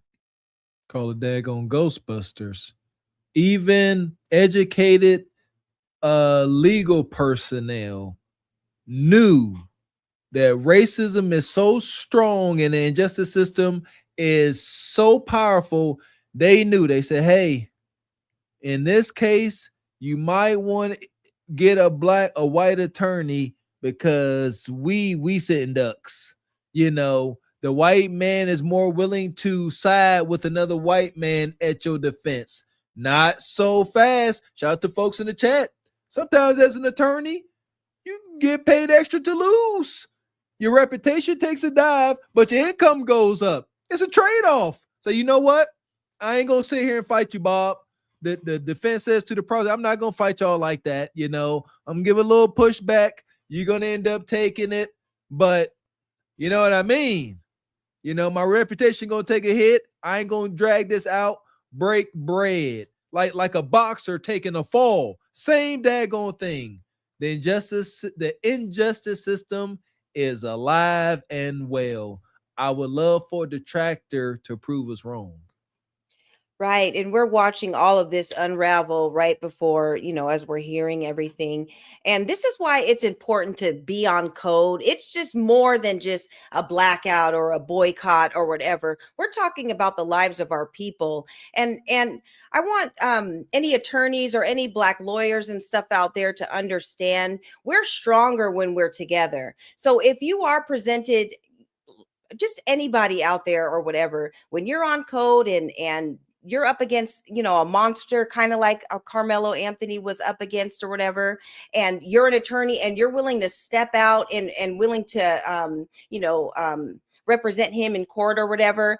Us as a community, we know how to crowdfund and we know how to put money in these attorneys' pockets, even if the families don't have them. If we see that you're on code and we see that you're riding for the community, there's 49 million of us out there. If we all do a little to help keep these people that put their neck out on the line for us, Johnny Cochran, who was the greatest attorney, in history or whatever, he went out on a limb and he was always protected and always covered by our people.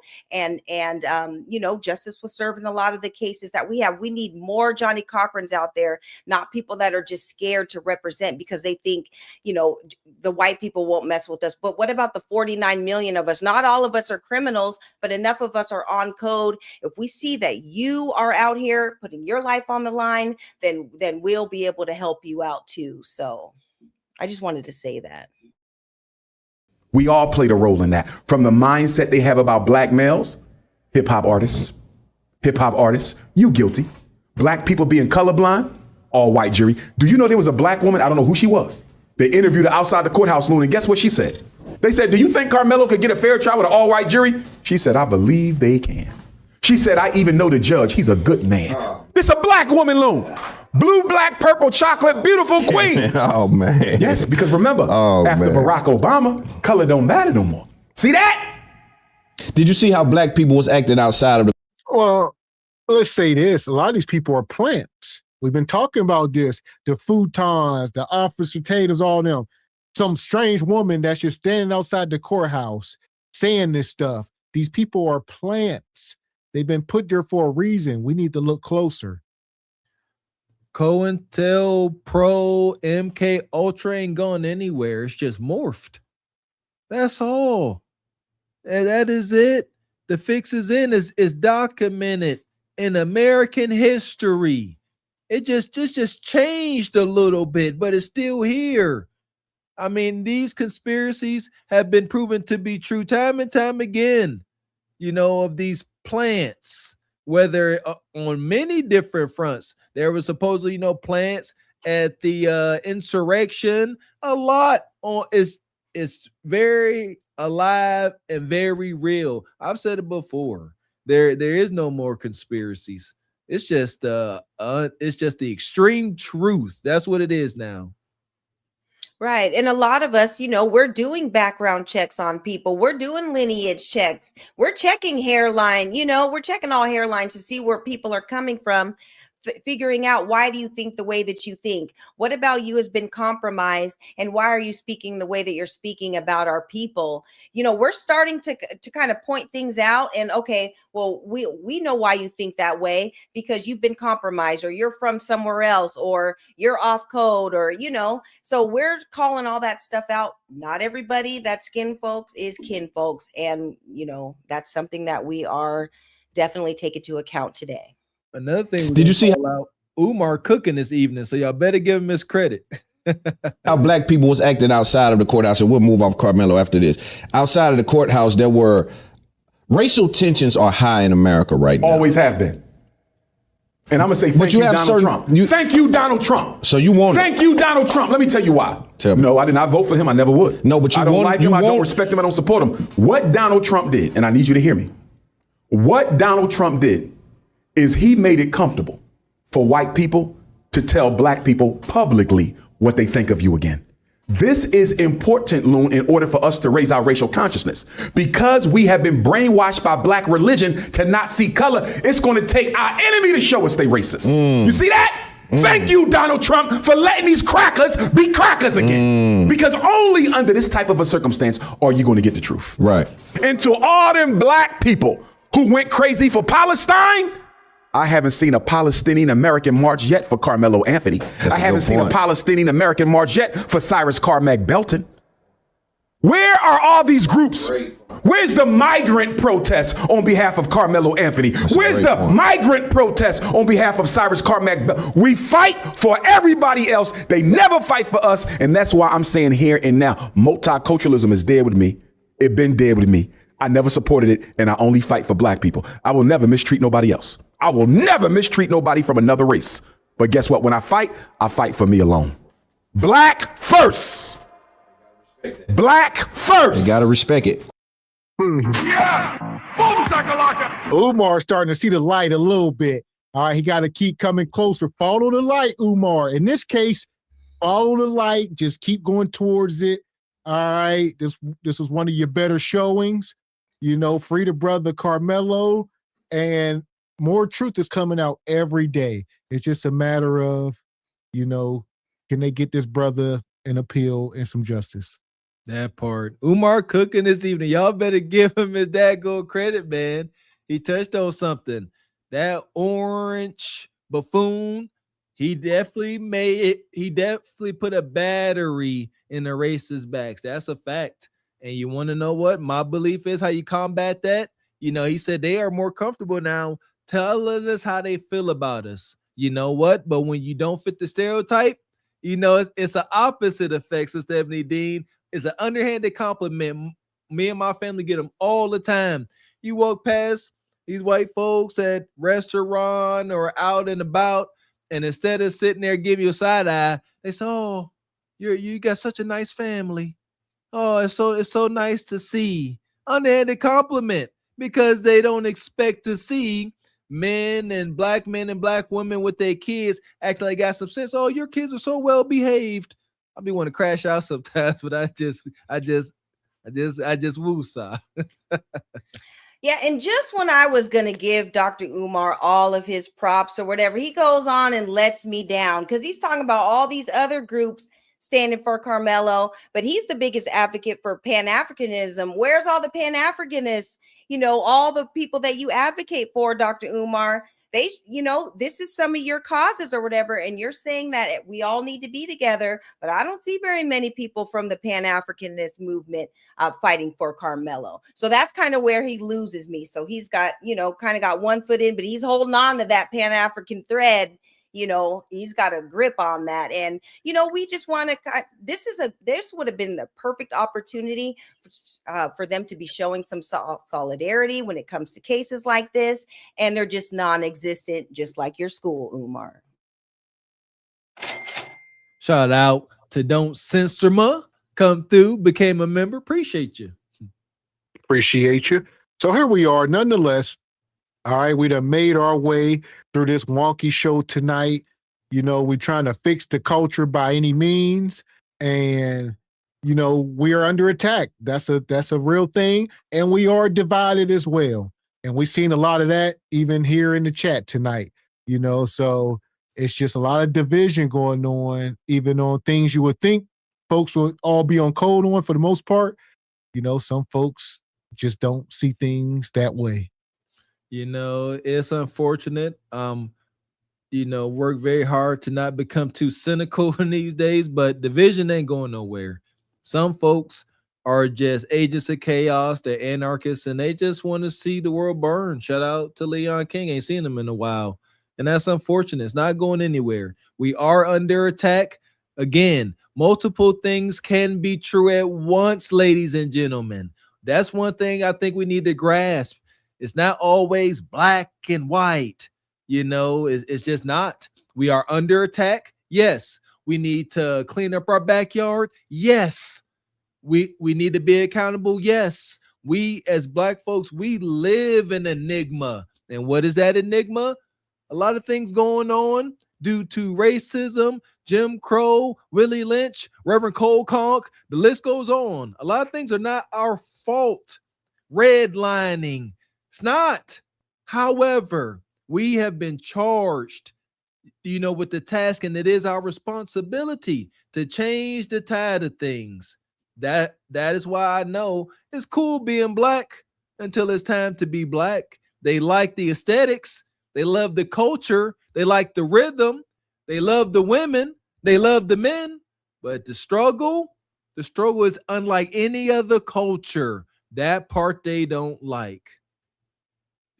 Yeah, and I think us as a people, we've always it's kind of like the analogy of us building a boat. We've always had a boat, but we kept wanting to expand, make the boat bigger in order to fit everybody on it, not knowing that people may have been poking holes at the bottom of it, or, letting water get into it so it can sink that ship. And we're to a point now where, okay, well, we're checking people who have tools and putting holes in that ship or whatever, and we're getting them about the paint. All we need is the ones who are actually trying to get across the ocean or get across the lake and trying to really build and do things. And that's who we're trying to build with. And it is what it is. At the end of the day, not everybody is going to come with us, but it's good for us to know the mindset of the ones who are against us and, teach our kids and teach other people, okay, well, we can't really trust this person because he thinks X, Y, and Z, and just be careful how you deal with that person.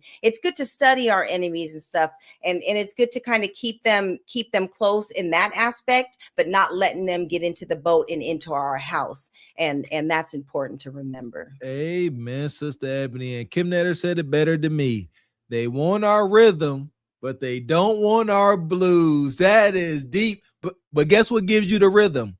It's that blues. It is what it is. I want that on the shirt. That's deep. And there you go. So listen, it was an awesome show tonight. We are under attack, even as y'all see on the thumbnail. It's definitely going to take all hands on deck, everybody coming together on some type of unified front. There got to be at least, 60, 70% of things we can agree on. We can't be just disagreeing on everything. So got to find some silver lines. The silver lining, the middle ground, Mr. X. Again, I'm going to always, refer back to the Godfather and accountability. Strong accountability makes that all possible. Everybody being responsible for themselves, their own actions, and the people that they are, responsible for. That's how we come to a common ground. But as long as we got selfishness and lack of accountability, there's going to be bias and selfish, objectives, and it'll never work. And that's why I started to get a little cynical, because I'm asking folks to be selfless. Good luck today. Yeah, and I know one of the things that we can most agree on, maybe not everybody else is on board, but our reparations and the stuff that we talked about today is all the more reason why we need it, because we don't have a fair chance and we don't get a fair chance. Look at all the things that we've even talked about, even just in tonight's show, is all the more reason why we need it. So everybody just stay on code. It's always going to be B1. Teach our families, teach our kids, and stand on business and stand on economic delineation, and only spend and go and spend your money where you're appreciated and where you're celebrated. And that's where we're at with it, with everything. That part. And also rest in peace to that 1-year-old Cohen down in Mississippi. Hopefully they put the dash cam out, get that baby some justice. Even if everybody goes to jail, don't really care. Get justice. The cop for sure. If the driver was negligent, even the mama, if she did something wrong, but the baby need justice.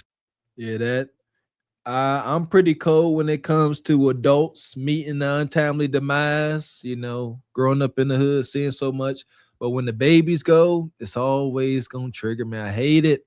Can't stand it. I can't grow cold to the innocent. And I want to be clear. I say there aren't too many innocent adults. There just ain't. But the babies, the little baby, a 1-year-old baby that don't even have his bearings yet, that needs to be, that is precious, and it's just wicked. Well, yes, once again, rest in peace to that little boy. May justice be served. Right. And just like the first story that we covered with the guy going in, to the lawyer's office and telling his statement or whatever about what happened to him at that restaurant, we are no longer accepting apologies that is not attached to a check. And we're just not doing that anymore. If you do harm to us or whatever, we all know that, money can't compensate a life. I actually lost my mom, and we ended up having to sue and do all that. That never definitely didn't cover her life, but we stood on business and made sure that the doctor who was responsible for her passing away paid for it, and he actually lost his license too. Amen. So we have to do what we have to do. No more free apologies that aren't attached to checks. Man, salute to you, Sister Ebony. You ain't new to this. You true to this freedom fighting, sister. As always, honor having you. Proud of you, sister. We appreciate you coming rocking with us, having these uncomfortable conversations, they suck, man. They weigh on you, but we always appreciate you, sister. Thank you for your time. Yeah, and thanks for having me. This was another great show, and we'll definitely see you guys tomorrow for the Sunday show. And happy early Father's Day to you, gentlemen, and all our great fathers in the chat too. Salute to you. There we go. Yes, 1 o'clock. Yes, Father's Day. Happy Father's Day, you filthy animals. So we appreciate you, Sister Ebony. Until next time. Yes, thank you, and have a good night, everyone. Yes, ma'am. You too. All right. So here we are, folks. All right. We done made our way through, fix the culture. We under attack. We got some things to fix. I think we talked about a lot, even though a lot of you ninjas don't always agree. I think some other folks may be coming around. We plant seeds. That's all we can do. That's all we can do. Like drunk ass Johnny Appleseed walking around planting seeds, man. That's all we can do, but we care. We actually care. 2 war-torn Project Crack babies from the hood actually care. Won't God do it? And as long as you jive chickens care to listen, we will continue to plant these seeds. We appreciate y'all coming through like y'all always do. Shout out to everybody coming through, sponsoring the show, giving the 2s and fews, the 10s, the 20s. We appreciate y'all coming through, supporting your channel, supporting your interests, supporting your beautiful Black media, having the uncomfortable conversations. We can't thank you guys enough. Make sure y'all jive chickens, hit the like button on the way out. Make sure you are indeed subscribed to all 3 of our channels, and make sure you join the Patreon. As Mr. X said earlier, it's been a while since we did a Patreon show. And for those of you that know, the Patreon shows where we could cut a little loose, show more risque content because Big Brother YouTube ain't watching. So make sure you do join the Patreon so you don't miss a thing. That part. So we plan on being in there soon. Next week, we're going to ramp it up a little bit. Definitely going to get into Patreon and some other things because there's a lot going on. Yes, sir. So stay tuned. Make sure you jive chickens are subscribed. And we for sure will catch you tomorrow with more dating, mating, and rage baiting madness with Single by Choices. So we'll be back up here tomorrow night at 8 p.m. Eastern Standard. And shout out to all the sponsors of tonight's show. Uncle Tall in the Cash App. Shout out to, who else we got here? Shout out to, I don't want to miss nobody. Divine Photos came through. Shout out to Devil's Games, Black Unity, Stu Peas. Yeah! Boom, shakalaka! Stu Peas been coming through all night. Petty Sama. Yeah! Boom, shakalaka! Classy Perspective, Brother David. Shout out to Brother Blaine. Sister Yas, we're going to drop the link on Tuesday. Make sure y'all here. We didn't have time tonight. Brother James Burton, Uncle C's, Frederick Howard, the whole SBC Nation. Yeah! Boom, shakalaka! Once again, cannot thank you guys enough. You guys come through. You guys support. We ain't got to harass you the way Evie Ray harasses us. Thank you guys for coming through. Support your interests. That part. So we'll be here tomorrow night, 8 p.m. All right, for Single by Choices. Until then, I'm Gavin X. I am Mr. Walker. And we are Carpet for the Horse Productions. A good evening. Yeah, the crown stay heavy. We don't fall. Ay. Truth over lies. Yeah, the story been told. Listen, 2 married men from the trenches. Still standing. Still building. Trying to show you it's another way. This ain't hate with the game. Hit that like button goes, don't play with it. Subscribe, go, yeah, stay with it. Cash App lit if you rockin' with the flow. Super chats on, yeah, support the show. If you SBC Nation, then you already know. Brother Regal Rumble, yeah, we shaking up the game, let's go. Brother Regal Rumble, cart before the horse. Hey, now we running